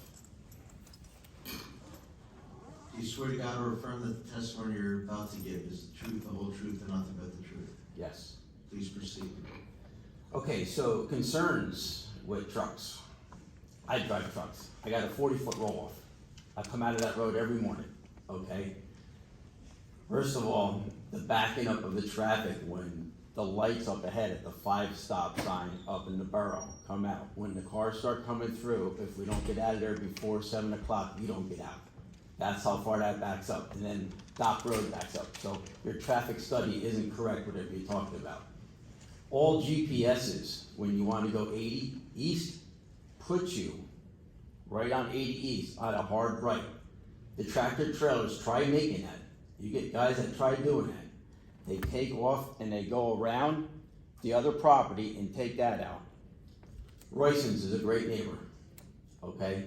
They do the right thing all the time, but occasionally a truck will get stuck up in there like my cousin says, and when they do, they destroy my yard, trying to get back out, or even trying to come in.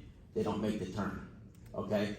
We used to have deliveries in the yard. We have a small landscape construction company, 4 employees, okay?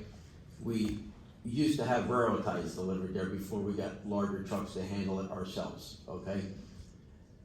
We had a hard time getting 53-footers in there. It took 6 guys down there trying to get him in, and only smart drivers would pull ahead of the turn, jackknife the truck, and then go in. Okay, as a smart truck driver, they're never gonna make that turn there at the bottom of the road, that I can assure you. Where your trucks are exiting out of your place are shining lights directly into my living room where I like to relax and watch the local news, okay, and also into my bedroom. How are we gonna accommodate for that? Is there any plans for the headlights coming directly on my house?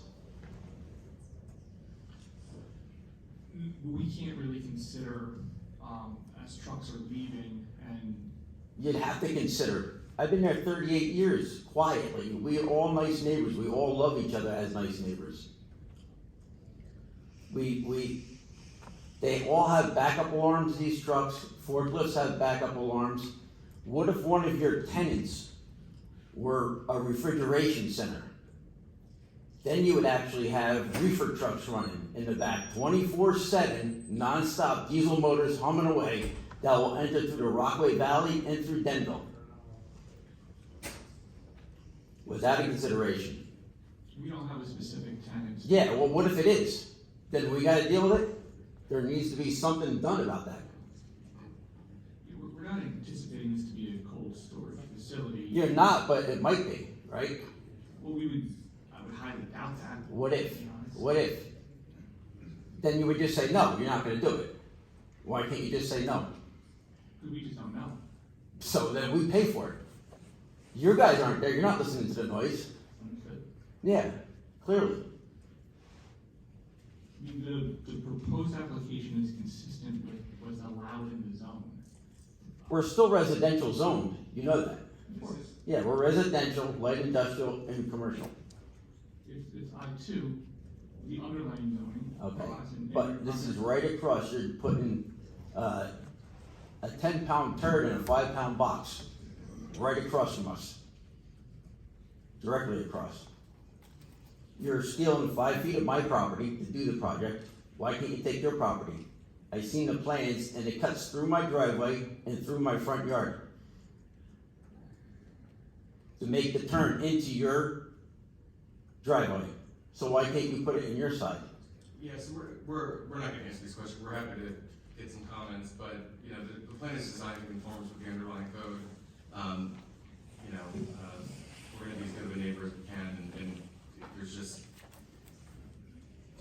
there's no point in discussing this. It's not- I don't believe you're gonna be that good of a neighbor. We were offered by your client a real large sum of money for us to sell out, all of us, because he wanted our property. We all choose not to do that. Okay? Because we love where we live. I have no comment on it. Why don't you have a comment? You can't answer I that? think You that's can ask your client, he's right there. Ask I him. think that's fantastic that you're gonna live there. It's great. Ask him, he's right behind you. Sir, you're becoming a little bit. I am upset. You would be too if this was going in your front yard. You're becoming argumentative of the Okay. expert. I apologize. And it's not helping the situation. You're asking what ifs, and what ifs are great, but they can't answer something that they can't answer. So then, when the time comes, it would be us that pay for it? I've been there 38 years. Is there any compassion to that? To just set this thing in there? Like it's just dumped on us? Like we're the cutoff part of Denville, nobody cares about us? I don't think that's the intention here. Then what's the intention? No, it's not. Sir, Excuse me, you're not up here talking right now. Please stop talking. Stop talking. Stop talking. You are interrupting this man in this whole event tonight. Stop talking. Mr. Chair, with your permission. Oh, sorry. Please. I do have to remind you, I know there's emotions, obviously, and this is very important to everyone here, but legally, this is a quasi-judicial body. It's like a bunch of jurors or judges. They have laws they have to abide by. They have criteria that they have to judge whether or not the applicant met them or not.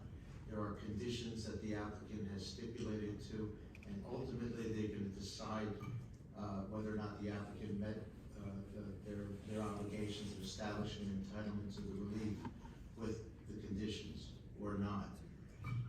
But the procedure does not allow for arguments back and forth. Requests can be made, and requests were made, and they're not stipulated that They didn't answer it. They answered your questions, and they didn't stipulate. They answered it like in a bullshit way. I mean, come on, really. Well, this is like a court of law, and in a court of law, that would be, as you well know, inappropriate. Well, I've never been in a court of law, I'm sorry. All right, well, they, me neither, other than as a lawyer, but thankfully, it is quasi-judicial. It does require a certain amount of decorum and appropriateness, as we all do. Young lady was here asking a question earlier, with an even younger lady. So let's all pretend she's still in the room, and let's set the right example for her, that young girl. I apologize. Thank you. They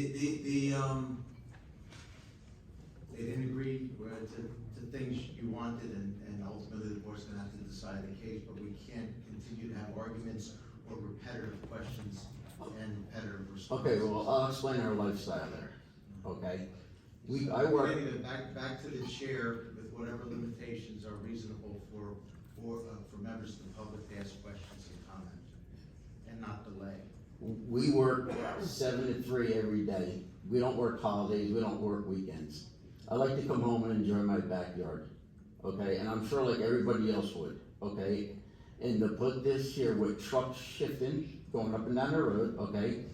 Backup alarms, they jake brake, the diesel engines. I'm around trucks, I grew up around them, I know what these things do, okay? We put shut-off backup alarms in our trucks when we're at our shop so we don't hurt the neighbors. That's how considerate we are to everybody. When we leave our yard, we put them right back on again because you have to be in compliance with OSHA with that. So I don't have a whole lot more to say except that I feel we're being exterminated over there.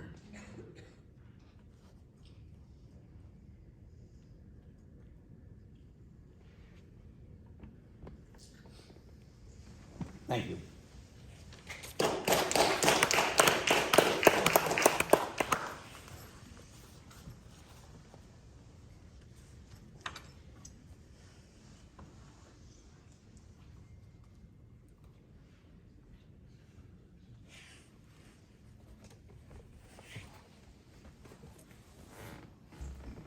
Charles Body, 73 Mount Pleasant Turnpike, Denville.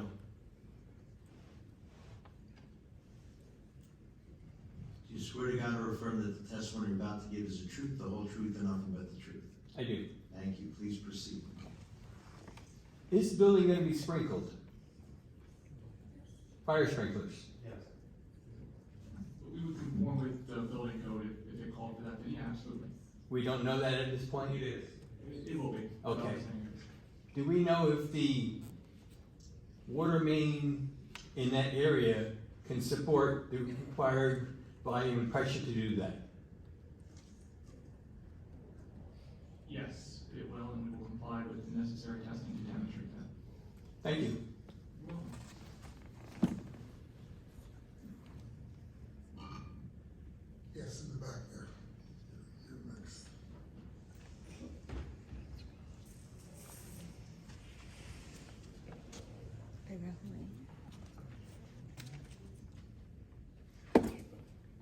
Good evening, Tina Marie Green, 339 West Main Street, Rockaway Borough.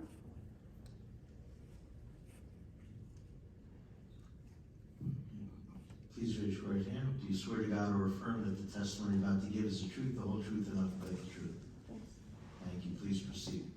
So my understanding is this entire property is inside the town of Denville. Am I correct? That's correct, yes. Okay. So why is it, if this property is only in Denville, why is it being the only exited entrance from this property through Rockaway Borough?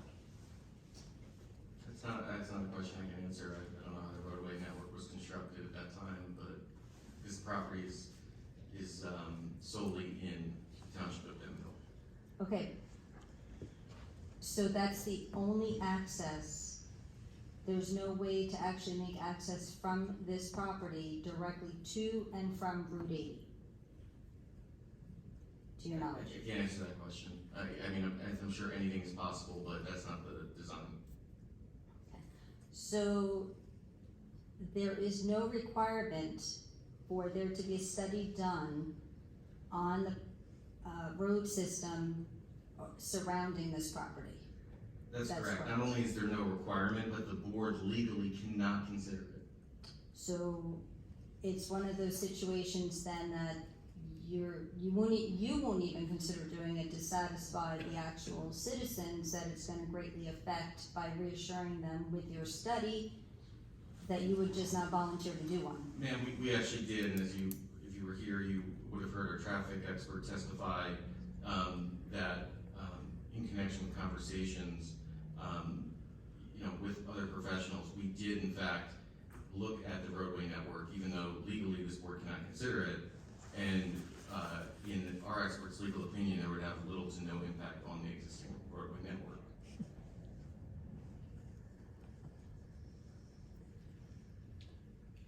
Okay, so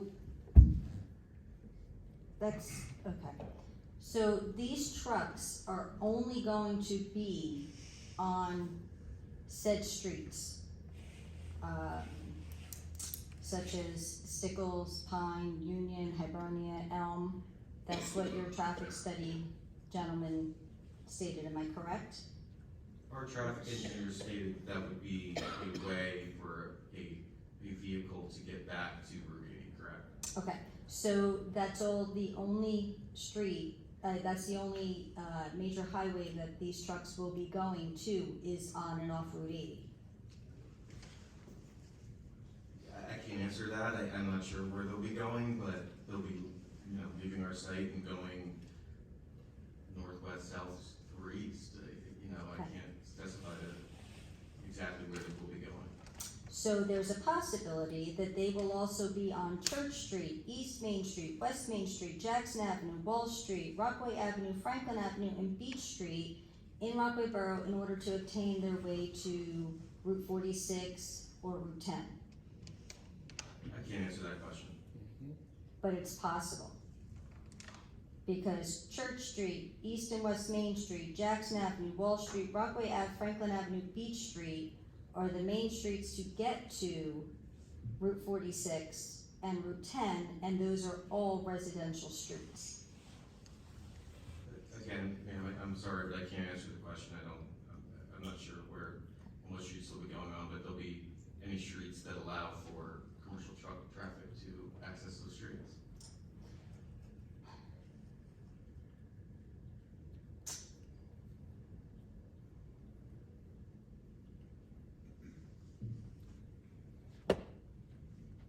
So on top of there not being required a study on the actual streets being used, and the traffic study was not really necessary, that you weren't required to do it, then it's also that you'll never do an impact on the people who actually live there. There'll be no study on the pollution that these trucks are gonna cause to the residents that actually live there while they're attempting to try to live residential lives. That is also not required, right? That's correct. Outside of any emission laws that are either regulated by the federal government or the state or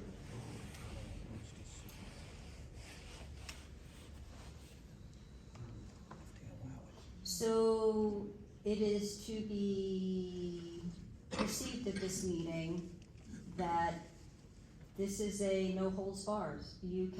This company, this developer is going to be able to do and put in as many tenants as they want, have as many trucks, so there's there's no like set limit whatsoever to this property once it's developed under the conditions that you have acquired it? Plan will conform and does conform with all redevelopment, or excuse me, the redevelopment plan that is adopted, and that we're subject to, and we will comply with all of the regulations that are required. But once you are done and the building is up and operational, you now leave, and now they can have 5 tenants, 15, 20, 30 tenants. So you're not presenting an actual plan here, you're just presenting a building with a free-for-all for anything to happen. Yeah, I would take exception to that, characterization of what we're doing, but, we're here tonight for preliminary and final site plan approval for a fully conforming application that is an industrial warehouse in a zone that allows for it.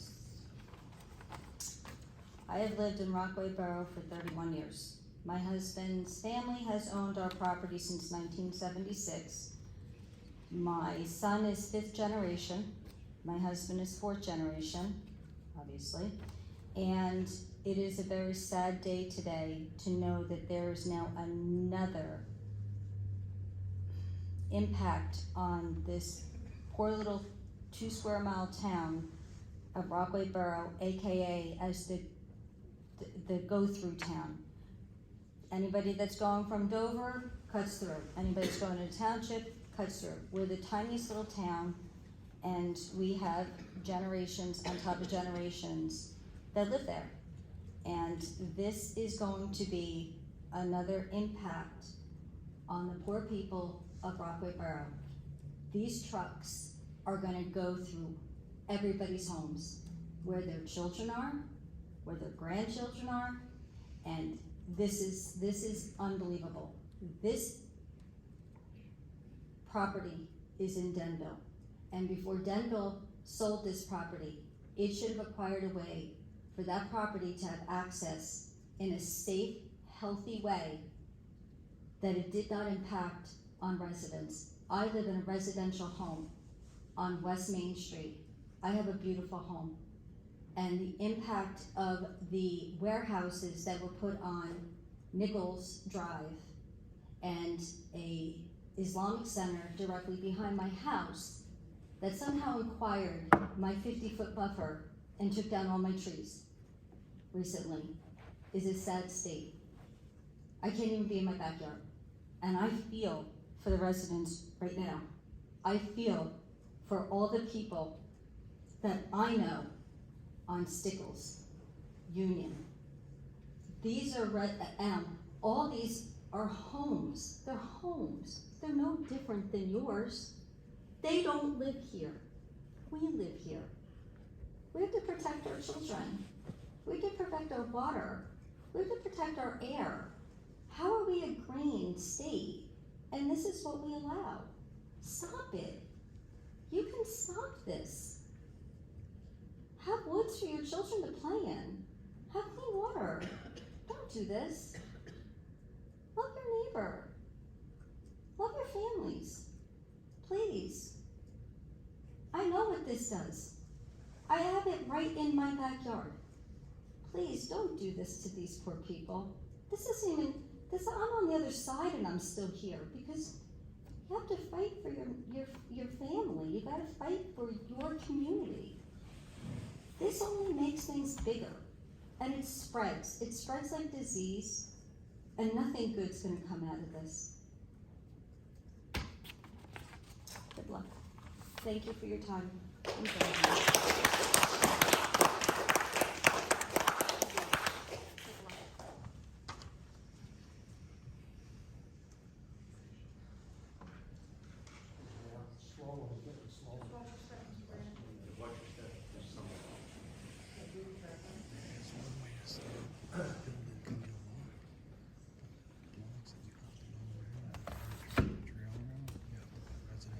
I'm Bob Grant. I live at 114 Ridgewood Parkway East in Lake Arrowhead in Denville. Thank you. Do you swear to God or affirm that the testimony you're about to give is the truth, the whole truth, and nothing but the truth? Yes, I do. Thank you. Please proceed.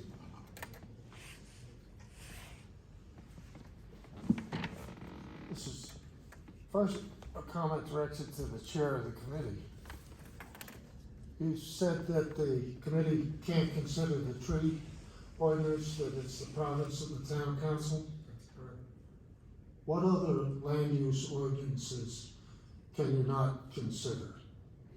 Mr. Chairman, this is the time to either make public comment and/or ask questions of the applicant's witnesses based on their testimony. As far as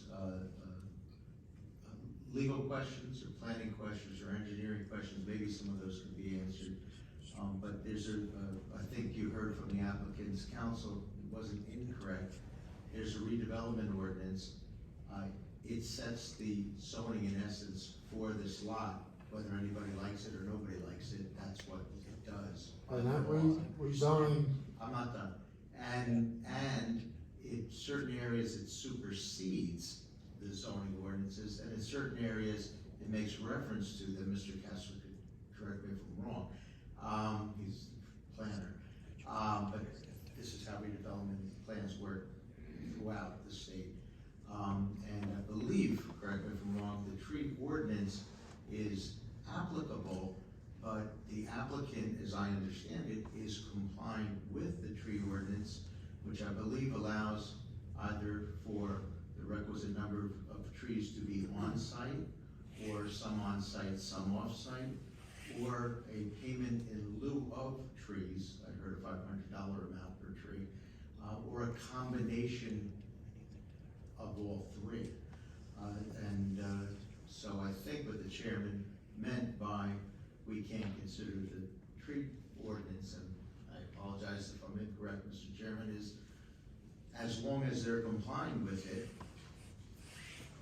the board does not have the authority to require them to go beyond complying with it. They represent they're complying with it. that's not what the chairman said, but I'll accept your clarification. Was I wrong, Mr. Chairman? I think I got it right this time. So, Thank you. to the applicant, you're gonna comply with the tree ordinance? Yes, sir. How are you gonna comply? It's gonna be a payment in lieu of planting the trees.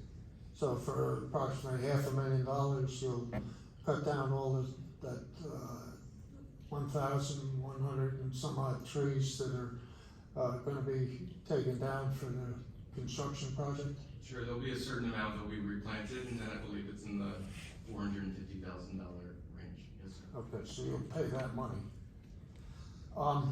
You got a denial on May 8th from the Department of Environmental Protection, which covered 7 or 8 different areas that they used as a basis for that denial. And at that point, where would the project have stood? Would you have gone forward with the project if it had not been Yes, so rezoned? I don't know if I can answer the question, but what I can say is that I believe, Mr. Chair, that we've addressed this ad nauseum almost. And I think that, everybody understands now that that letter was in reference to a tie-in that is no longer happening. Again, we will comply with all state, federal, and local laws as it relates to the development, and as a condition of this approval, we'll be required to obtain any outside agency approvals. But unless, Mr. Chair, you'd like us to continue to go on this letter, I think we've addressed it. I think you have addressed it. Thank you, sir. Well, you've addressed it in part, but what my question really is had the property not been rezoned for redevelopment, would you have pursued the application for construction of this warehouse? Thank you, sir. I can't answer that question. I'm not sure, and I think it's irrelevant to this application. When the denial came, and was your client or you involved in dealing with the township on the rezoning? I can't answer that question. I don't think it's relevant for this board's jurisdiction to hear this application. Well, I think it certainly is. If you received reassurances from somebody in the town government Yeah, I that can't answer that question. the problems were It's gonna go irrelevant to away. the jurisdiction of this application. Because it does not, I'm having a hard problem with this passing the smell test. It looks as if that you received assurances, you laid down, has the money actually been paid? Sir, my client is the owner of this property. My client purchased this property from the Township of Denville, in compliance with all regulations. It was effectuated appropriately. We are the owner of this property. We're here for a site plan approval that's fully conforming. I cannot speak to, nor will I speak to, anything that went on during that process. So if I went to the chief financial officer of the town at the next council meeting and asked him if we got a check for $6.4 million, what would his answer be? His answer would be yes, sir. Because I too, I've got a problem. I've seen many of these types of developments and they all were contingent on something. And if they were contingent on something, I'd like to know who gave your client the assurances that this would come before the planning board as virtually a pre-approved project. And with the chairman's permission, sir, regardless of the speculations that you're making in this public forum, this planning board only has the authority to hear the application based on the ordinances, including the redevelopment plan, as they exist. If you have speculation or questions as regards to how the law and the legislation that governs this planning board got there, this planning board has no authority or jurisdiction over that. Well, I was curious during the engineer's opening remarks to refer to looking at an undeveloped piece of property, this 19-acre or 16.5-acre woodland. Is that what you were referring to when you said undeveloped property in your opening comments? Yeah, undeveloped meaning that it's just. It was undeveloped? Yeah. Yeah. So, you know, there comes a question in the public mind, at least in my mind, as to how an undeveloped property can go from virtually virgin woodland to blighted industrial site needing redevelopment without some sort of coercive. I think I object to that. I object to this line of questioning. It is speculative, it's irrelevant, it is accusatory. I completely object to this. I suggest the chairman cut off this witness, please. Well, my advice to the chair would be that he not cut off this witness, but that, as I think this witness knows, but I'll say it nonetheless, again, that speculation as to how the redevelopment plan got to be the redevelopment plan is not the purview of this board.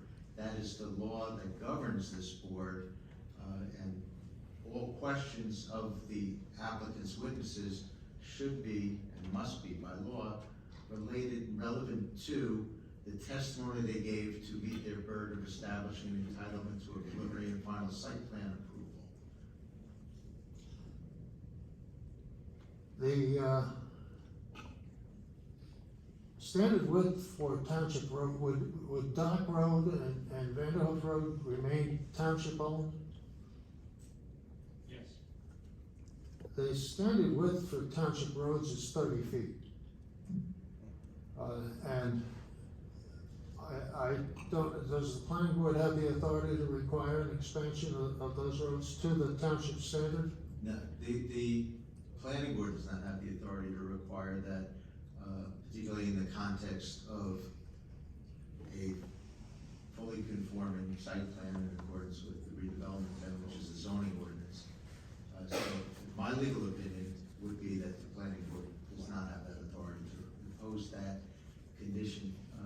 Planning boards and zoning boards can impose conditions that are directly related, have a nexus, directly related.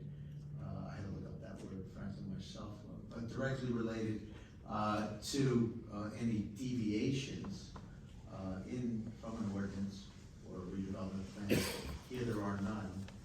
So that would, in my opinion, be clearly beyond the authority of the planning board to impose that restriction. The attorney made the statement that early in the proceedings that the press release that Patrick read from was, if I'm hearing him correctly, was done by a broker who was over enthusiastic about the sale and put in some material that was not accurate. Are you telling us that we can't rely on the public statements of your client? That wasn't a statement from my client, it was a statement from a broker. And I'm not sure who it is or what it is. It's not part of this record, it's not for this board to consider, it's completely irrelevant. I suggest we move on. Well, it'd be nice to know that if the things we read. Sir, I do not know whether the things you read are true or false. Half of the stuff in this world is probably false that you're reading in the news. I have no idea. It's irrelevant to this application. I don't see how this could be irrelevant if, for the planning board, if we start out with a statement that was widely circulated. Mr. Grant, with the chair's permission, he said it was not his client, it was a broker. Somebody wrote something about something that they say was inaccurate. Wherein his client was quoted, the mayor was quoted, and I spent 40 years in the PR business. I know how these things work. You have to get the approval of both the client and the mayor before you can put the thing out. So there obviously was some connection there, and I'm just asking if in future, if we see a statement that comes from his client and the chief executive of our governing body, are we to be able to rely on it or not? Mr. Grant, I think two things. One, he repeatedly said it was from a broker, not his client, so we have no reason to believe. But the board will make its determination as far as but frankly, it's not really relevant to this application. As far as what we all can believe in the future, I think that's more a rhetorical question. It's not a true question of this applicant to witness. But the comment is made, and no doubt the planning board members have heard what you mean to convey to them by that question, rhetorical question, and they'll make a decision accordingly. Okay. I would just urge the board to look very carefully at this application. And I understand how this was set up. They couldn't go forward with any application that involved the DEP because they weren't going to get approvals for it. So the town council changed the zoning, took away all those problems, and now it's before you. And the legal advice you're going to get is that this is a fully conforming application and you should approve it. It's good legal advice. In this instance, it is very poor advice for this town. So I would urge you all to reject this application. Thank you. Yes.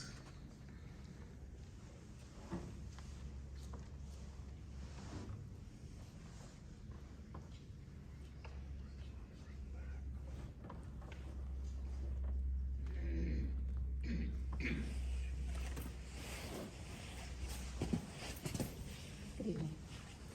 My name is Heather Ammon. I live at 109 Ford Road. I'm sorry, 109? Ford Road. Ford Road. In Denville. Thank you. Do you swear to God or affirm that the testimony you're about to give is the truth, the whole truth, and nothing but the truth? I do. Thank you. Please proceed. Before I begin, is it possible that we could see the site plan, just for reference, as we're conversating?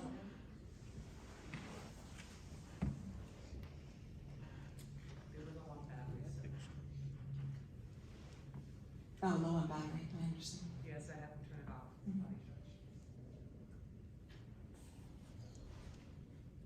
So while we're getting that ready, just to explain where I live, I'm actually the neighbor of the first commenter, the young woman and her mother. The property that I own is a small farm, It is the previous owners were Franz and Hildy Fuertes. If you look around town and you see the beautification committee, beautiful landscapes, many of them were designed by him. This property was a nursery and a farm, and when we purchased it, it is still zoned as a farm. So the Beaver Brook runs directly through the back end of the property. And while, Mr. Fuertes is near 90 years old, he has been in Denville for over 50 years.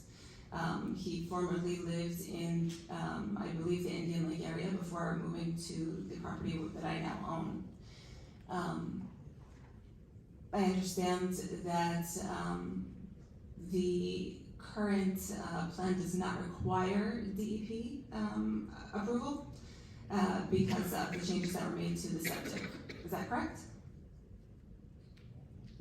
Not entirely. Okay, go ahead. It's the DEP approval was to bring our site into a sewer service area. Mm-hmm. So we're not allowed to connect into public sewer unless we're within a sewer service area. Mm-hmm.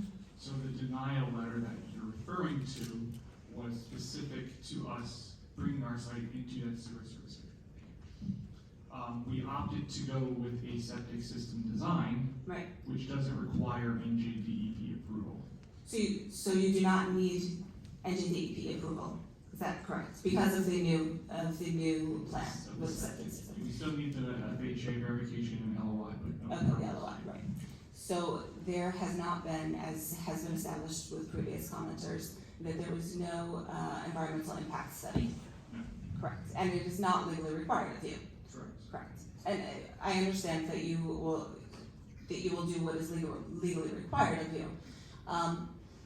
But I want to just bring attention to what actually happens, right? You don't have an environmental impact study. The previous owner of my property, we all know that Denville floods. We have all seen the impact of that over the course of the past year. The end of my road, getting closer to Morris Ave, has flooded, if my memory serves me correctly, probably 3 times this year that I could not drive down my road. Now I'm able to turn onto Kitchell to avoid having to go down that road, but I have to take the detour. But the point is that it's flooding. The back of my property that aligns with Beaver Brook, there's a tree line that I would say, the full property is about 7 acres. So I'm using approximates, and I can only speak to my property, not all of Beaver Brook. But the back of my property is approximately at like 6.5 acres, where Beaver Brook is.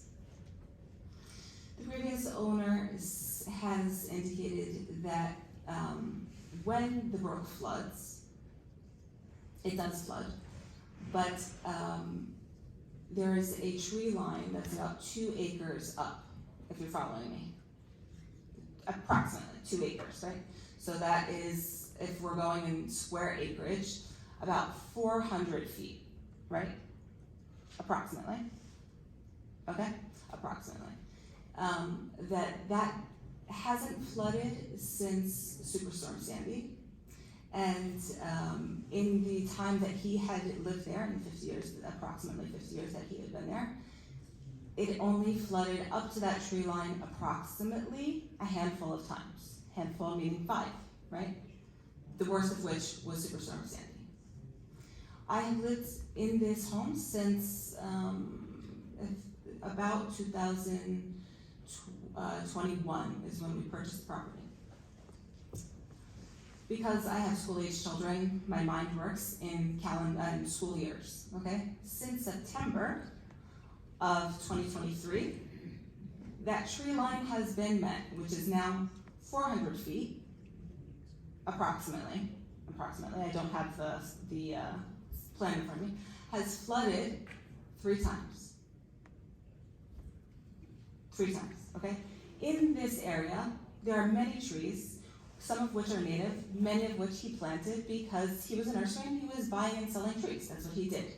I have not removed any of those trees because I don't have the client base that he did, but also because I see the impact on my land. I see the fact that these trees are actually what is stopping the flooding from coming further and further into what is actually farmland. There was a strawberry field there. It is, the plan when we bought the property was to do regenerative farming so that we could have not only the least impact possible, but to help better the land that was there.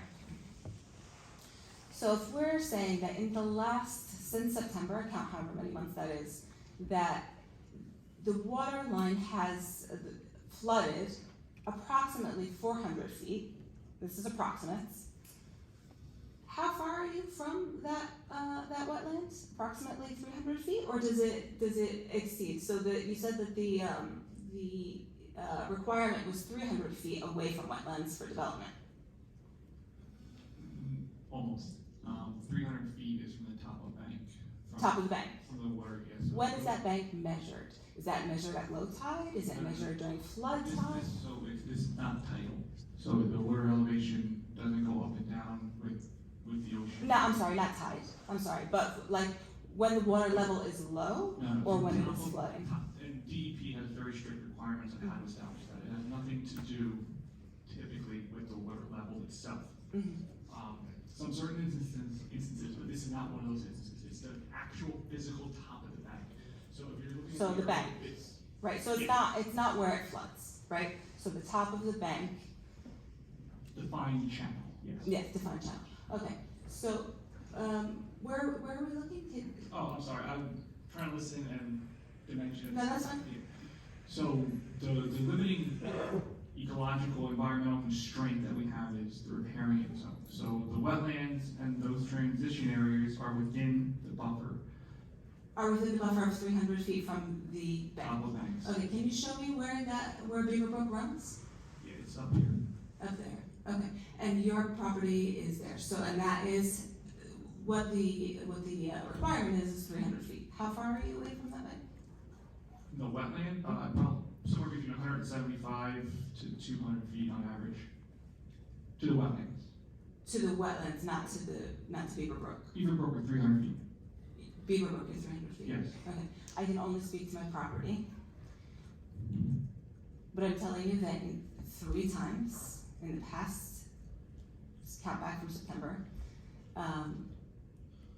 that my property has exceeded that 300 feet.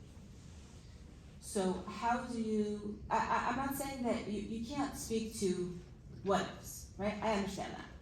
But let's be very clear that we all know in this room what is law and what is actuality of the happening in our climate, in our town, in Denville and in Rockaway do not match, right? We have seen the impact of Gardner Field, for example. I have not been able to take my children to go to Gardner Field because it was closed because how many times it is jokingly called Gardner Lake. So I think this board needs to take into consideration, we understand what the legal requirements are. And I don't expect you to go beyond what the legal requirements are. But you did say that your client is a former Rockaway resident, right? We did need to take that into consideration, right?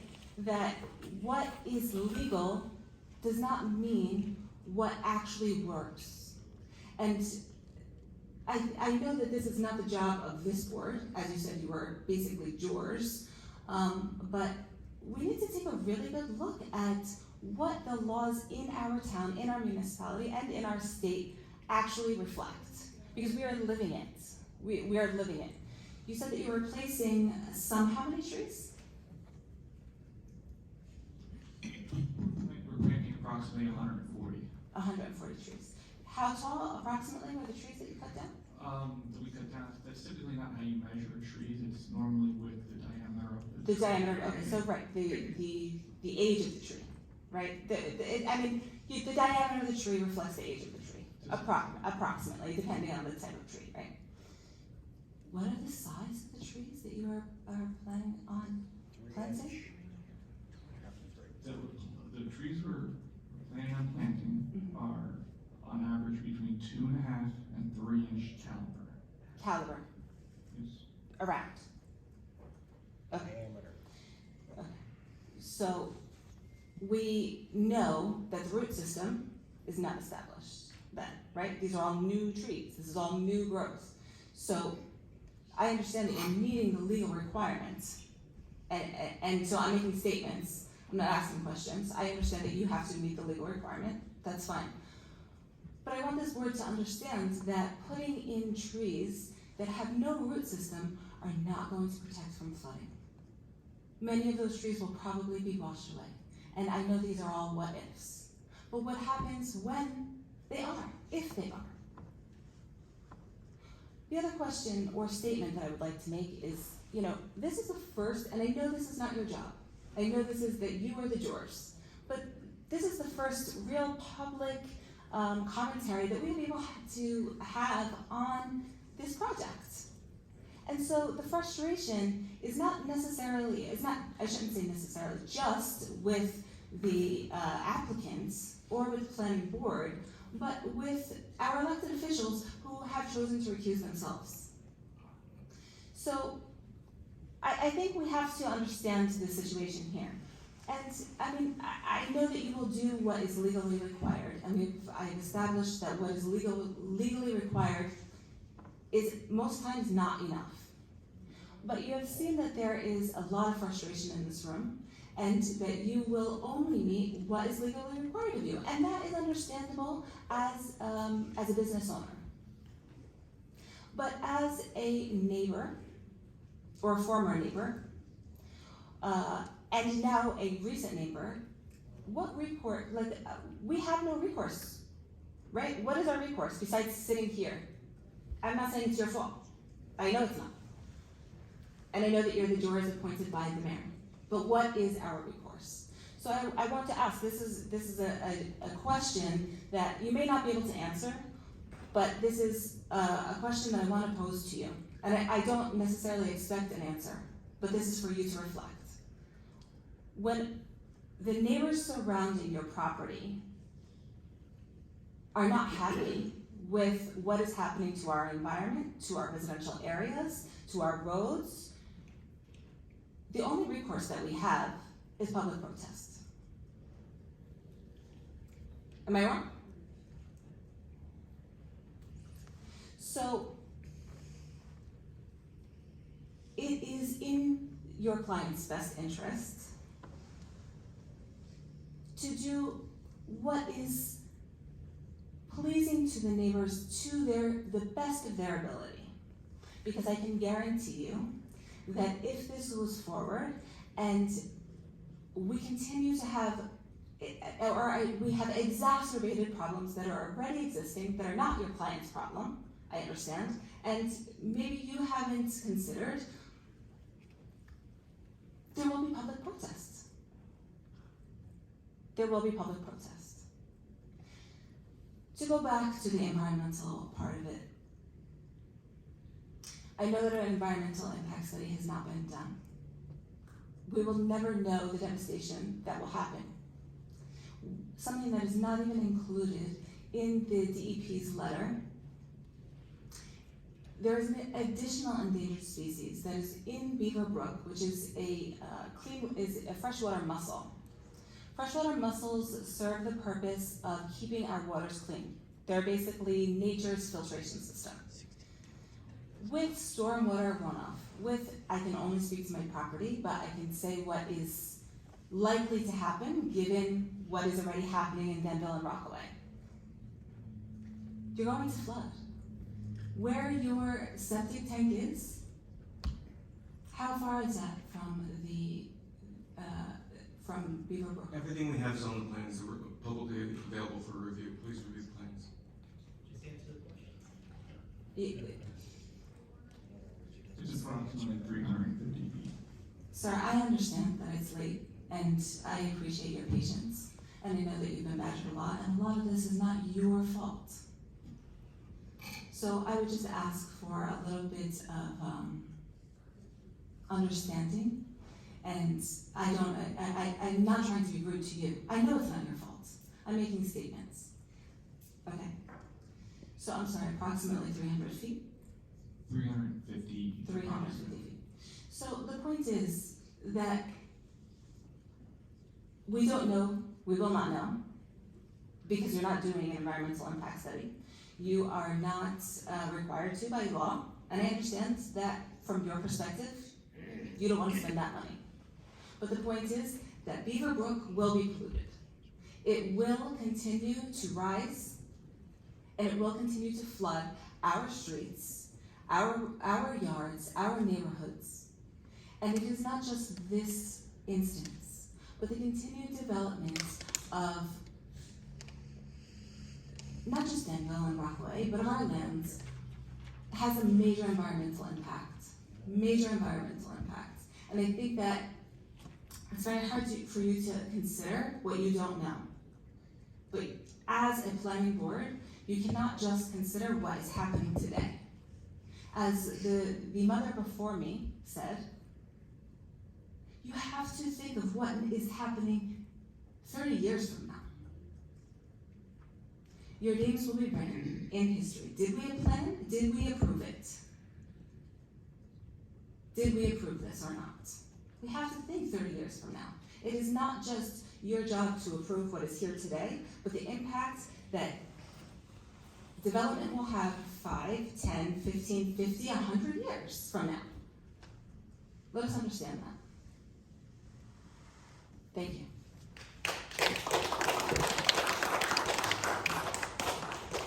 Anyone else?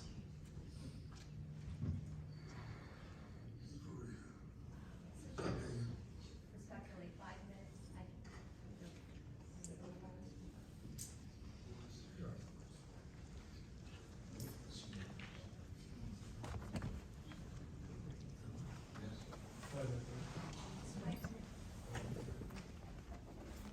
We need to take a 5 minutes, we need to take a 5-minute break, but we'll have to make this quick, okay? I'd ask the member that can just stay in the room, sit, the stenographer needs to take a break.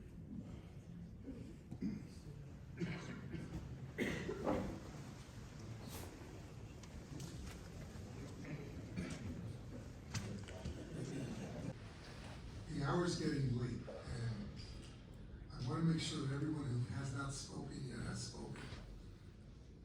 This gentleman has got, so he's got one more point to bring up, and at that point, I think we're going to be done unless someone hasn't spoken yet. Could you again state your name one more time? It's Michael Ilardi, 19 North Brookside Drive, Rockaway Township. One, I'd like to congratulate the applicant because I think they've been very accommodating to trying to comply with people's requests. I also feel for this board because you're obligated to enforce the laws that you didn't create.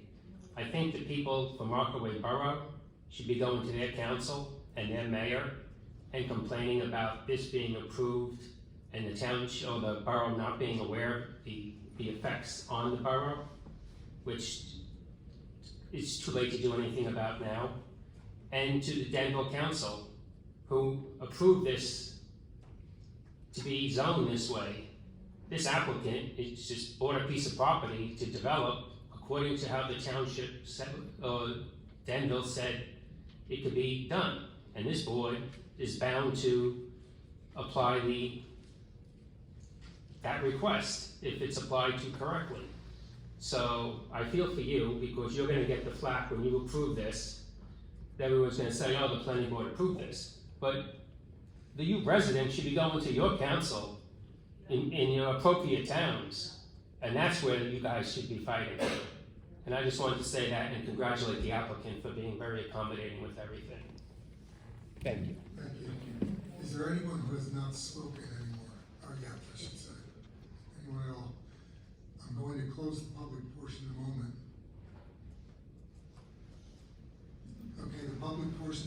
closed. Since it is late, I know all our board members now have to ask their questions. I'd like to take a quick poll, if everyone is amenable to extending this to the next meeting. Mark? Yes? Over here, yes? Okay. It's gonna take some more time, so we're going to have to extend this to another meeting date if that's acceptable to you.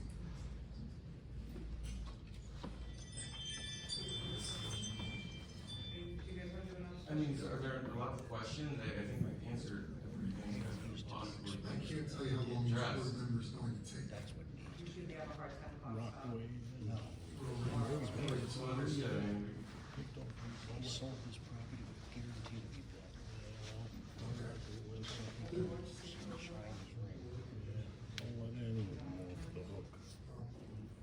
Can I pull up professionals, see if we're available on the 27th of March?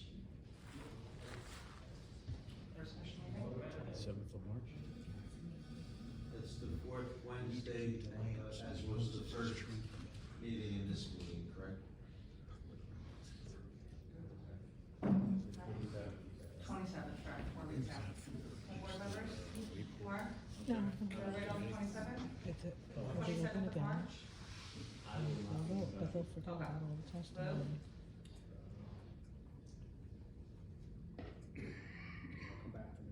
Steph? Tim? And Don? Good. Waiting on Tim and Lou?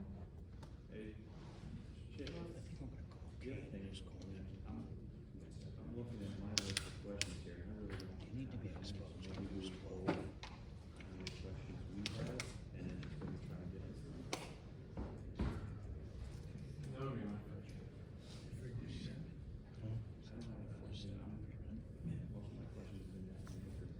Running trucks 24/7. It's great. I believe it.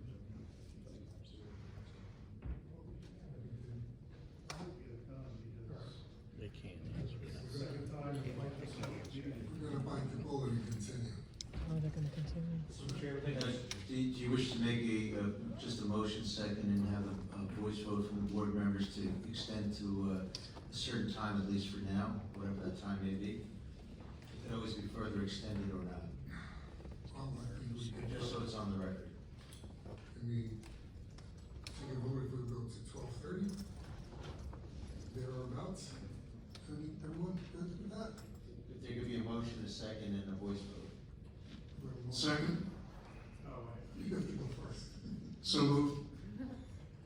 Time's now, it's 12 o'clock. Yes. All in favor? Aye. We're good. It's unanimous, 12:30 for now.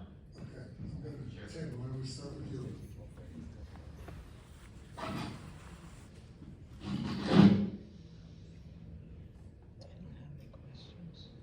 Will it be necessary to have a substation at the electrical substation at the site? Is J.C. Vanell enough to provide enough power to that building? Yes. I'm sorry, is it necessary to have a substation or not? Oh, I'm sorry, a substation really wouldn't be applicable to this development. Like I understood that to mean would the utility be willing to serve this property with electric? And the answer is yes, we will serve, stating that we can be served. Without a substation, correct? Yeah, we would never have a substation.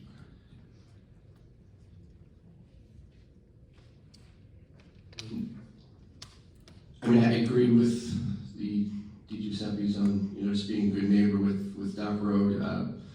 Driving down Dock Road is definitely narrow. I believe a little widening and a little neighborly would go a long way with those residents. Is it, I guess ultimately for the record, for everybody to understand that have done everything that reasonably you can do to mitigate any flooding that could happen as a result of your development, but you've done everything that you can with dry wells and whatnot to prevent any further runoff to into the river and down to potentially other people's properties, and there's nothing that you can do to overcompensate for that to help and alleviate these residents' concerns of flooding. Is that correct? There's nothing more you really can do. That's a correct statement. I think most of my other questions have been answered. Just give me 1 second.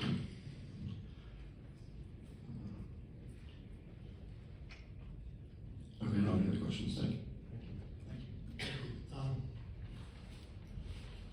This is a question for John Rushkey, so you gotta wake up, John.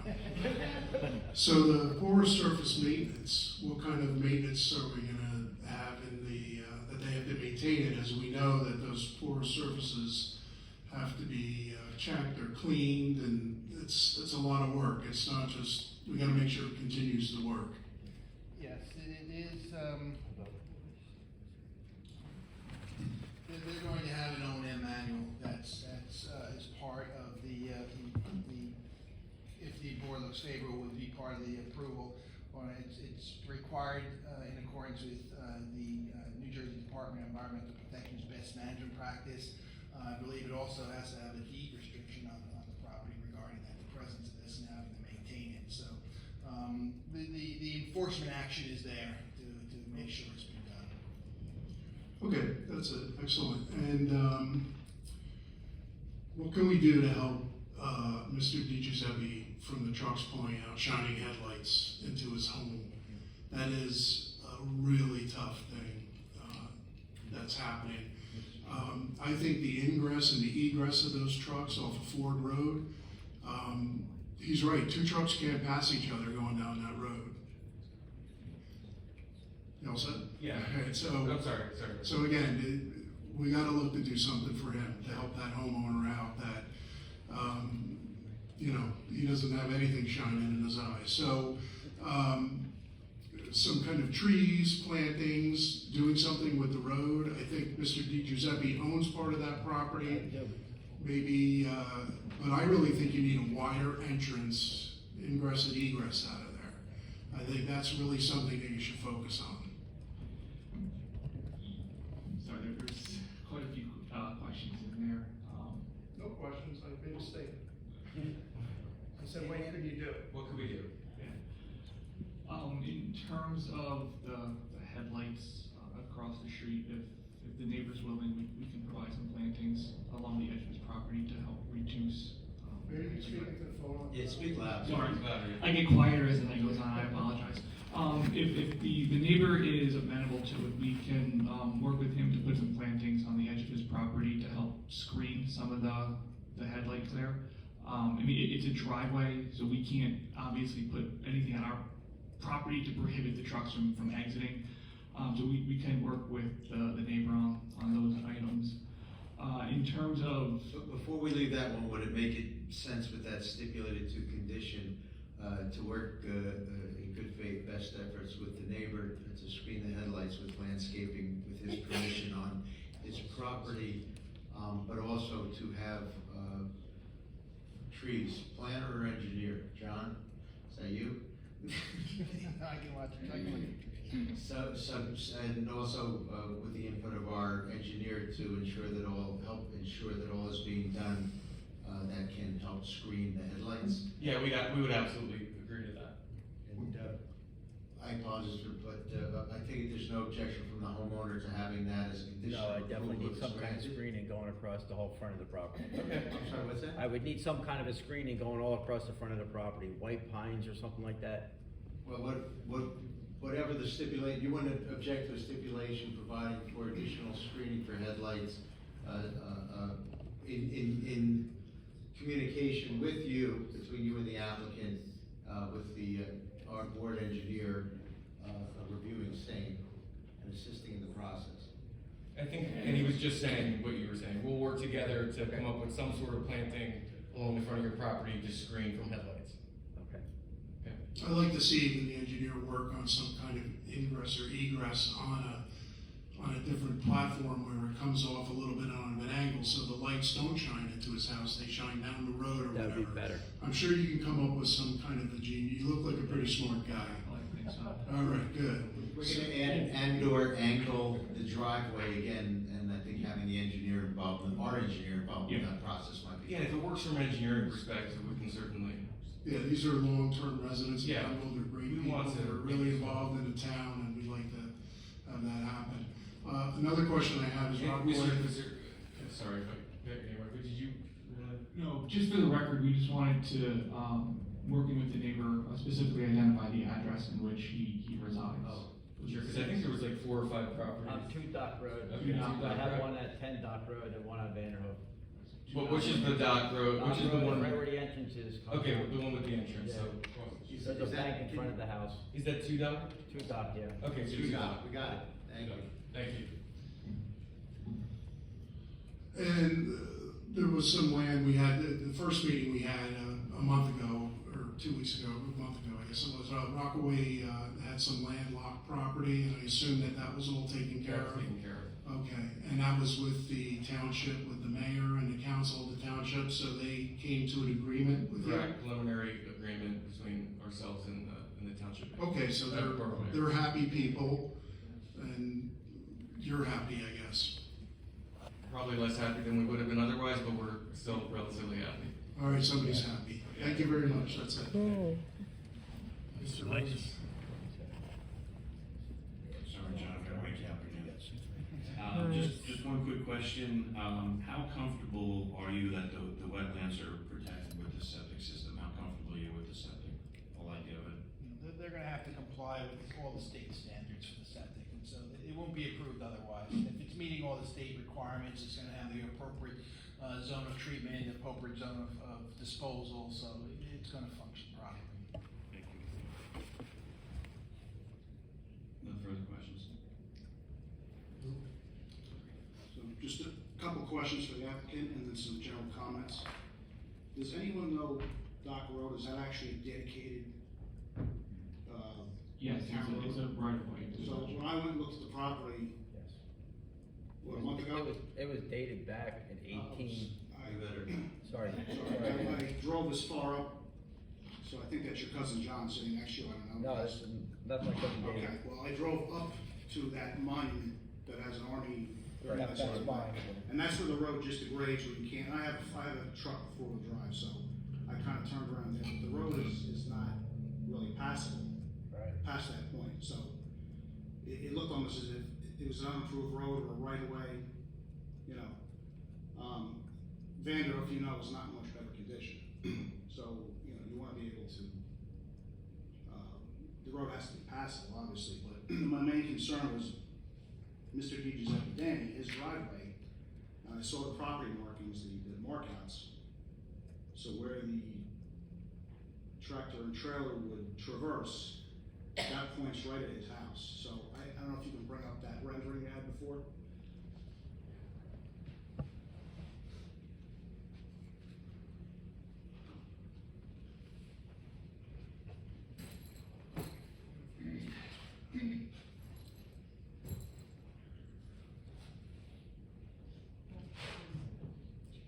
So that's it. So that driveway, it hits Dock Road at a perfect, like, perpendicular angle. Was there, and I don't know, because I don't remember when I looked at the property, was there any thought to make it kind of sweep more?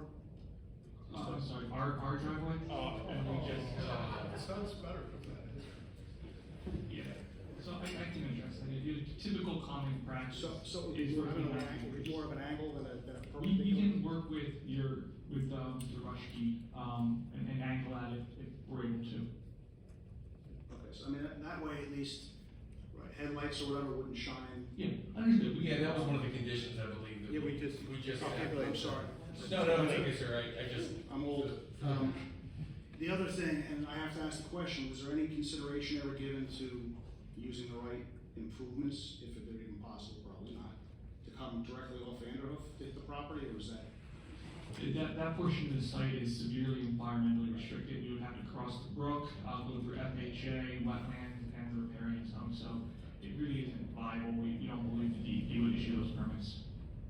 Okay.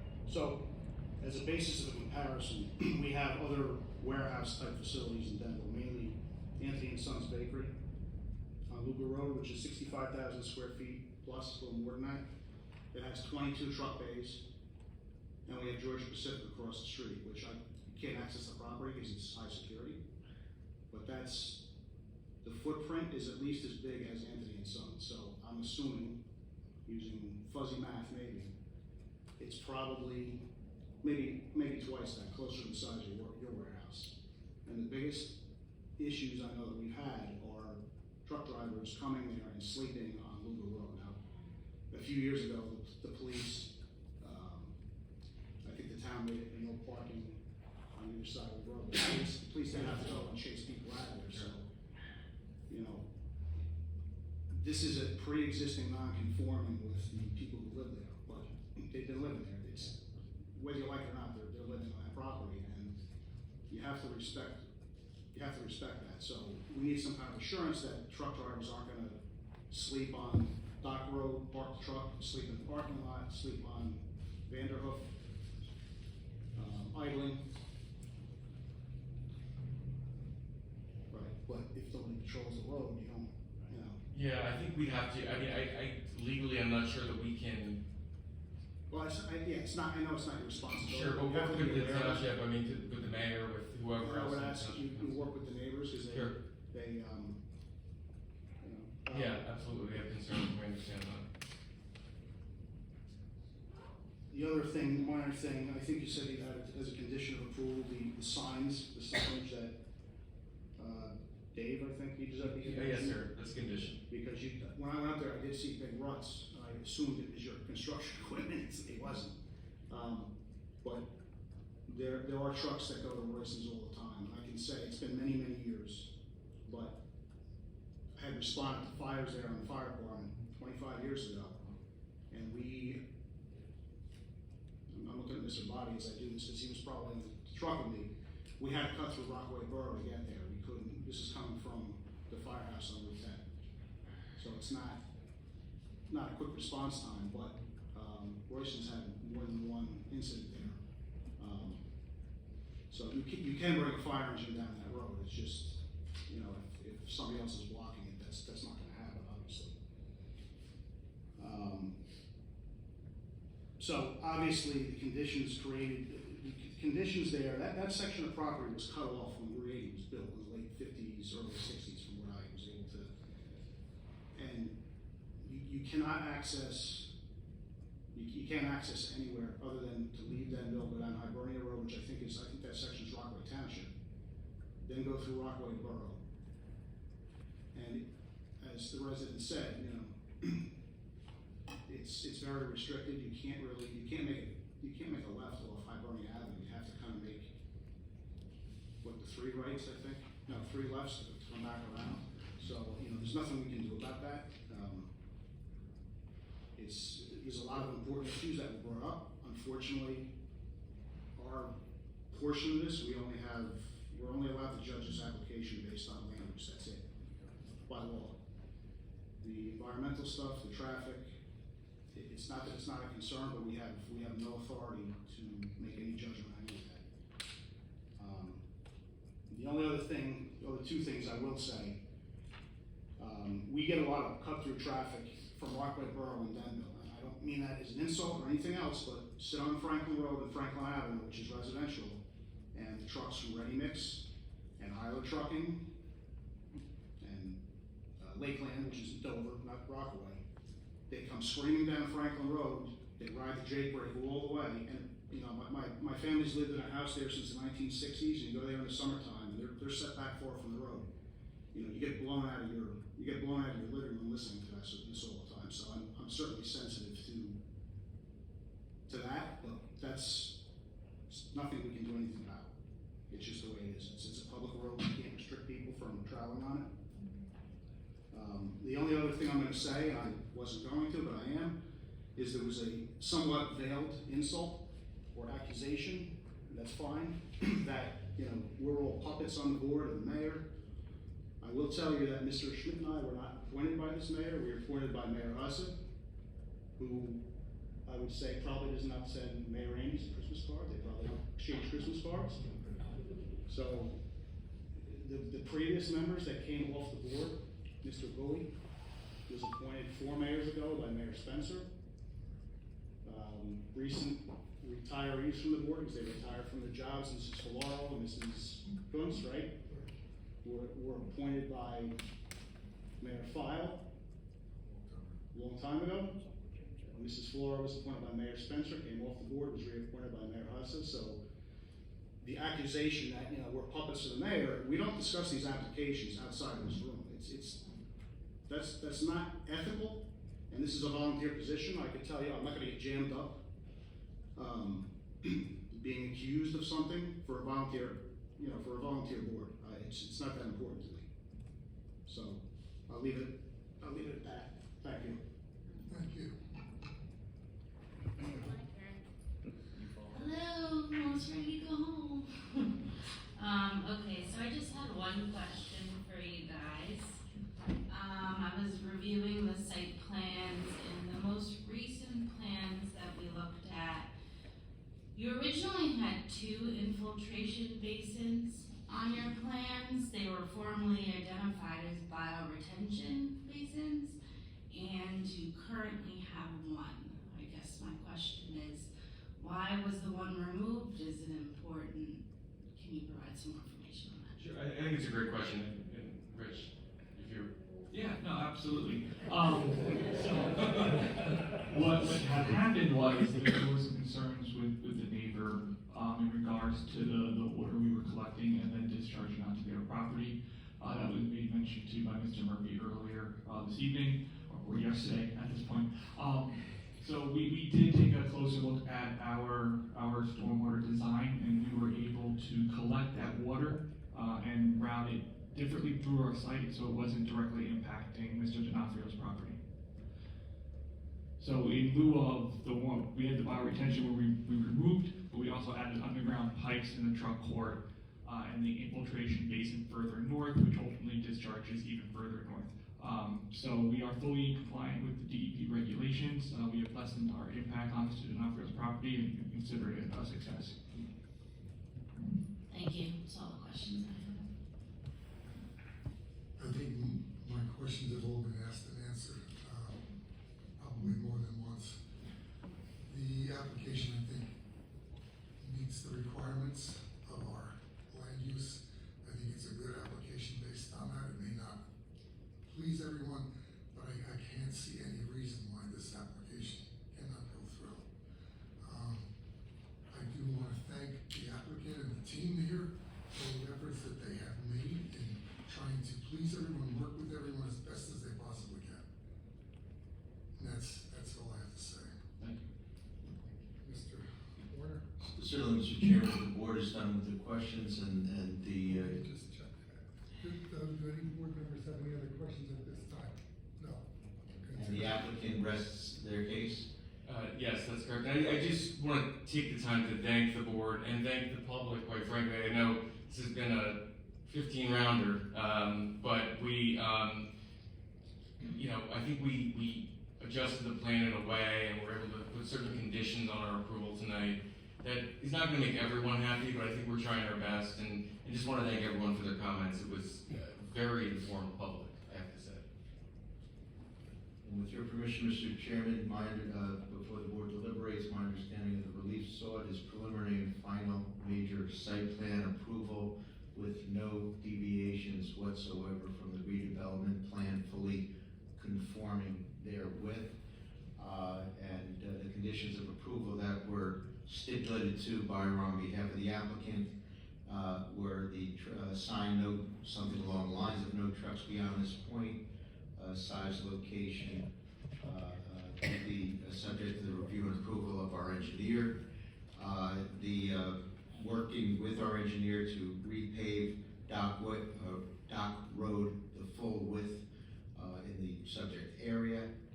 Bear with me.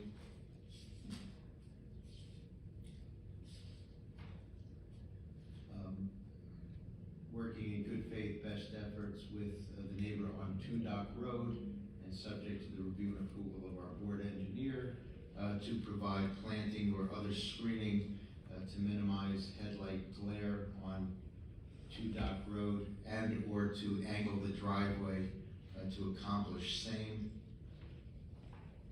And And other than that, it's all the conditions and comments set forth in the board review memos, including the February 27, 2024 memo of our engineer, Mr. Rushke, the December 27, 2023 memo of our planner, Mr. Kasler, and the various agency memos that I referenced earlier, that I shuffled the deck somewhere and put them somewhere. Bear with me. I don't know where I put them. Oh, here we go. Nope. But we had the fire department, we had the Board of Health, we had the tax assessor, the tax collector, the police, and the DPW. All those memos, and all the comments therein were stipulated to on behalf of the applicant.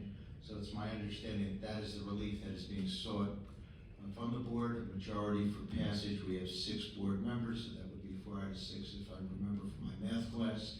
And it is either a grant with all those conditions or a denial. Thank you. Yes, One quick comment, I may be way off here, I don't know if it's the town, the state. Is it possible to protect the neighbors with a sign that says no jake breaking?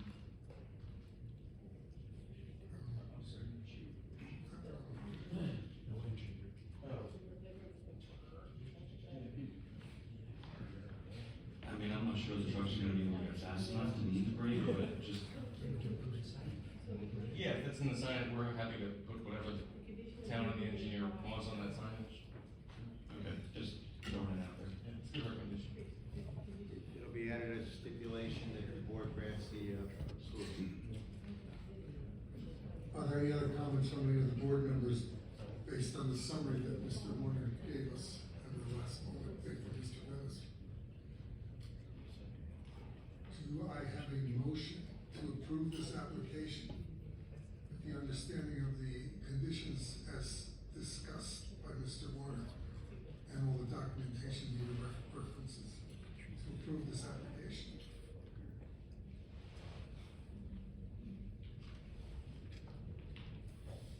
So moved. Second. Member Dennis? Yes. Member Cruiser? Yes. Member Monte? Yes. Member Turkov? Yes. Member Barons? Yes.